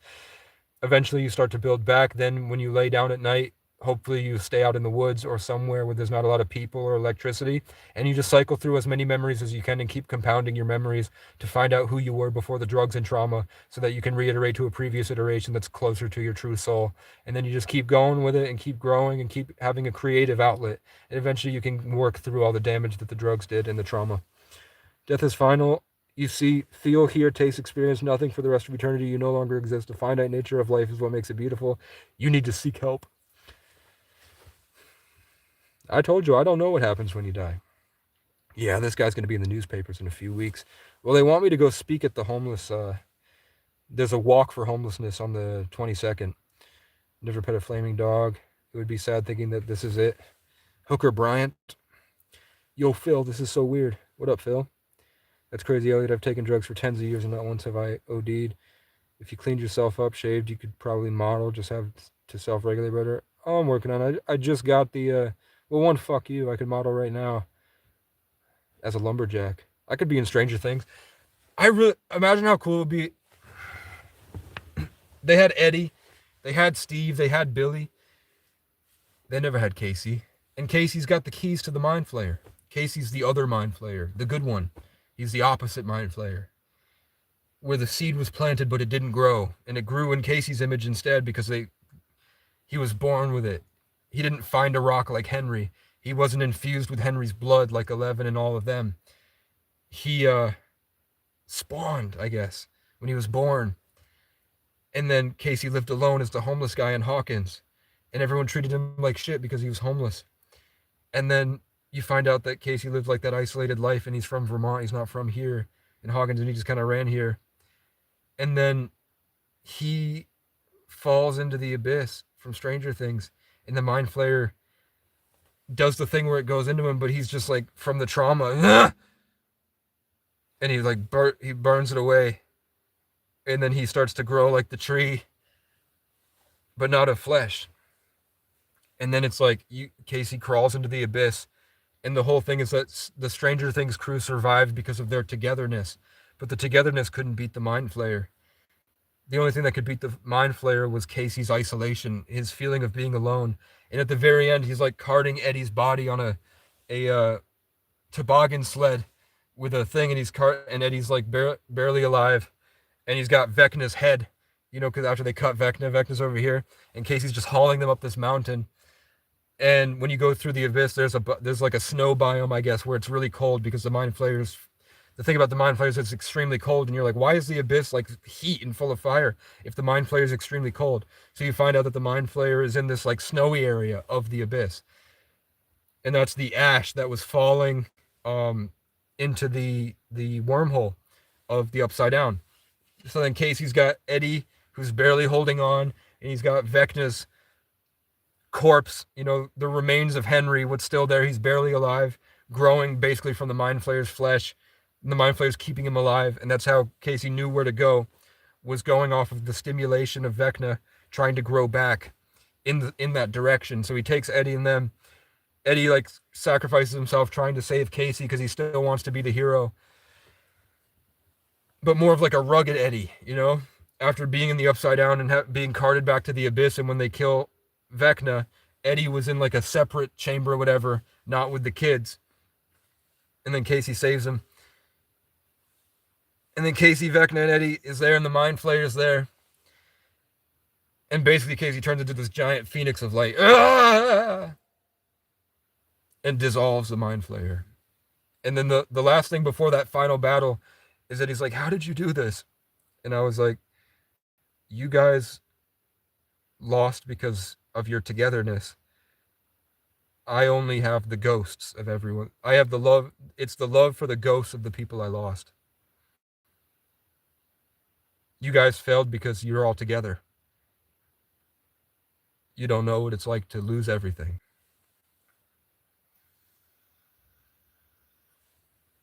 So that grief and that perseverance of the soul that survived, because he can't take anyone away from me, because they're all in here, keeping me protected. That's why the Mind Flayer couldn't get in, because it was held by the ghosts of the people that I loved that are no longer with us, so they can't go anywhere.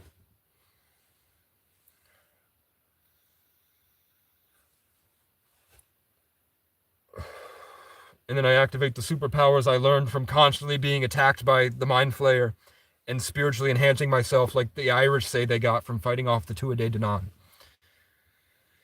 The Irish say they grew a foot tall and learned their spiritual gifts in fighting this war against a spiritual force. So because of that, the Mind Flayer couldn't get me, the Irish savant. And in the abyss, I shed like the Sagittarius Phoenix, and I become this big firebird. And it's like this big writhing yin-yang of the two forces fighting each other. And that's when the Stranger Things crew was like, Casey, we're here. And I'm like, get Eddie out. And it's like the bird is coming from my chest, and I'm like, get them out. Telling them to grab Eddie and them and Vecna. And then Vecna's last thing is like, he says, I'm sorry. Because I burned away the flesh on him, and it's just his head. And right before his disconnected head from his body dies, the little bit of him left just goes, I'm really sorry. But there will be lots of scenes where I'm like at a campfire in the abyss, in that snow biome, and Vecna's head, and I'm talking like a lot of back and forth about like why Vecna made these decisions and what he's learned being a separated head. Now that he's had to sit with himself, barely alive, cycling through his memories, and just me be like, yeah, you know, kind of, it'll be like a closure moment where I'm like, yeah, I mean, what choice did you have, man? I hate the world too. They beat me and they jumped me and they tortured me and they left me out. You lived alone by yourself. I lived alone in a war zone. You were consumed by Vecna. I was consumed by colonialism. But I probably wouldn't say colonialism. I'd say I was consumed by the wrong place, the wrong environments, and they hurt me really badly. And then he coughs because he's dying over there.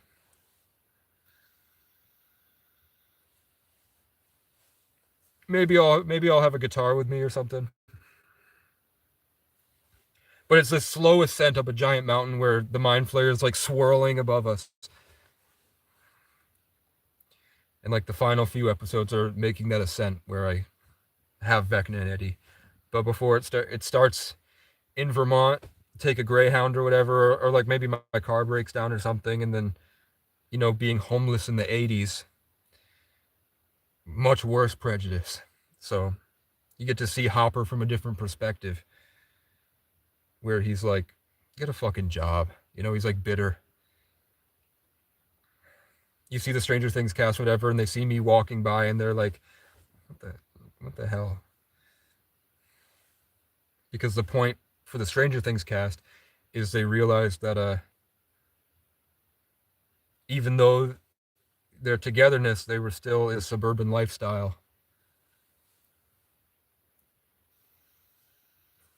Which was Jonathan's realization at the end of Stranger Things. It was about how capitalism and the government were a lot like the Mind Flayer.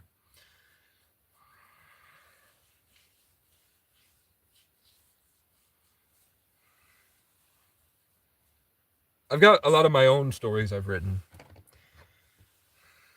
Like, I have a whole cinematic universe.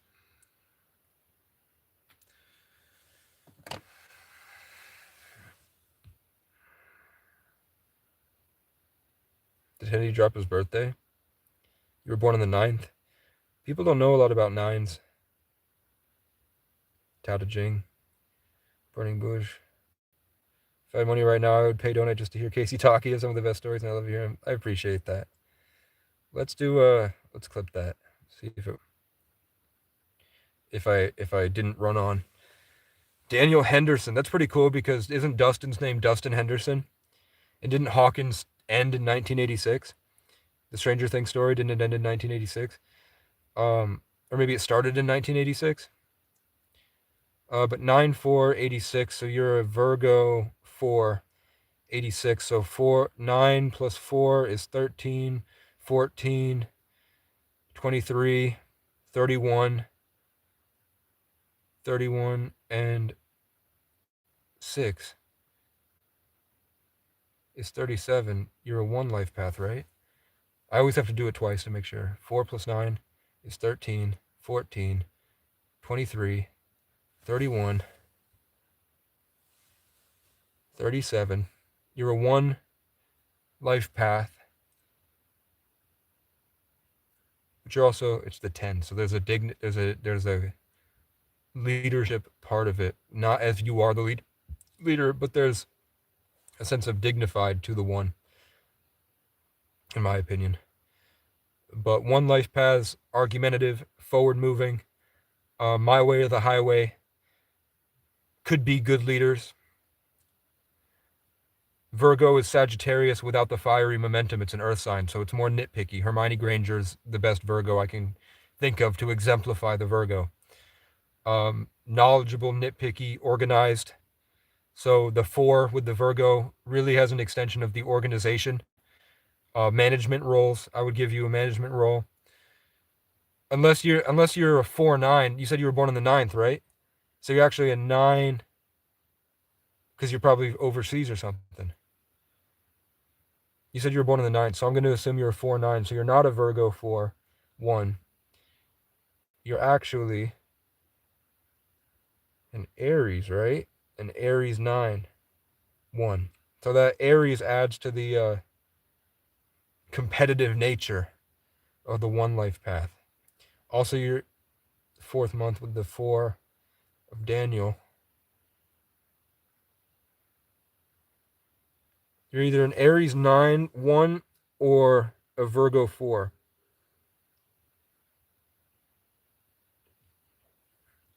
Hendy. Are you an Aries 9 or a Virgo 4? Or sorry, Virgo 4, Aries 9. Very, very different.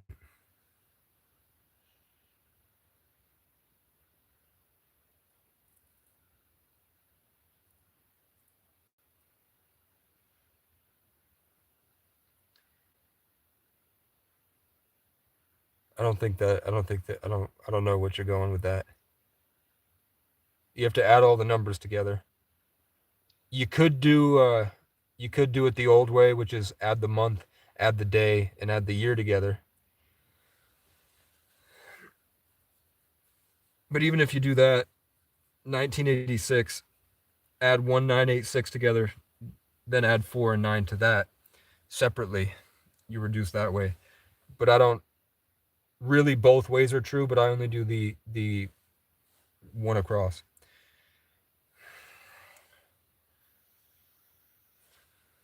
Hendy, are you born in April or are you born in September?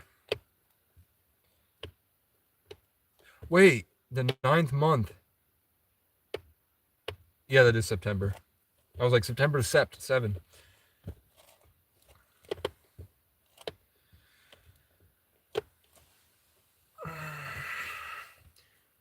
You're either an Aries 9 or a Virgo 4. Aries 9 is much different. Nines are the first incarnation on Earth, and which makes sense because Aries is the first incarnation. So an Aries 9 would mean you're a really young soul, which makes sense because you're a one life path.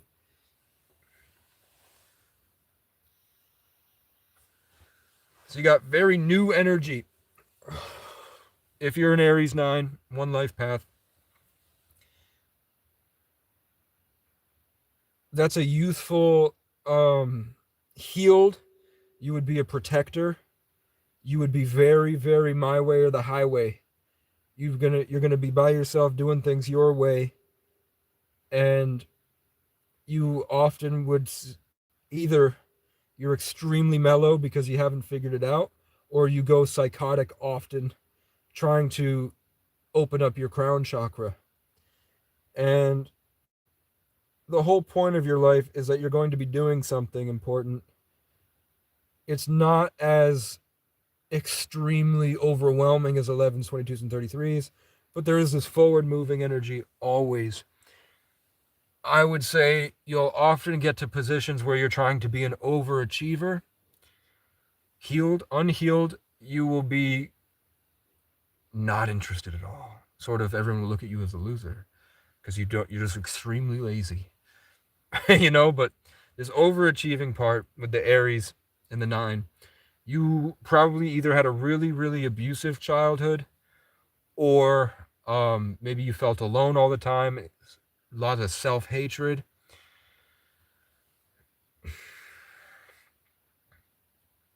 The point is that you probably see life as a war, and that you're leading the charge. That doesn't have to be the case, to just take time to sit by yourself, which you might have had to do for a long time. Loneliness might be a huge deal for you.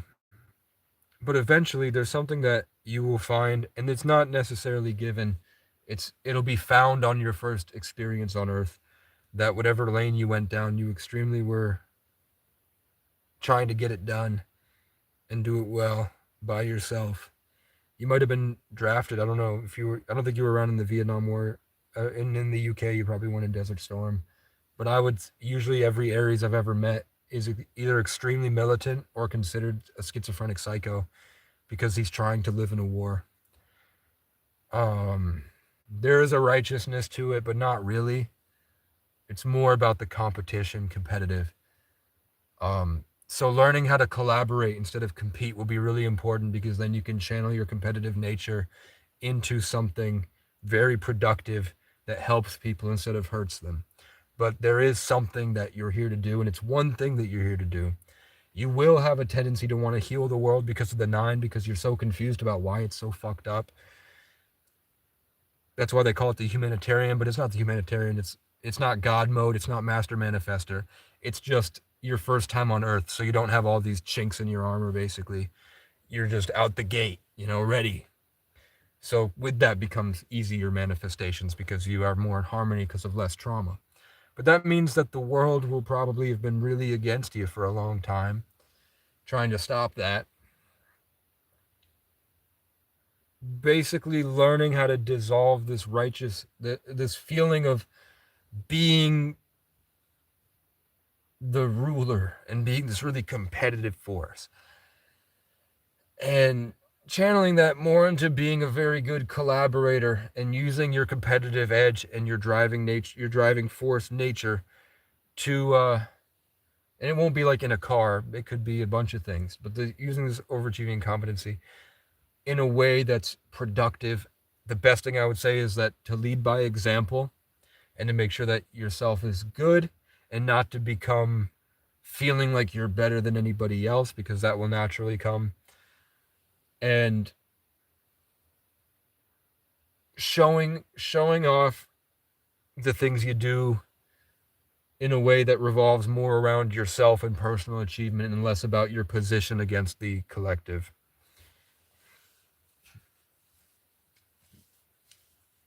But if you're a Virgo 4, that's a teacher. That's a spiritual advisor, man. That's a go into any system and make it better. That's a you build something, or you do something in a way that really organizes everything. Everyone, like, you always have some type of value to offer. And I would say, if you're a Virgo 4, to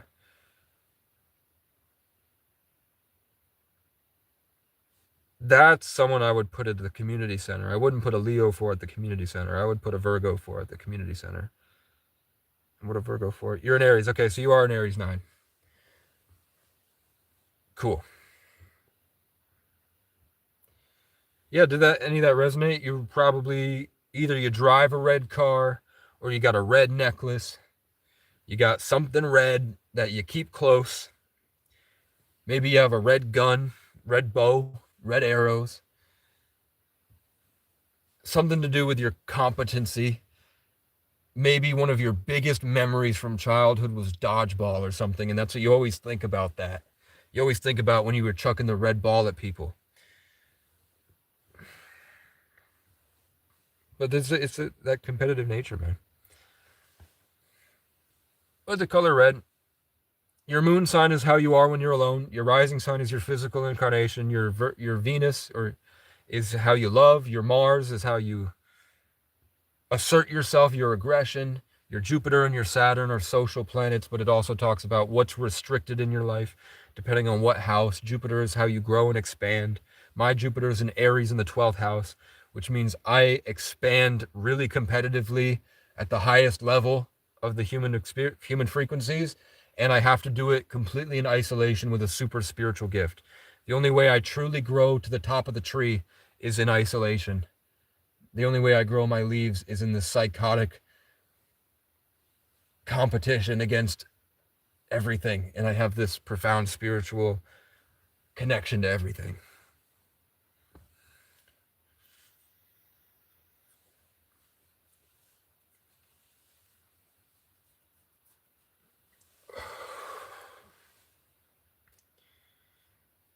Saturn, the house that you're Saturn in, is what part of you will be consistently destroyed until you build a strong discipline.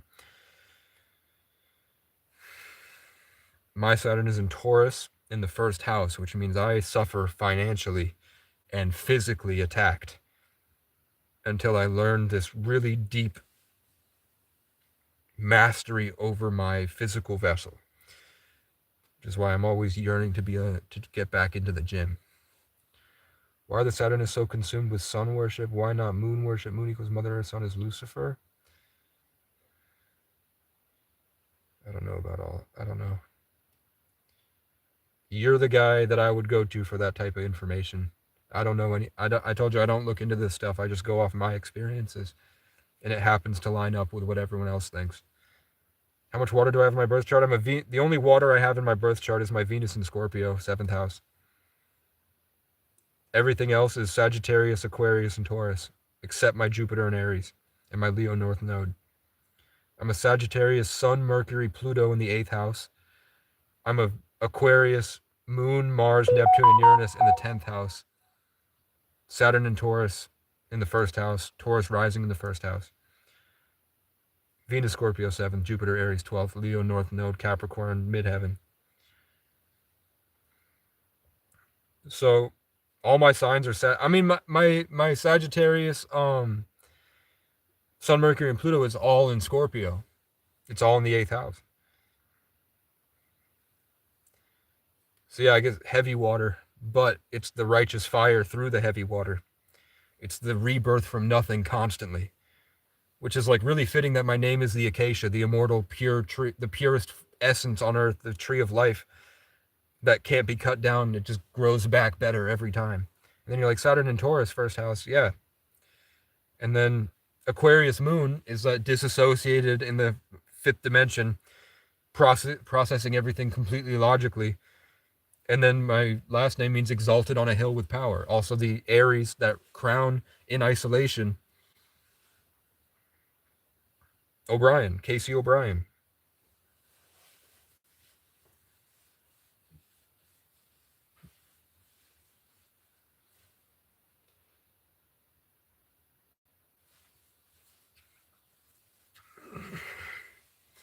And I'm an 11. I'm a 33 life path born in the 11th.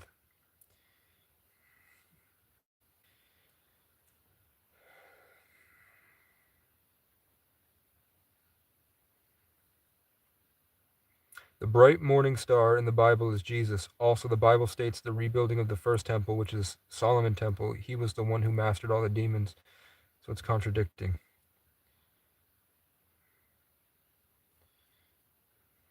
I don't know. I know God, for there to be a divine greatest intelligence, you can't believe that the Bible has mistakes, or they had specific mistakes in the age of Pisces that will be corrected in Aquarius.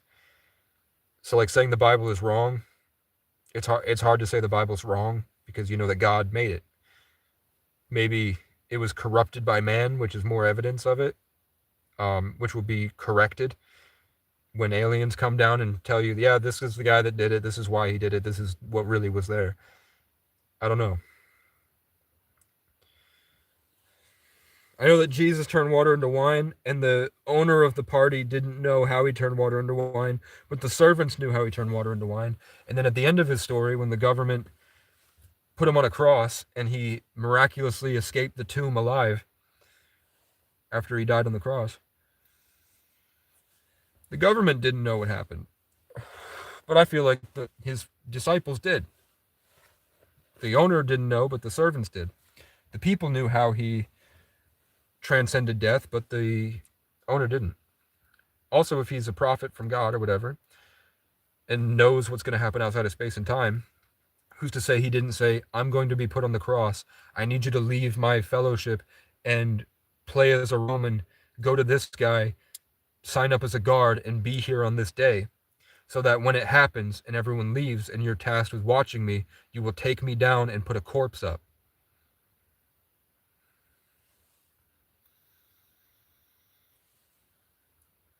Or you will go to this is where they will put me when I die. You will dig under it and build a false floor under the tomb, and then put the floor back when I leave and go out the tunnel, and then you will come in after I leave and collapse the tunnel. Which is why, like every magician, his greatest act is that he goes into the thing and you think he's dead, but then he went through the fake floor. I'm like, if God is incarnate and he made Jesus to give him the perfect life. You only needed him for 33 years. Why not send him to Ireland and have a hot black Irish wife? Change his name, and then he gets to enjoy the gift of Earth after he did the most perfect thing. Why make him just to kill him? Why not make him be held completely accountable, free of sin for the first 33 years, and then once he's done the thing that will change the world, let him ride off into the sunset and enjoy life.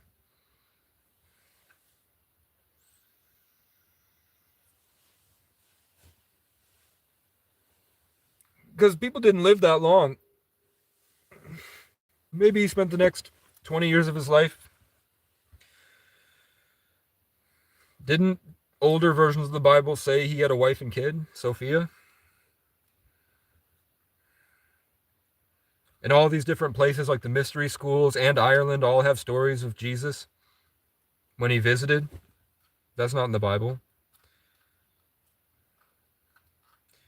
He probably was a wanderer, like a cowboy. You're onto something with that ball, though. About the dodgeball, that one of your greatest memories is how you were extremely competitive.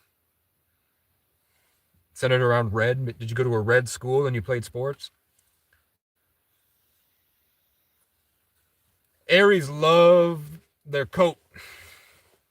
Aries love to wear their team varsity jacket. They take great pride in their work uniform, more so than everybody else, because they feel like they're in a war and they're a soldier. But that competition ruins everything. Ruins their relationships. They get very jealous, extremely competitive with people that don't even feel in competition with them. They're usually bullied as children, or they're given some deformity or a micro penis or something that makes them really forcing them to overachieve. Now, I'm not saying you have a micro penis, but I'm saying that that's kind of the other Aries I know. One Aries I know went on to be special ops and guarded really high ticket clients and was always an overachiever at everything, was always good at everything. Everyone, and that forced me to compete to try to outperform him. But I was a Sagittarius, so I was running around on adventures or whatever and trying to adventure my way to it, where he just did it. Another Aries I know has a micro penis, stole my girl from me basically because he was her diary, and eventually I pawned her off to him to go to Miami. But he was like, I stole her from you. And then I was like, by the way, she calls me daddy and we fuck when you're not around. Sorry. She comes to me for dick because you don't put it down well, man. Hate to say it, Gary.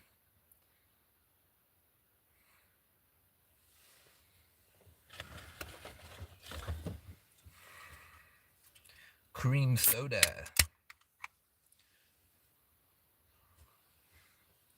But one time he went psycho on Facebook and he posted, I am everywhere. And I really thought about commenting, well, I just checked my litter box and you weren't there. I thought about posting a video of me picking up my cat. So I was like, Gary, you in there?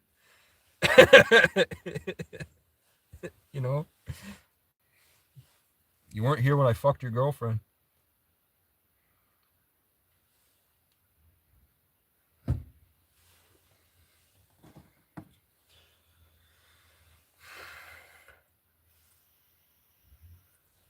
This is the Petty Channel. That was years ago. I made peace with the guy. But I didn't give him a chance to respond. I said, hey man, I'm sorry if you blame me for your failed relationship. I said, I'm sorry if you blame me for your relationship with her. But you did start the conversation off by saying that she brought you a sandwich once while she was dating me. So you kind of set yourself up for it. He got cheated on, but the entire time with the relationship she was in prior, he was trying to steal her from me.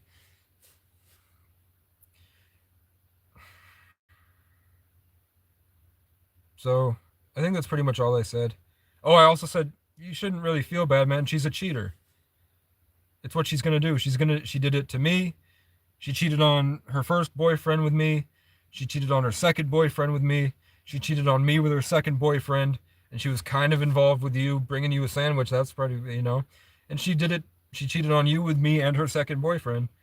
And who knows who else and how many others.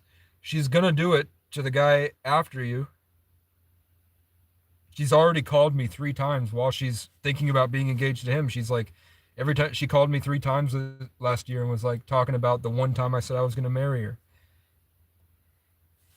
before she cheated. If you cheat on someone and you don't apologize, don't expect to marry that person. He's not going to marry you. You know what I'm saying? He's going to always be looking for something better that will treat him with respect. With one now, Mama sent me. I've only dated Scorpios, and every time it's a bad idea. Scorpios have the worst childhoods. They have the worst trauma because it's forcing them into understanding the foundational level of the human existence. The worst conditions, unhealed, they become extremely dramatic, jealous, power hungry, pieces of shit, pessimists that make everything worse because what they're supposed to do is alchemize their horrible experience and their horrible feelings into the most passionate fire water. Scorpios are not scorpions. Scorpios are the transformation and the revival, the alchemization of their pain into the phoenix. That's why Drake fell off in his challenge when the world went against him. And instead of being the righteous phoenix and overpowering everybody with the truth, he dissolved into being a whiny bitch. He stayed a scorpion. And that's why he died. Also, Drake means dragon. And the Bible says the dragon will be exposed by the fiery king. And Kendrick is Irish for fiery king. So the fiery king exposed the dragon as a pedophile in the year of the dragon, 2024, at the start of 2024. Jews did ha ha ha. Oh wow, dude, you're living in a car, ha ha ha. Yeah, I love it, man. You should try it sometime. I love this. I hate when prejudiced inbred yokels get mad that I don't pay rent and try to take their problems out on me. I would hate to live in a car in a dangerous environment where I could get shot and killed. But where I'm at right now is pretty nice. And pretty soon we're going to have electric vehicles. And there's going to be a huge breakaway nomadic culture that gets sunlight as fuel for their engine. And they're going to go everywhere. I'm sure that electric car manufacturers will make parts that will constantly break and they'll go obsolete like iPhones. I'm sure that Elon is going to try a subscription-based program to keep your car running. You have to pay to have this car or else you lose it, which will suck. But at the very least, how cool is it going to be? I'm going to have to find the best way to lock it. But eventually I'm going to get an e-bike and hopefully I'll get a job, save up a shit ton of money. I was thinking maybe eventually I want a piece of land. Eventually I want a Class C RV that can have a trailer on the back to tow this car. And in this car will be an e-bike so I can pull up the RV. For bigger things, I can drive the car around. And then for smaller things, I can ride the e-bike around and travel. Go to Montana, be a ranch hand, go out to California, see what it's like, go down eventually when the United States takes over Greenland and Mexico and shit. I'll be able to go all the way down to the Panama Canal. And hopefully I'll find an 18-year-old Latina that hasn't been fucking a bunch of dudes out in paradise. And I'll have some amazing experiences.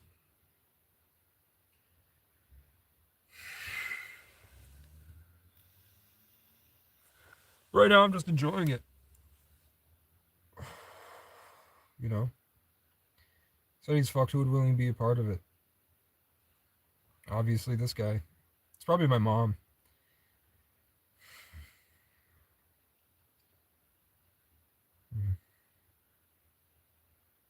So yeah, I'm just excited. How does an elitist bloodline of families really run the world? I openly showed disgust at them in probation and talked about it openly because I heard they drink baby blood. Now I'm sick. Do they do magic? I mean, first, let's block Jews did. Obviously a loser. Let's see how long has Jews did 10 years ago though. So it's not my mom. I don't know. Joined 10 years ago, didn't change your name to Jews did. That's really funny that you found my page. But either way, you're gone. Sorry. Nothing wrong with not wanting to pay rent, man. Plus, at least in the state that I live, everybody's having sex in their car anyway. They go out to the woods. So mine's a better experience. I got a bed in here, man.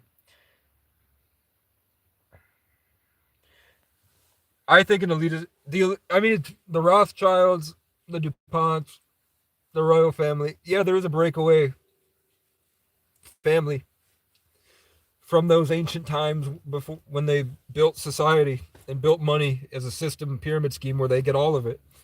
So yeah, there are, and they are tasked with running the world.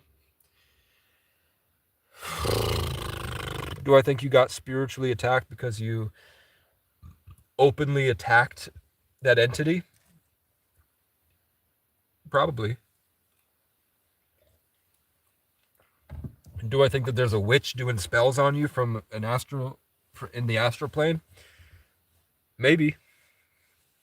They do go off your birth certificate. They do take your blood. Maybe.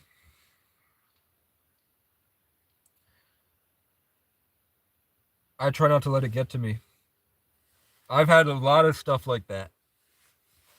Like sleep paralysis, where a dark wizard is astral projecting and pinning me to the ground and ripping out all my life force energy, and animals came out and defended me and fought back against it. Like literal forest animals came and protected me from it. But you need the regardless, the whole point that they would be doing would be trying to drive you into a psych ward, discredit you, and put you in jail, traumatize you to a point where you can't think and speak. So, learning how to just laugh it off and enjoy your life anyway, regardless of external circumstance. Don't let it dictate your internal condition. Make life your own, because the whole point of a Satanist organization would be to destroy your gift of life. So the thing that would be letting them win would be to waste your life on it. Keep enjoying your life. Laugh it off. For real? Come on. I'm going to go here and do this anyway. Really? Really, Mickey? You're going to freak out and kick all my shit in the tent? You're acting like a baby, bro. It's not a big deal. And then the next day, once I laughed it off, I got a car. So it didn't matter what he did. Yeah, the police fucking ruined my life. But after they jumped me in the woods, I found out that that guy molests homeless women, and I held him accountable publicly for months.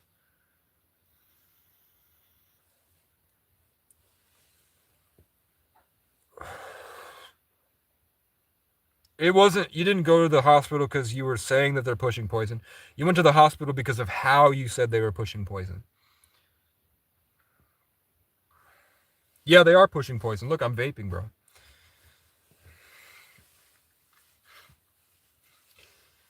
And I did get some pizzas, but for the most part, I lost a lot of weight. I don't know if you noticed, but I lost a lot of weight. They're pushing poison, but you still have access to organic food. You can still eat these better burritos. You know, you just you understand. I think, what did Andrew Tate say? You understand how they're trying to manipulate you, and then you punish the perpetrators. You punish the perpetrators. If they're trying to feed you poison and all this stuff, you just do the best you can to resist it. And you try to build a better place where they can't affect you, man. If you think that the world is out to get you and they're pushing poisons and doing all this horrible stuff, go work on a homestead, man. Travel and see the world. Go volunteer at homesteads. You know, be militant, not in a way that burns down Masonic temples, but channel your energy into, instead of focusing on what you can control, shift your energy into what you can create.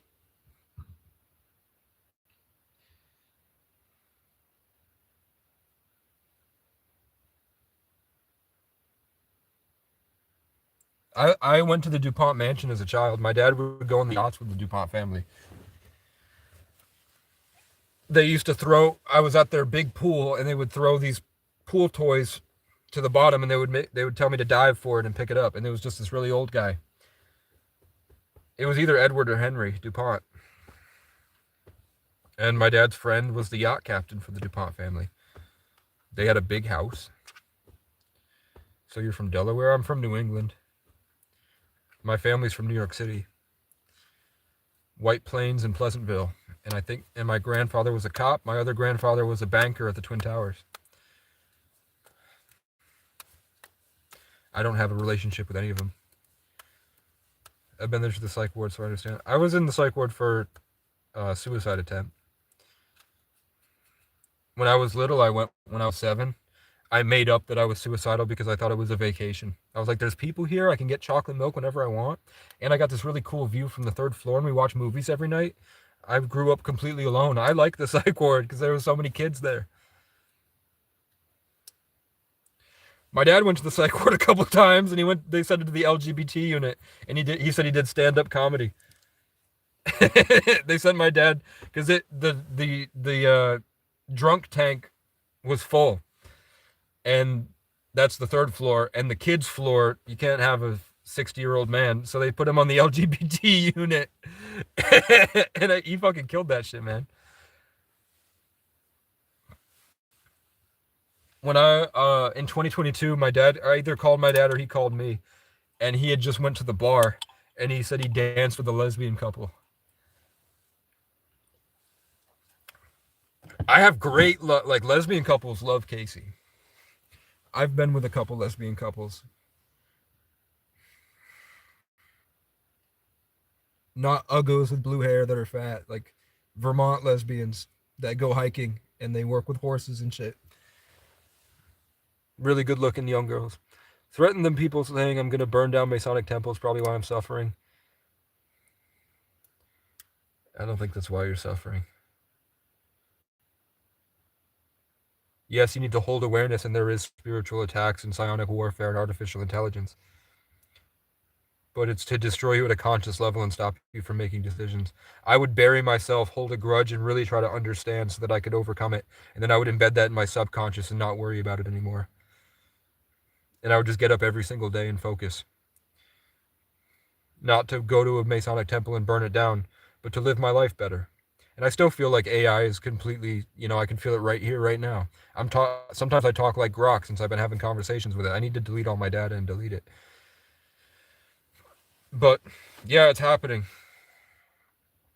But at least now it's a learning experience, and now you met me. So I could tell you that's not the way to go. Maybe you had to go through, I fight to the bitter end too. And then I'm blessed. That kind of like God will sort of. So there's a story when I was in West Virginia.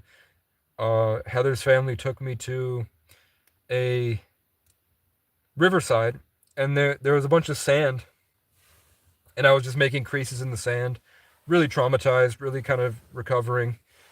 And there was a bunch of ants, and I saw the ant was like really determined to get across the thing, and I kept building these giant dunes in the sand with my fingers. So the ant would have to crawl, and it just kept going in a straight line, crawling through all the dunes. And then eventually, I felt bad, and I just made a path for him to go through.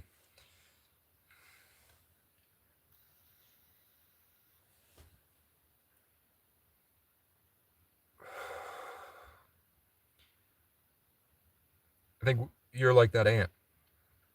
And God will make all these dunes for you to go through. Maybe because on the other side of that dune is something really dangerous, like a predator.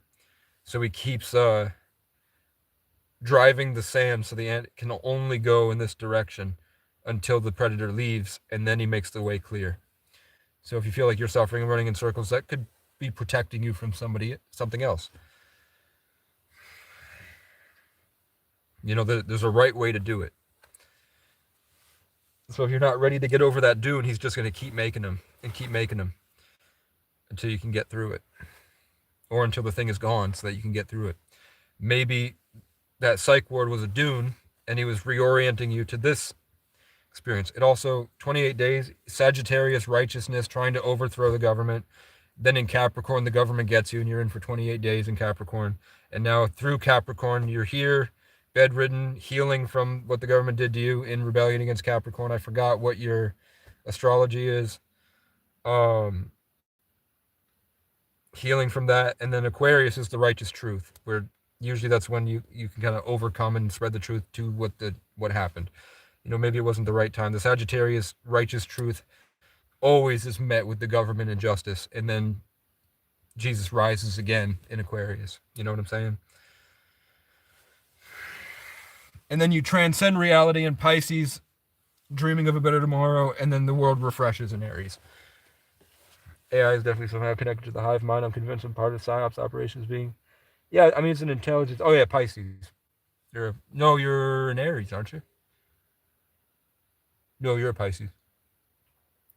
Wait, no, because Aquarius. Yeah. Aquarius is January to February, right? So Aquarius season is on the 22nd. So you're an Aries. I talk about Scorpio a lot. Scorpios have the worst human experience, but it's to put you down and make you understand the deepest level of the human experience in these dark waters. Unhealed, you're extremely pessimistic, nitpicky, ruining everything. Healed, you channel the horrible thing you went through into something passionate and creative, and you become the fire water. Scorpio are not scorpions. Scorpio is the transformation and revival of the phoenix, of the scorpion becoming the phoenix. It's not the phoenix like Sagittarius, this momentous on an adventure. It's the transformation from the dark waters to the firebird. So understanding how to alchemize and not let your external circumstances dictate your internal condition, and learning how to alchemize that into something creative and passionate. And that's when you have the Scorpios that are the best lovers and all this cool stuff, because of their deep, deep understanding of emotion with this alchemical transmutation to the fire water. The best advice for Scorpios is to be passionate, Night, hey pal, thank you. Night, man. You never met a healed Scorpio? Me neither. It's a hard life. They get very prideful. But when they can find their creative passion, they make the best art. That's why Drake took over the world. But he was also the dragon. And in order to have Kendrick, you needed Drake. So Kendrick overtook Drake because of the fiery Irish king. That's what Kendrick means.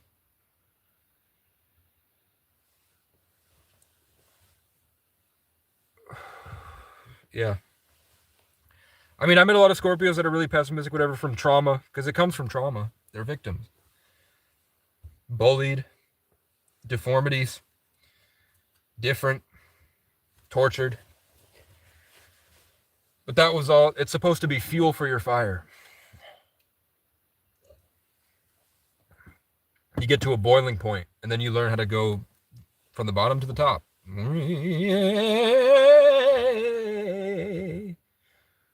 I'm Sagittarius in the 8th house. I'm pretty much all Scorpio, Capricorn, because I'm Sagittarius, Aquarius in the 8th and 10th house. So I'm Sagittarius in Scorpio, Aquarius in Capricorn. Isn't that pretty cool? Aquarius is like the righteous truth, and Capricorn is the dark government. In Sagittarius is the righteous fire, and Scorpio is the worst human experience. So the houses mattered just as much as the sign that it's placed in.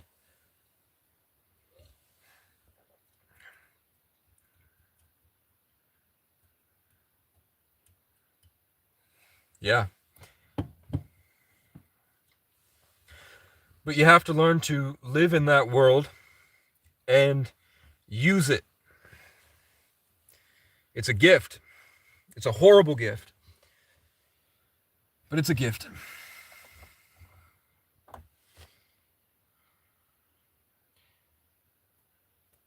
The perspective of Scorpios, the competency of Scorpios, the humility of Scorpios, channeled into their creative passions. It's one of the most powerful signs. That's why they call him the shaman, the great alchemizer, the great reviver. And Sagittarius are the smackdowns. Bam! Fuck you, bitch! Get the fuck out of my way. I'm on an adventure.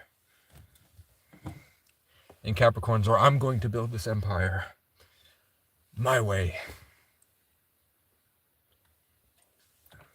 And Aquarius is, this is all the things that are wrong. This is what's going on. And we're going to stop it. And Pisces are, this is how much better everything could be if we just go in this direction. And Aries is, I'm going to kill everyone. I'm going to get them all. Fuck. And Gemini is, or Taurus is like the birds right after the snow melts. And the birds are all meeting each other and getting together, having the babies. And they're warming up in their nest while waiting for the snow to slowly melt with this deep grounding. And seeing everything wake up and grow in this freshness. Gemini is like the dance, like the high school dance, where everybody's kind of getting together and talking and hanging out, having fun.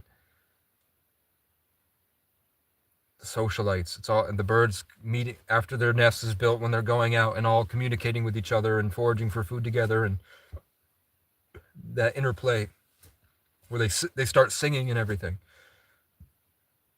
communicating.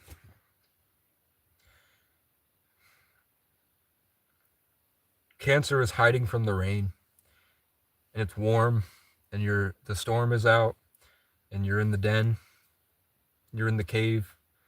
And then the rain ends and everything's really like not humid, but like the moisture in the air, that freshness. And you've already grown and you started communicating and having fun. You start to realize what matters.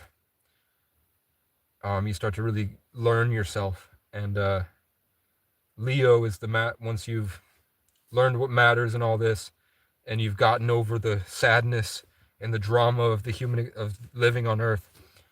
The Leo is the what you do with it. Everything that you've learned from Aries to Cancer. Once you get through Cancer, Leo is just the showing off to what you became. And then it refreshes on August 8th. And then Virgo is once you've gotten to yourself and you've shown the world you. It's time to go back to home after the hero's journey after the climax. And you just put all your attention, once you've mastered yourself, you go and you start to organize your space and take care of your home and your family and stuff, and build your little cabin and everything. Once you've got that, you're organized and you know yourself, after all the drama and the children playing and growing up with your family after the winter where you had to fight to overcome in Aries. Libra is the balance between opposing forces. It's where all the petty beefs get settled. It's where you're able to clearly talk to each other and come to a understanding.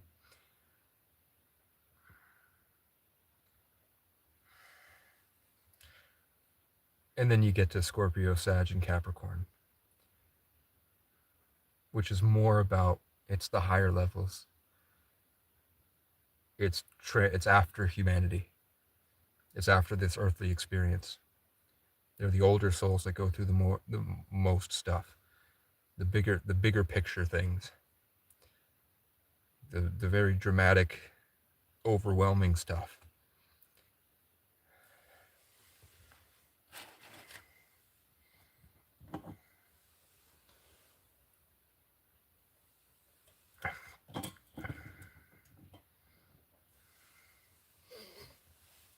That's why Scorpios make Leo babies. And Sagittarius makes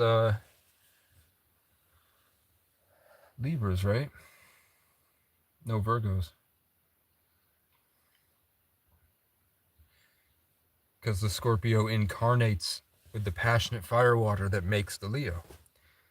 And the Sagittarius righteous truth makes the nitpicky Hermione Granger. And Capricorn, the government, the Dark Empire, makes the Aquarius righteous truth. Let me fact check that, right? So if Scorpio is November, right? So December, January, February, March, April, May, June, July, August, September, August. Yeah, so Scorpios make Leos. Okay.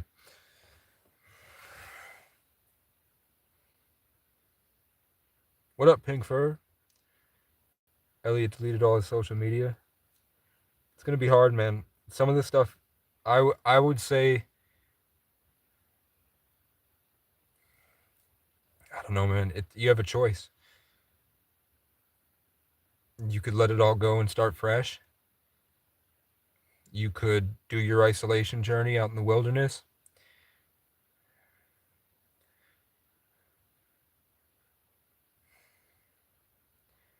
I don't know, man. It's hard to be this sort of schizo autistic level savant stuff. It's the worst. It's the worst part of the human experience, man. It takes so much. Just constantly forging your sword to stay functioning in society, not constantly sent to the psych ward because of acting usually always righteously. I rarely meet one of these spiritual guys that understand this stuff, that are using it for bad. Those are like Freemasons and cops, and they're not like this. They're involved in an organization that gives them tools to act the way they already are. We're more like people that were forced to figure it out, trying to figure out why we're being tortured.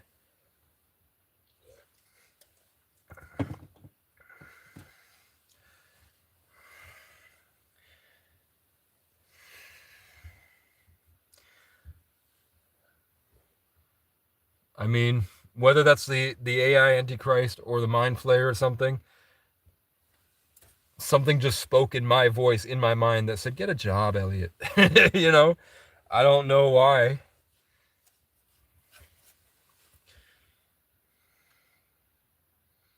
I vehemently, I know I need a job. The idea of being stuck in one place like that, I'd rather be stuck homeless and struggling than I would feel dissolving myself to be a slave at a job. But maybe for you, that might open up social stuff. Maybe you spent too long in the spiritual stuff and you need that sort of, maybe you would benefit a lot from working at a Dunkin' Donuts or something. I don't know. I don't know why something said, "Elliot, get a job." I didn't say, "Casey, you need a job."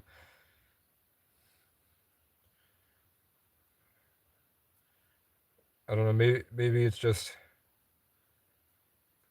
maybe you get too into it and something is trying to pull you out of it. I don't know.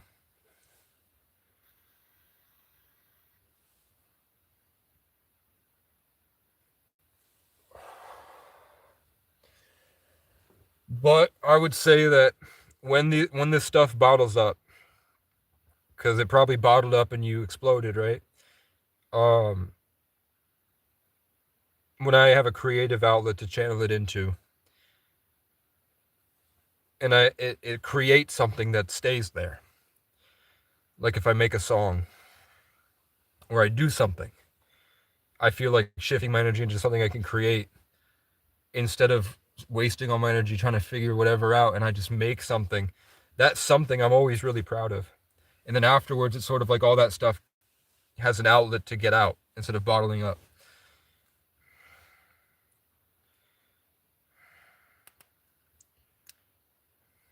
You get $1,000 a month on Social Security. I don't know, man.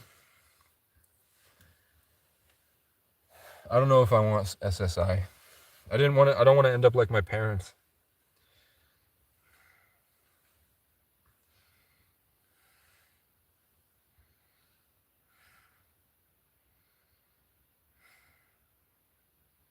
Rising moon sign. How do I find mine? You just go to like Astro Seek, Astro Cafe, or CoStar. I like CoStar.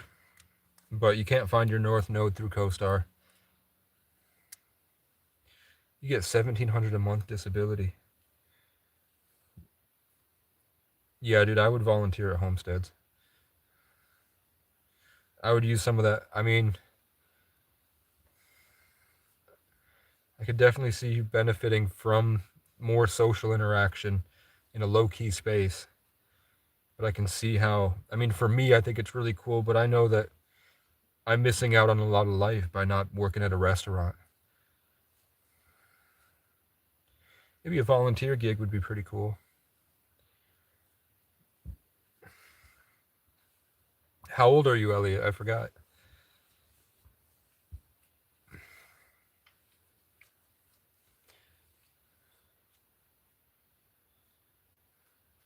35. Am I single now because I prefer solitude? I'm single now because I just haven't really found one. I was in a much worse place. Um, can't, I had been with a couple girls the past few years, like 3 or 4, and I wasn't really, even though they were good looking, I wasn't really happy with it. And I just can't see bringing a girl into this mess.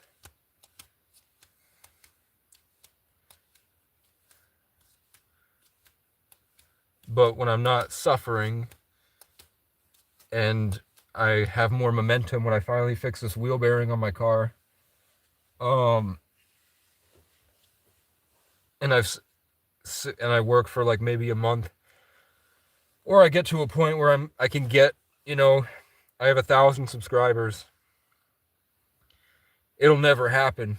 But if all those thousands if those 1,000 subscribers sent me $50 each, I would have $50,000.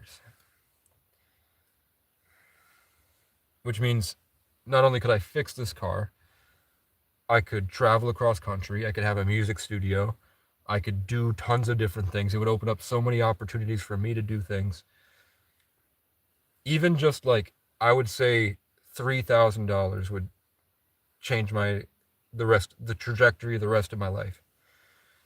Because I wouldn't immediately pay it to my boss. I owe 1,000 on the car and 280 for the wheel bearing because the guy will do it at cost, title, registration, and insurance. But I think they'd be fine with me paying the car off slowly. I think it's just winter has made them kind of psycho. Like the worst parts of them are coming through. They become like really petty, passive aggressive, controlling, dominant, just energy harvesters. Trying to take me from me and walk around like me. And every time we talk, they have to down me the whole time. Like they're my teacher. And I'm like, why? You're really overestimating your value, man. Yeah, he beat me at pool, but the only way he beat me at pool was slamming down 3 beers and screaming, "Are you not entertained?" in the pool hall, because I made a video a couple days prior where I went, "Are you not entertained?" I was like, come on, man.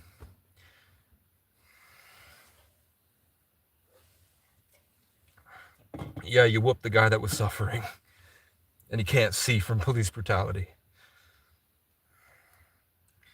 First time he talked to me, he shit on me about my future. What are you going to do in your future?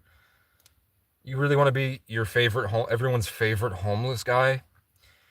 And the next time I talked to him, I told him all my dreams for the future, and he's like, you need to stop thinking about the future so much and just focus on what's in front of you. And he just kept holding his help over me.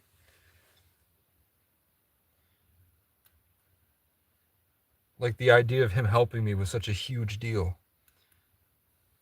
And I had to like fall into his frame and act the way he wanted me to act, or else he would take it away at any moment. And then when I had an opportunity to make $350, he said, I'm not motivated. I just don't feel very motivated enough to help you.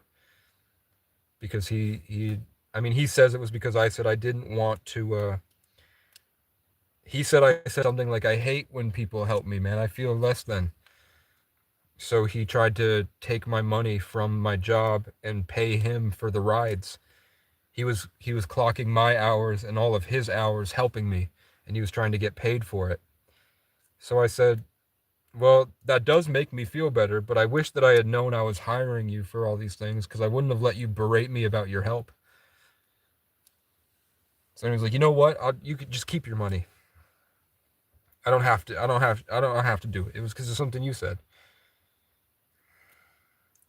And yeah, they did record me on my birthday, but then they left because whatever I was saying wasn't good enough for them.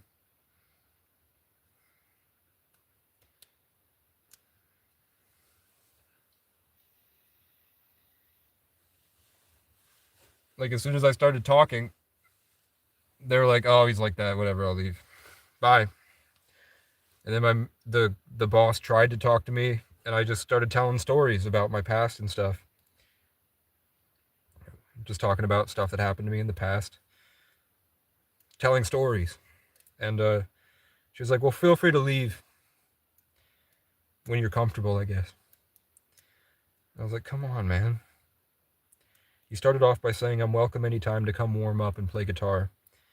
I did it once, and then I'm no longer welcome to come in any time that I want. And they said it was because it might look bad to the benefactors who build this music hall. And I'm like, your sign says where community and the arts meet. And you think that your benefactors would dislike a member of your community who's working for you, sitting in the basement playing guitar, doing push-ups, and taking a shower?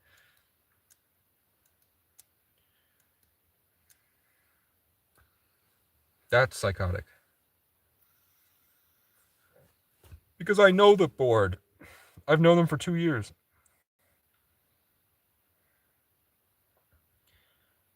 I don't know. I'm leaving it up to God, and I'm just kind of going off every day, trying to make it a little bit better than the last. Slow growth over consistency to avoid getting diddied or Charlie Kirked. What's this channel about? A couple years ago, I was in a small town. I broke down, and the town didn't take too kindly to me being a homeless outsider. They wouldn't hire me anywhere. They would tell me they didn't take food stamps, and they would lock and pour coffee grounds over their pizza that they would throw away when it expired at the gas station. And everyone told me to hit the road. A guy attacked me in the laundromat, and I won the fight, and then a bunch of drama happened. And they started lying to the police and making up things that I was trying to attack people. So the police tried to search me illegally. They were extremely aggressive, and they came on way too quick, and they had cornered me on a bridge over a highway with like 50-mile-an-hour traffic. Stopped me on the bridge. And were trying to they just started off by grabbing at my pants and trying to look in my pants because they thought there was a hatchet in there. So I recorded them, and I said, "Whoa, what the fuck are you doing?" And I tried to walk away, and they sped by me after yelling a bunch of bullshit at me, like just talking down to me. Really prideful, slammed the trespass notice. I called all the state police departments and said, "They just tried to search me illegally. If I was a girl, I would get a lot of money. You better whip these boys into shape." And then people kept trying to kill me. Someone put a gun to my head while I was asleep and posted it around Facebook to their friends, and a girl at a dollar store told me about it. His cousin, people were trying to jump me. There was a guy that would jerk off outside the window. People were overdosing at the park and ride. My car didn't work, and I couldn't get a job. I traded crypto, and I made $2,500, and then my computer fried before I saw it 10x, and then my computer overheated and died. And I checked my Solana, my Solflare account on my phone, and it was gone. They rug pulled it. Then so that's when I started making content. Was just, in case I die, this is going to be my last. I'm going to make some cool stuff. So my first videos in 2024 were like my life is just constantly in danger at this point. So I'm just going to, that's where I'm coming from in those videos when you go back to like 2024. Early, like February 2024. And then I just kept going. I found this really cool abandoned shack in the woods. And people said that they had been going there and partying with their friends for 80 years. So I thought they told me the government owned it. So I was like, okay, cool. So I stayed there, and then a family of robins moved in above my tent. So it was me and Vivek Robin Swami, and I would protect Vivek and Vivek's babies from the blue jays and the crows, and I was really suffering. Like, I had been in survival mode, barely making it, fighting really hard every day. So I took it as God doesn't want me to work right now. So I just kept making content every day. And then that grew into this. You're laying with your guitar right now. The phone is on my guitar right now. They gave me folks. I went and bought folk strings. I should probably get classic strings because the folk strings keep going out of tune. Signs, like astrology signs. Can you recommend somewhere to read up on these signs? Um, I don't know. I like Foster eBay, but I think he got attacked by the Matrix, and now he does not do YouTube because they kept attack. Like they kept. He got like worldly popular very quickly in 2020, and then a bunch of crazy shit happened to him. He said, and he no longer wants to be a YouTuber. But that's where I would go. I learned astrology from Foster, and then just going off my own experience.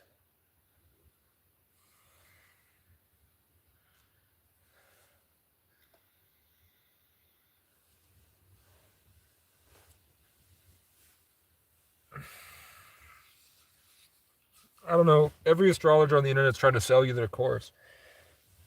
They don't give you everything because they want you to buy it from them because they spend a lot of time learning. So they won't just flat out tell you. Where would I go to learn astrology?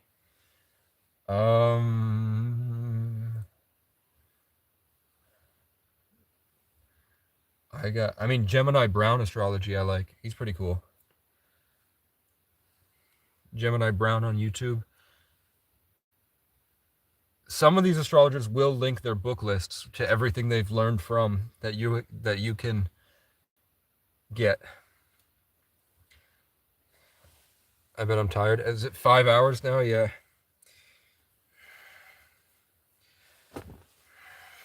And I bet how many subscribers do you think I got from this? I didn't shit on whites enough, so I don't really grow from these. I don't really make any money from these. Thank God for Elliot sent me that 150. So I bought gas. I bought this shirt for the summer because it was a good deal. And I'm trying to fix my wheel bearing, and I'm out of food stamps, so I'm gonna eat these pizzas over the next week, just like maybe 2 slices a day for food. Tired from all the BS. Well, you're in a war, man. I'm in a war. I can't. I'm not allowed to be tired. Because if I lay in one place long enough, the Matrix tries to get me. Am I homeless? I've been homeless since I was I've been homeless since March 17th, 2014, I think.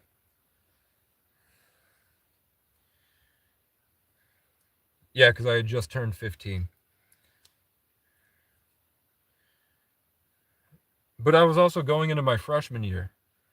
But I was a December, so they held me back in kindergarten, I think. So I would be the oldest of my class instead of the youngest. Pretty cool for a Sagittarius.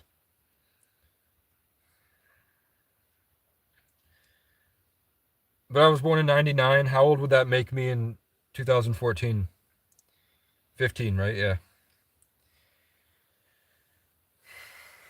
I had just turned 15.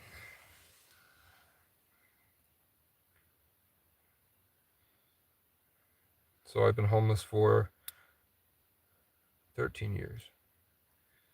I know it was the year of the horse, I think. Whatever. From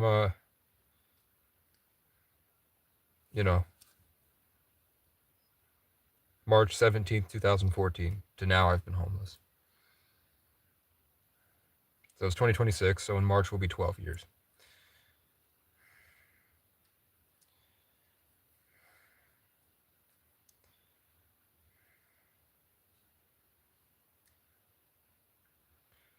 Am I in California? I'm in New England. Northern New England. Not Maine.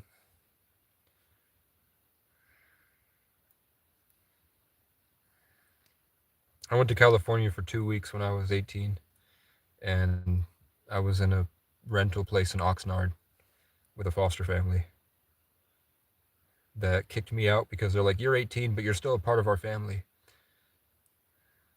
All right. 12 years homeless. Yeah, right. Yeah, I started in a homeless shelter. Then I was in a residential program. Then I was in a foster home, but I never stayed at the foster home. I couch surfed. And then eventually he stopped wanting to be a foster parent and went to live with his daughters.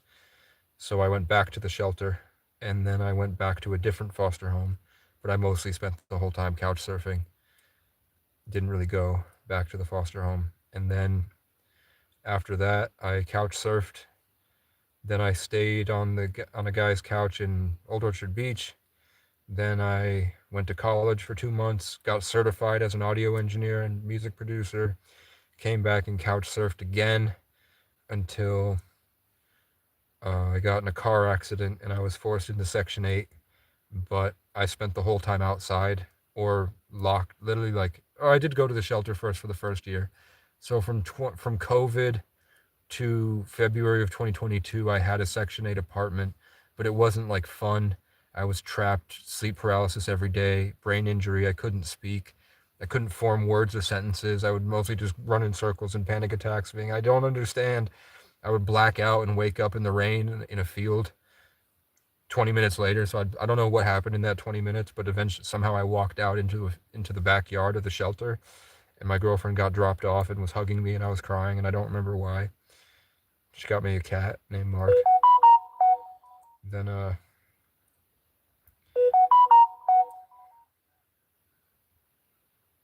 I'm just out of energy drinks. Someone said he's always coming down. I'm not really coming spiritually. I'm not coming down. It's not about me being tired. It's about me being sad. So then in 2022, police brutality. False police reports from my neighbor. He kept saying, because there was a brothel upstairs, so it's a rule of the lease. If the police get called on you for any reason, you're evicted. And he didn't like me, so he kept calling and lying to the police. And eventually, the landlord evicted me. And then the next day, my first day of homelessness, her fucking Nancy, her building got hit by lightning in March or February. I think it was like February 30th or something. Building got struck by lightning in a snowstorm. When does that happen? You just sent me 60? Thanks, man. I don't know. Do some push-ups, man. I don't know. I want to definitely give you the value of what you donate to. I think definitely in the Discord, push-up challenge every day. Accountability group, right? Make a bucket list about what you feel like you would get the most enjoyment from with these experiences and chase it, man. But you definitely need omega-3s, multivitamins, and start drinking kombucha. Intermittent fast. Work out in the mornings, fast it, and take cold showers. And try that for 3 months. And I think it'll change your entire life. It really helped me. But you do have insanely spiritual experiences it'll take so much to not, I think the reason that you act on it, probably because you're an Aries, right? Channeling that into progress instead of opposition to anything else. Your progress is your opposition. Your enjoyment of your life is your opposition. And then learning how to keep all that stuff from your social life, that's important too. And then it's just, eventually you'll be buff. Imagine how good you'd feel when you look good and feel good and everything. And then most people aren't really doing it, so you'll be ahead of the game in a lot of places. And I think the universe will be scary for you, but it'll start providing you these amazing opportunities. What do you think they could help me with, man? Someone says I need to go to the mental hospital. Kombucha made me feel sick and out of it. You gotta microdose that shit. The things that you don't feel, Kombucha is stimulating your gut bacteria. So if you feel sick, it's because your body's fighting it and it's strengthening itself. You probably just had too much of it. But that is healthy for you because it's strengthening your gut fauna and flora to produce the brain chemicals that the reason that you feel sick when you drink kombucha is because your gut bacteria is messed up. So that's strengthening it, like working out. If you get sick from kombucha and you only had one kombucha, it's really important that you every now and then drink one because it means that something with your diet is fucking up your gut fauna and flora. It's strengthening your workers that produce you your brain chemicals in order to think and function. So maybe start with half. It's just about strength. It's like working out and you benched more than you could take at the time. Or send that shit, be sick, and then the next time you drink it in a week, you'll feel less sick. Because it's just stimulating in different ways. When people with brain injuries that are in the Marines, they tell them to walk around your town, smell all the flowers, stimulate your olfactory, eat fucking worms and shit. Not shit, but eat worms and dandelions and stuff to give it a more diverse experience down there in your gut to train your soldiers in there responsible for keeping you functioning. Your gut is your second brain, and there's so much more neuron activity in your gut than in your brain.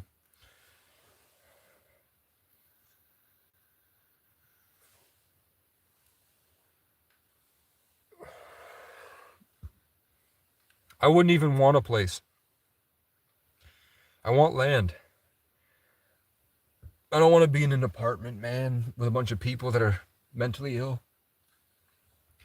I want to find my little flat thing on a hillside overlooking, this really cool view that's kind of tucked away but close to town in a way, with no nosy neighbors and drama, that I can build a sanctuary. And I don't want it to be here anymore. They kind of ruined it. My dream was to perform at the music hall, and then they kind of took that from me. I felt so drained from being locked in the car with the guy that when it came time for the Celtic Christmas, I didn't have the energy. I felt really fucked up and spiritually attacked from the drama. And being this empath with somebody with addictions really got to me out there. So I felt really drained and lifeless. And then right before I was about to go perform, the guy stomps in and goes, "Do you need a ride?" And like that, yeah, that's nice, but it's the attack with it. And I was like, no, I'm good, man. And he walks past me to go do whatever. And I told him I was talking to the people, and he's like, no, no, no, no, no. And I'm like, they're loving the conversation with me, man. It's not a big deal. So I fucked up the performance of Bonnie and Clyde, and I'm really mad about it. And when I tried to be their filmer, everybody was meticulously getting in the way of what I felt was the perfect way to record them, so I didn't get good recordings. Because I knew exactly the way to get them the clip that would blow them up, but they wouldn't let me do it. It was like I get inspired to do something by God, and it's like everyone and their mother gets in the way to try to stop it, and they don't realize it. Yeah, I do have Wise and Cash App. Did somebody say Cash App? Oh, my Cash App is CASEY, the letter O 9989.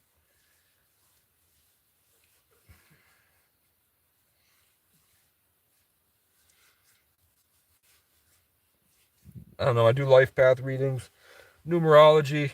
I think the advice I give is pretty good. I try to provide value. And when people donate, which doesn't happen a lot, if they put a reason for it, I always honor that. Like if they say, this is for cat food for the stray cat, I would go get cat food for the stray cat. If Uncle Will would send me $10 for a pizza, I'd go get a pizza, even if I really wanted something else. Not meaning food, meaning cigarettes usually. You know what I'm saying?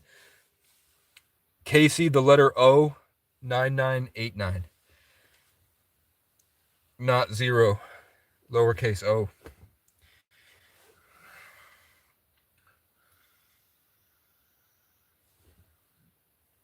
How am I feeling today? Infinite Rose. I'm not really feeling anything.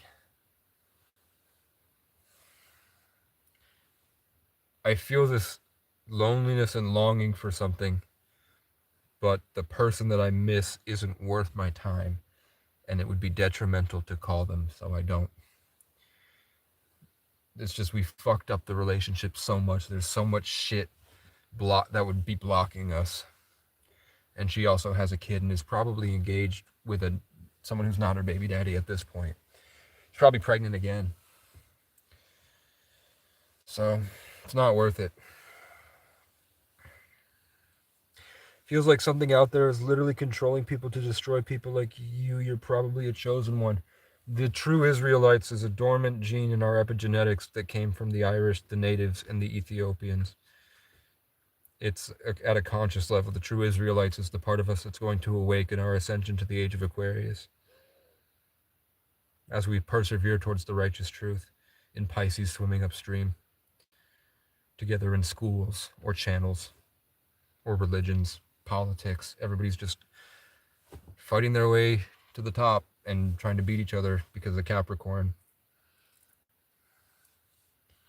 Capricorn's making everybody think they have to be better than everybody else and grow their channels with ego and pride. But the truth is we're all swimming upstream towards the righteous truth of Aquarius. So the epigenetics in us that Capricorn is trying to keep, is trying to force us to destroy and control.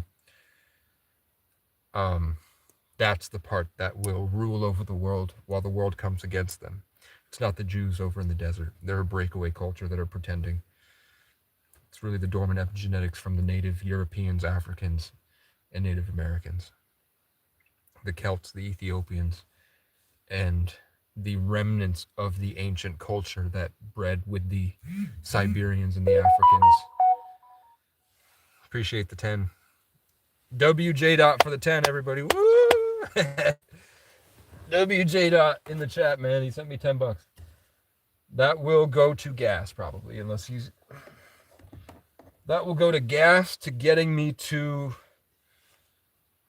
once I get this 200 from work, with Elliot's 60 and what he gave the other day, that'll get a new wheel bearing on my car, because it's getting there. Like when I turn it, the wheel is definitely kind of off to the side. Not completely, like I still drove it 20 miles on the highway and it was fine. But on the winding roads, it gets a little dicey. So I'm just going to send it up the highway slowly and get there. I could go tonight. I do have to be there on the 22nd. It's just I was worried if there's going to be a snowstorm. They're like, you need to shovel. And also I have access to a toaster oven here for the pizza. But eventually I'll be able to get the wheel bearing. And then the next thing, Planet Fitness had that $1 down, 15 a month. It keeps trying to charge me the 15, but I don't have 15 on the Cash App. So hopefully I'll be able to do 15 a month. I've been trying to go to the gym, but everybody's so robotic. And every time I go there, it feels like it's just a horrible feeling. So I don't know. I don't know if that's what I want to do. But eventually trying to get into the gym. Or if I can get a piece of land, I can go pay a moving company to get all my stuff out of my family's apartments and then put it in the car, or get a hitch and get a U-Haul or something, or a trailer, and just get my bench press. I mean, I have like 20 something miles per gallon highway. So it only cost me it would cost me probably $40 round trip. Maybe not even. Because it's 120 miles for $20 usually. And it's like 60 miles away. So it would cut for 4 trips to get the bench press up and the weights up here, and then just the miscellaneous stuff. Probably $40 to $60. And then I'd put it on a piece of land in a corner somewhere, maybe find a free box truck somebody's trying to get rid of. Ask somebody I know with a truck to load it onto a trailer and get it up onto the property. and just have it in a section of somebody's land or something, and just winterize it, put tarps over the top, seal it off with a lock, give the lock to the homeless program here so they can keep it just in case something happens, make a copy, and I keep the copy.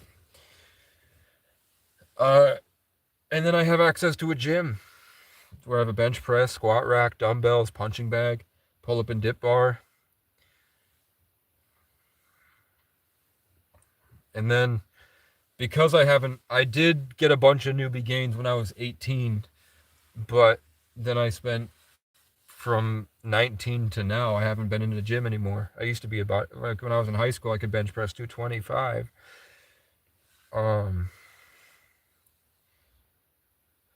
Retard strength. So I'm pretty much in position to get newbie gains again, which means if I get the diet right, like 1 gram of protein per pound of body weight, find my caloric surplus again, based on how I am now. If I train just as hard as I work, 20 pounds of muscle by the end of the year. Imagine how I'd look with 20 pounds of muscle on me. What up, Isabella? We're able to fix all your guitar strings? I'd have to tune it, which means I'd have to go. So I'm gonna have to buy a tuner at some point, so I don't have to be live to do it, or I don't have to leave the live to tune it. Thanks, Angela. Angela says you are beautiful. But yeah, it keeps going out of tune. I'm gonna have to get like classic strings instead of folk strings, and then we should be good. My capo is right here. I found it. It's an app tuner, yeah. I have tuna, but I'd have to leave the live stream to do it. And it goes out of tune really quick.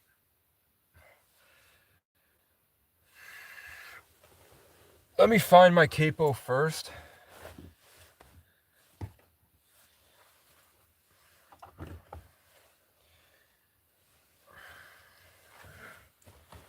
If I can find my capo, I'll tune the guitar.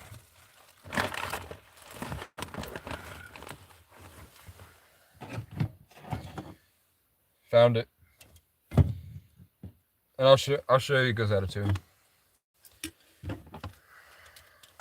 So I'm gonna leave for like 45 to a minute, and I'll come back and play.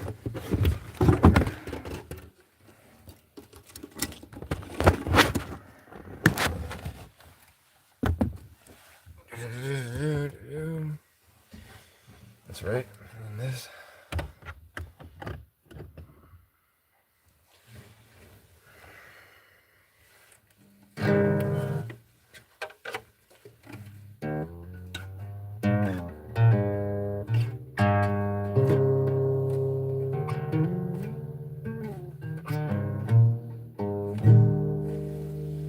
Let's see.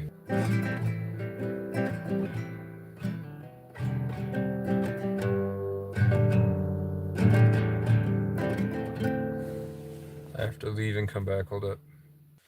Okay. I'm in a 2011 Toyota.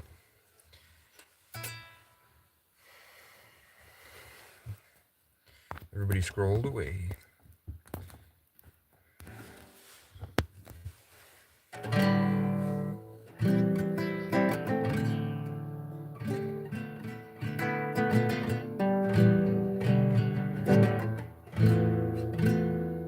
See, it's already at a tune.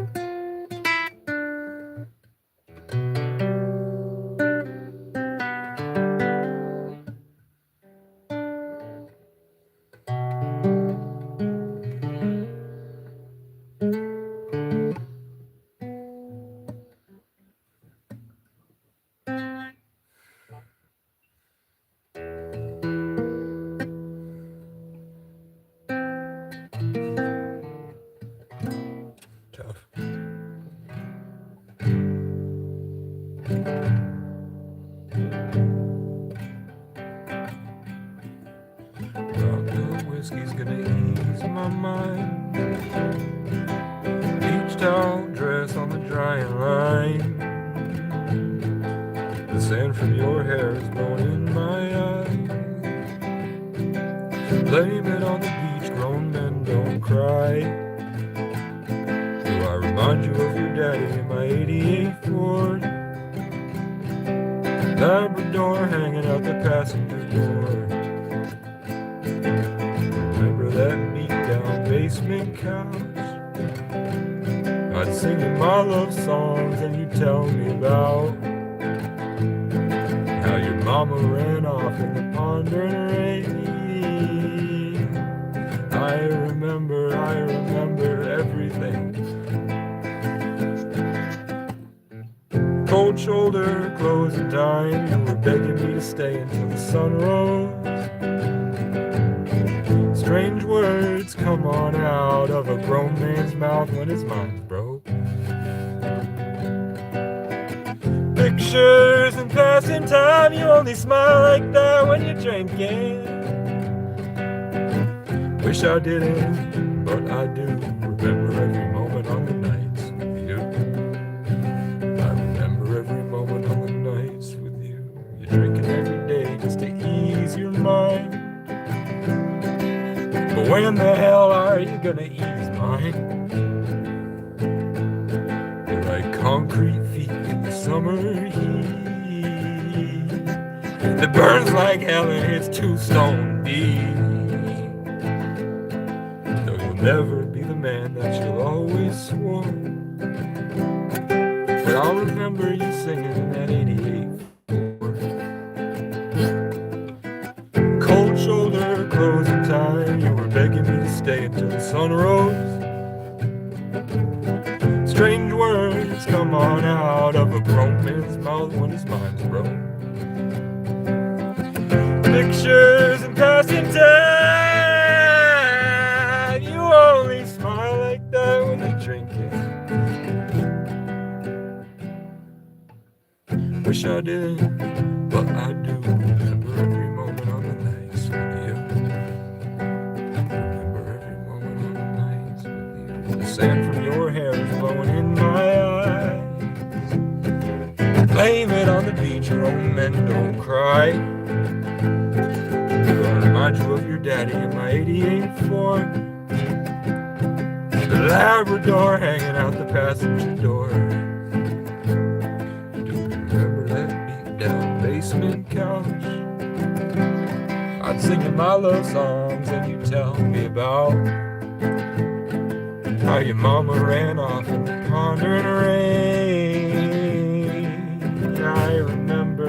I remember everything. Cold shoulder, closing time. You were begging me to stay until the sun rose. Strange words come on out of a grown man's mouth when his mind's broke. Pictures of passing time. You only smile like that when you're drinking. I wish I didn't, but I do remember every moment of the nights with you. Remember every moment.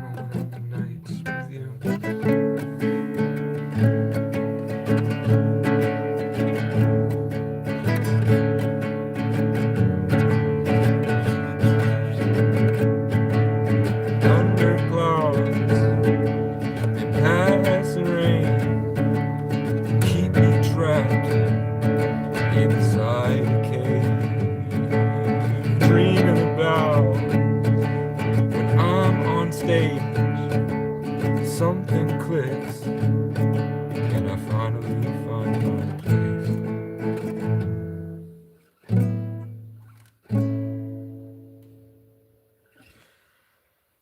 But I know one day soon the spotlights shining down on us all are gonna fall. Will they love me for all my flaws, or judge me for all my faults? And maybe I would be someone if I didn't waste my whole life lying down, freaking out about the things I can't figure out. I climbed up that mountain and I found out we got it all wrong. The view was cool, but they only play sad songs. And I sat down with the superstars, and they told me they'd rather lose it all than be anyone who can do anything.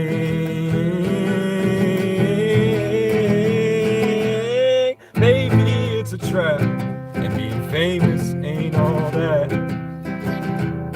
'Cause every step you climb is a sacrifice, and the farther you rise, the further you got left to die, until you sat atop your pile of trophies alone, and begging got wide.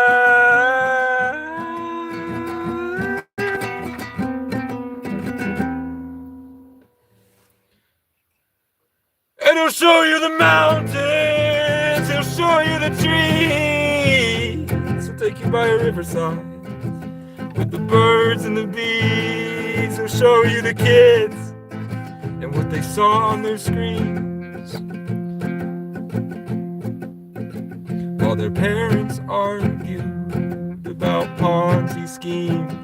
He'll show you you, and he'll show you me,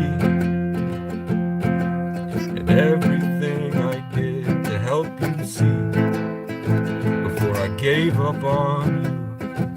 And it broke my heart too, but it set me free.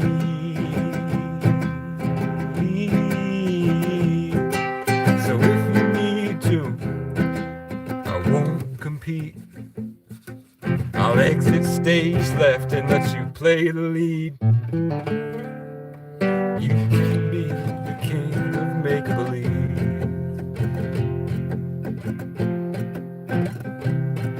And when you find it ain't all what it's cracked up to be, you won't find me, 'cause I'll be in Hawaii.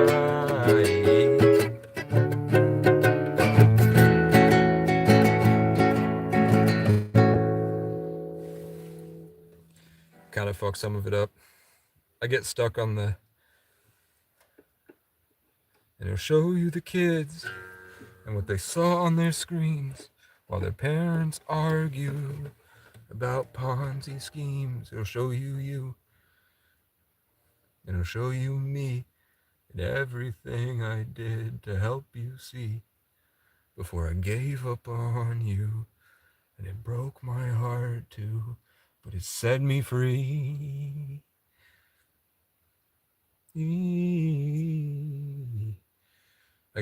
Let's do one more. If you need to, I won't compete. I like the stage left. Let you play the lead.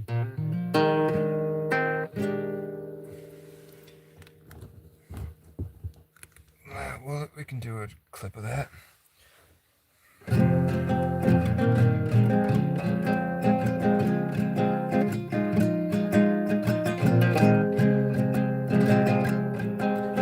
All day, all I see is you, hiding from unspoken rumors, fighting for some broken purpose. I'll never be good enough, but I'm dying to be. I've been talking to a 45, and I think it agrees with me. It ain't my fault they kicked me my whole life and left me out dysfunctioning. And I wish you would call me back so I can hear you hide the truth. We got something wrong inside, and that's why I'm in love with you. I can't save you, no matter how hard I try. We're out of time, too many burnt pages of the stories we'd hide inside.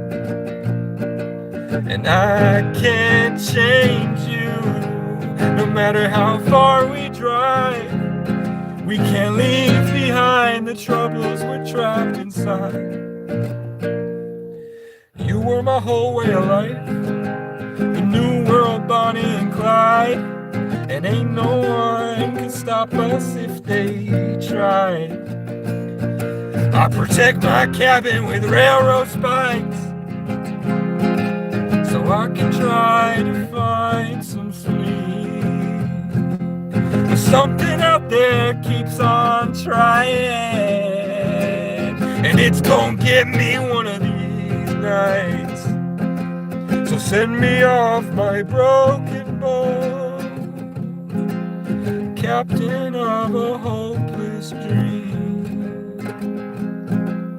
Match my rhythm and hold me one last time.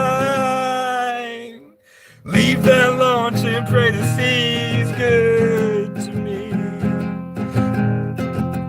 'Cause I've been talking to the stars at night,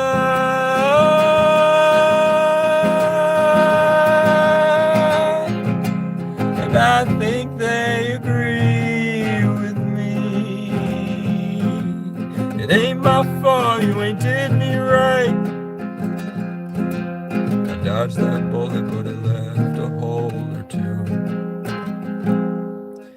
I can't save you, no matter how hard I try.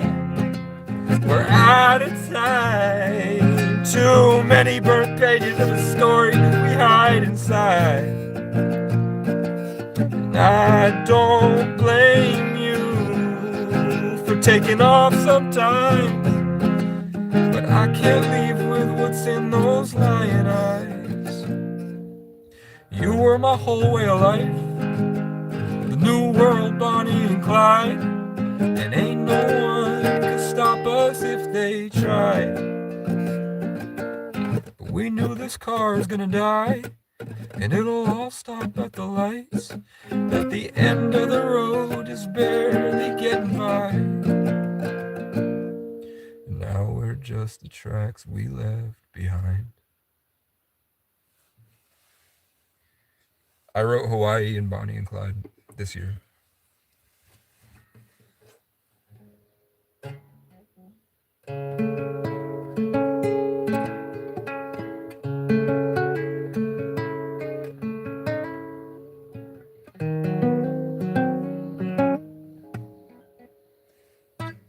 Come on, man.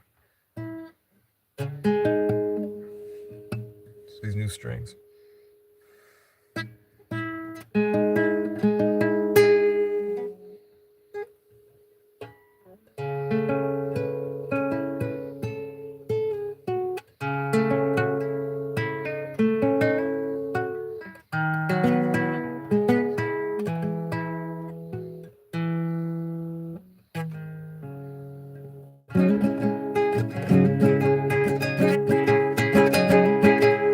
I hear voices in my head.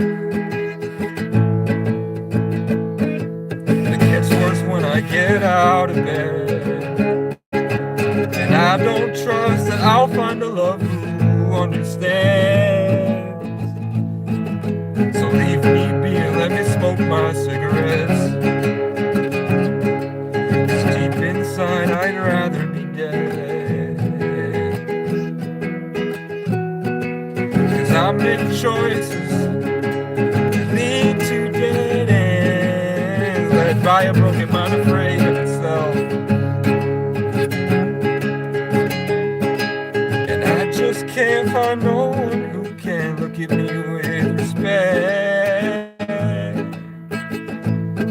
'Cause the cops gave me trauma, and the crows ate the rest, and I don't know how to be human again. So don't talk to me, 'cause I'm tired of pretending all good things should end. Well, all these voices in my head get so beautiful you couldn't comprehend.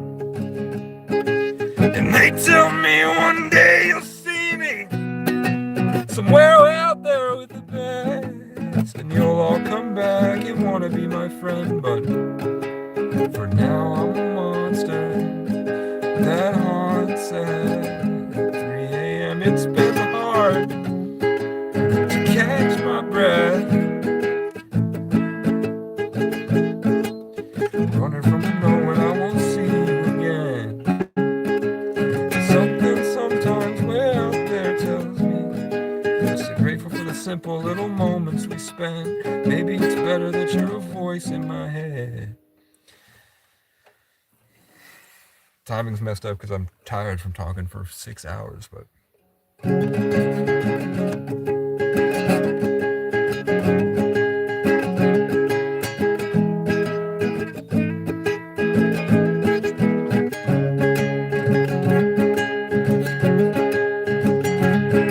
my favorite part is led by a broken mind afraid of itself. Led by a broken mind afraid of itself. I just can't find no one who can look at me with respect. Because the cops gave me trauma and the crows ate the rest, and I don't know how to be human again. So don't talk to me, cause I'm tired of pretending all good things should end.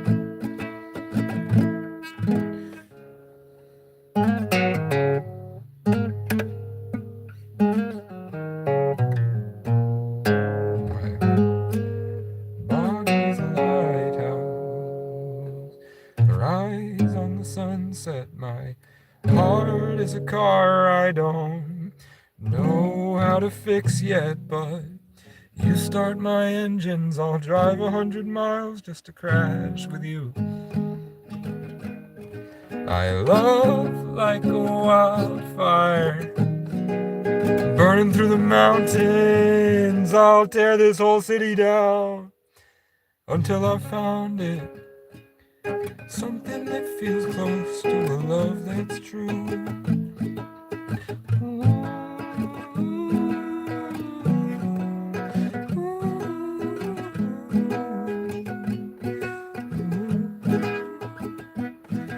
My body is a lighthouse, her eyes on the sun set. My heart is a car I don't know how to fix yet, but you start my engines, I'll drive 100 miles just to crash with you.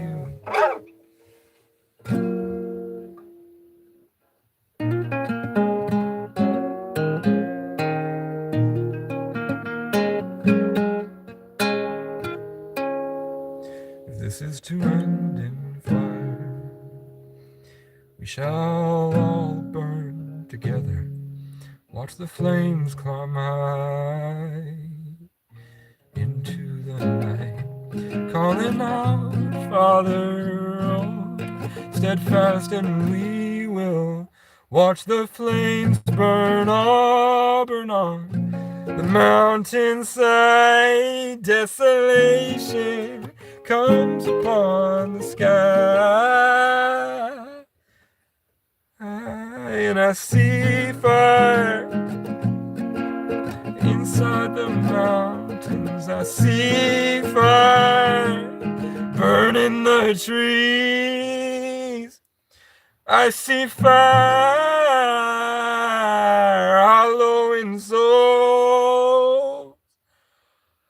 I see fire, blood in the breeze, and I hope that you'll remember me.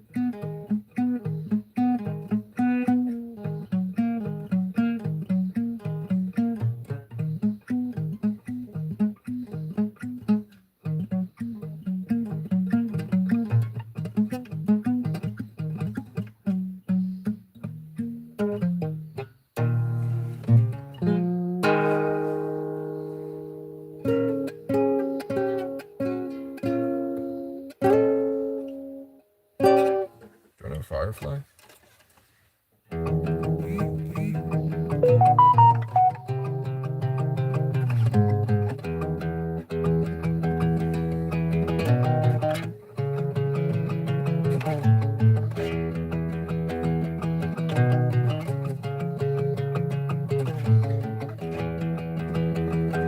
Little one, lie with me, so your heart to my sleep will stay quiet underneath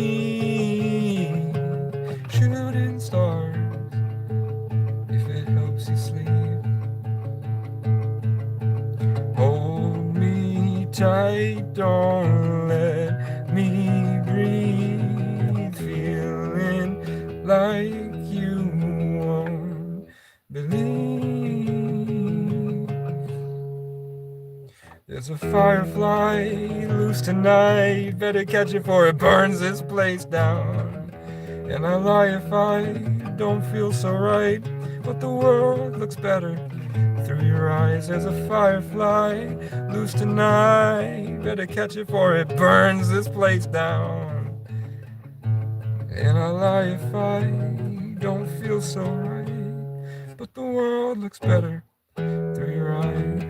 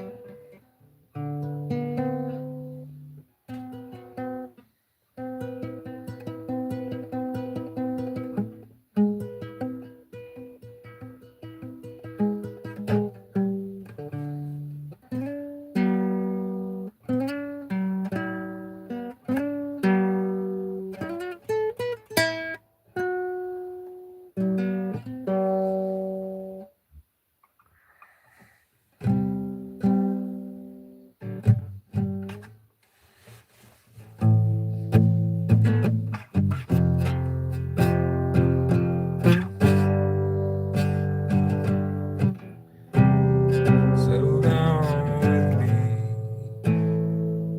cuddle me up, cuddle me in. Lie down with me, yeah. Hold me in your arms, and my heart's against your chest, your lips pressed to my neck, and I'm falling for your eyes. They don't know me yet, and this feeling I'll forget. I'm in love now.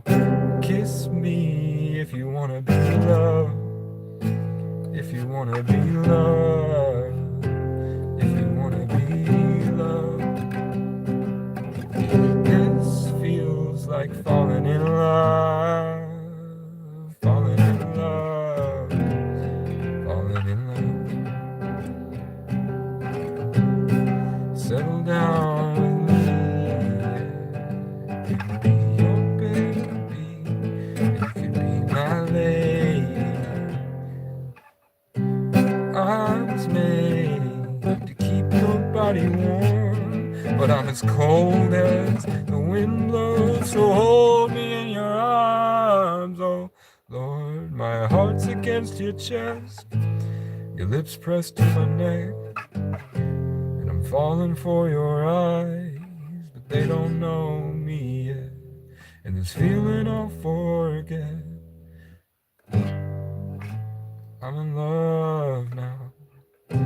Kiss me like you wanna be loved, like you wanna be loved, if you wanna be loved. This feels like falling in love,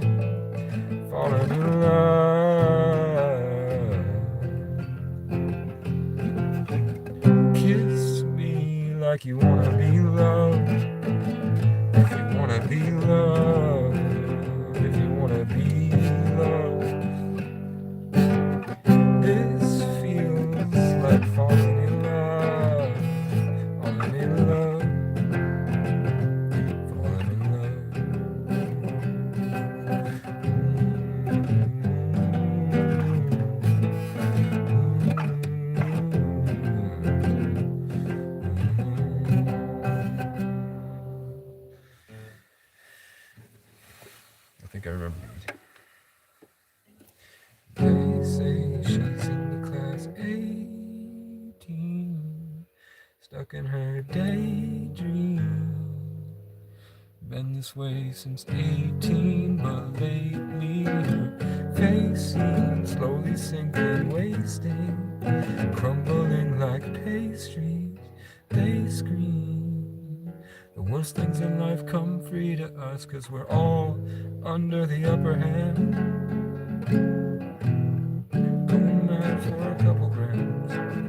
She don't wanna go outside tonight, and in a pipe she'll fly to the motherland, sell love to another man. It's too cold outside for angels to fly.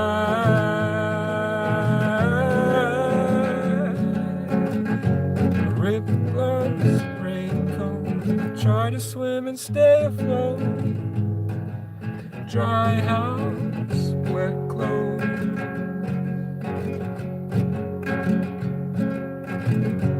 Loose change, banknote, weary eye and dry throat.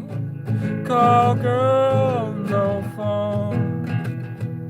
And they say she's in the class 18, stuck in her daydream.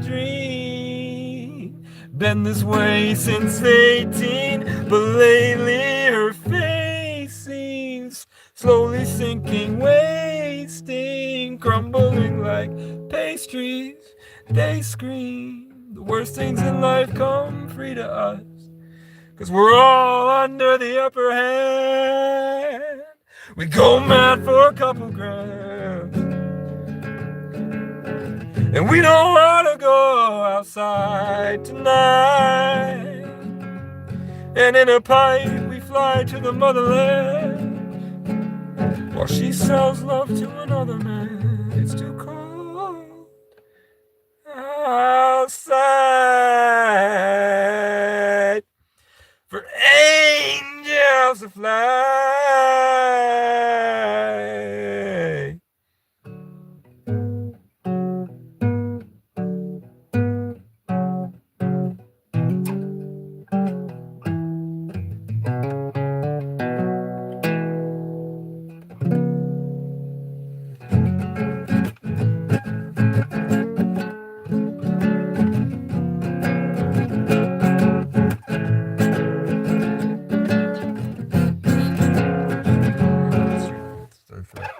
That's why it was bad. It was 3rd fret. Fuck.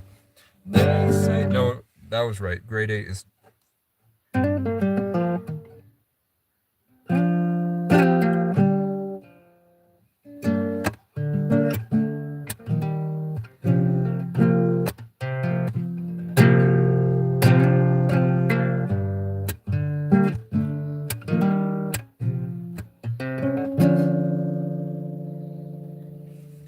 You're just a small bump on board, in 4 months you brought to life. You might be left with my hair, but you'll have a mother's eyes. Oh, I'll hold your body in my hands, be as gentle as I can. But for now, you're a scan of my unmade plans, a small bump. In 4 months you'll open your eyes, and I'll hold you tightly, give you nothing but truth. If you're not inside me, I'll put my future in you, 'cause you are my one and only. You can wrap your fingers around my thumb and hold me tight. You are my one and only. You can wrap your fingers around my thumb, hold me tight, and you'll be alright.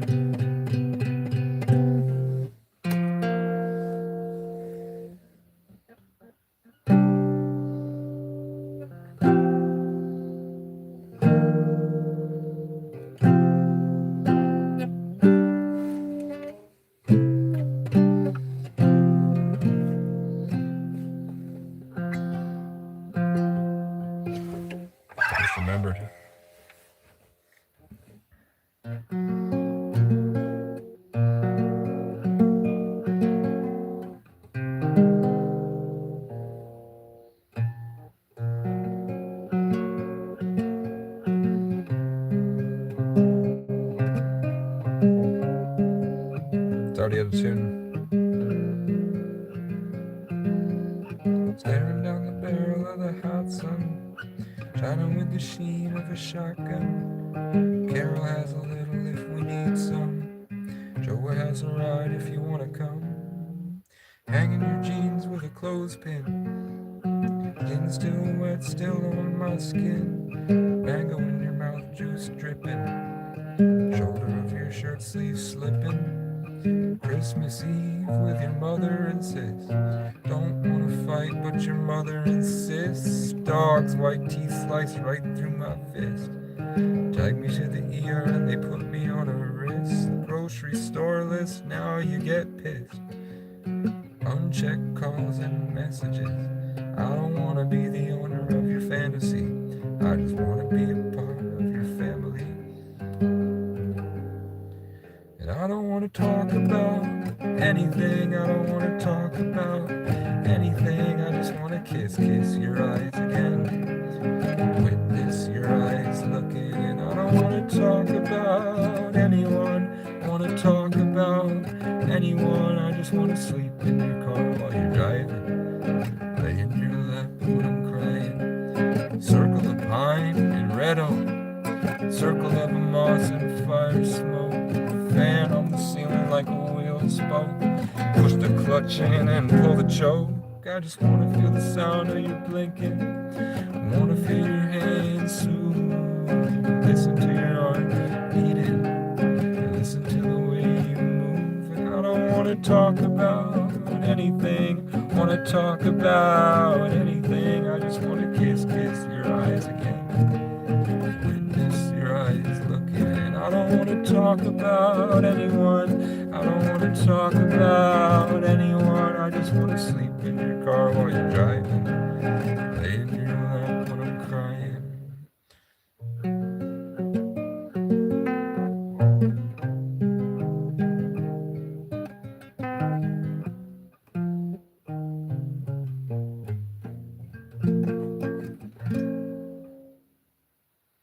Weren't we the stars in heaven? Weren't we the salt in the sea? Dragon in the new warm mountain. Didn't you believe in me? You held me the whole way through. When I couldn't say the words like you, I was scared into going, but I wanted to. I was scared into going, but I wanted to. I don't want to talk about anything. I don't want to talk about anything. I just want to kiss your eyes again. Witness your eyes looking. And I don't want to talk about anyone. I don't want to talk about anyone. I just want to sleep in your car while you're driving. Lay in your lap when I'm crying.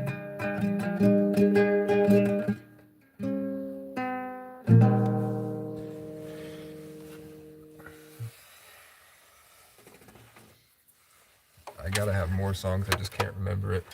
I mean, Cops, Cunts, Creeps, and Crows is a half step down from bass. So it means you tune everything 10 semitones. It's all you can see. It's out of tune.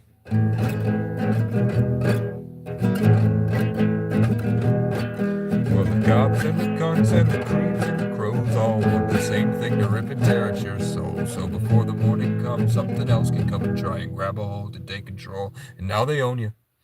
When I was just a boy, they all told me I was blessed, and something about me means I'm meant for success. Now they all talk shit behind my back, put a target, told the town I'm hooked on crack and that I'm messed up in the head. I need meds because I don't want to work a stupid fucking job and pretend I have a boss. Well, I grew up poor in a ski resort town where we all made money by eliminating frowns. And I think it's kind of funny how these whites are so proud, but when the rich men come around, they all keep their head down and submit just like a dog. When I can't get to sleep, I think of old folks' homes where those spiteful little bullies cry until they die alone. Cause the world they built by beating others only did them wrong. Cause no one taught them how to love. And I hope that they see me on my Indian sky when I take their little girls on a ride around town. And they have to bitch to God cause the nerds don't care to hear them cry about it. Cause she's on TikTok showing off her butt. When they're on their deathbed, I hope that they see my face. When whatever tortures me shows them all the love I gave. Trying to help them sing and clap along to my broken-hearted songs. Hey, hey, hey, hey. And before they meet their grave and the good Lord takes them away, I hope the final breath they take is followed by a list of names. And somewhere along the way, again I'm sorry, or an island from their estate. And the cops and the cunts and the creeps and the crows will have another friend to follow everywhere I go. And I'm so grateful for him, because without him I wouldn't have ever known the value that I hold. I've been doing it for 6 hours, man. It's 6 hours. I went for 6 hours. I'm gonna go, guys. Thank you for watching. I'm going.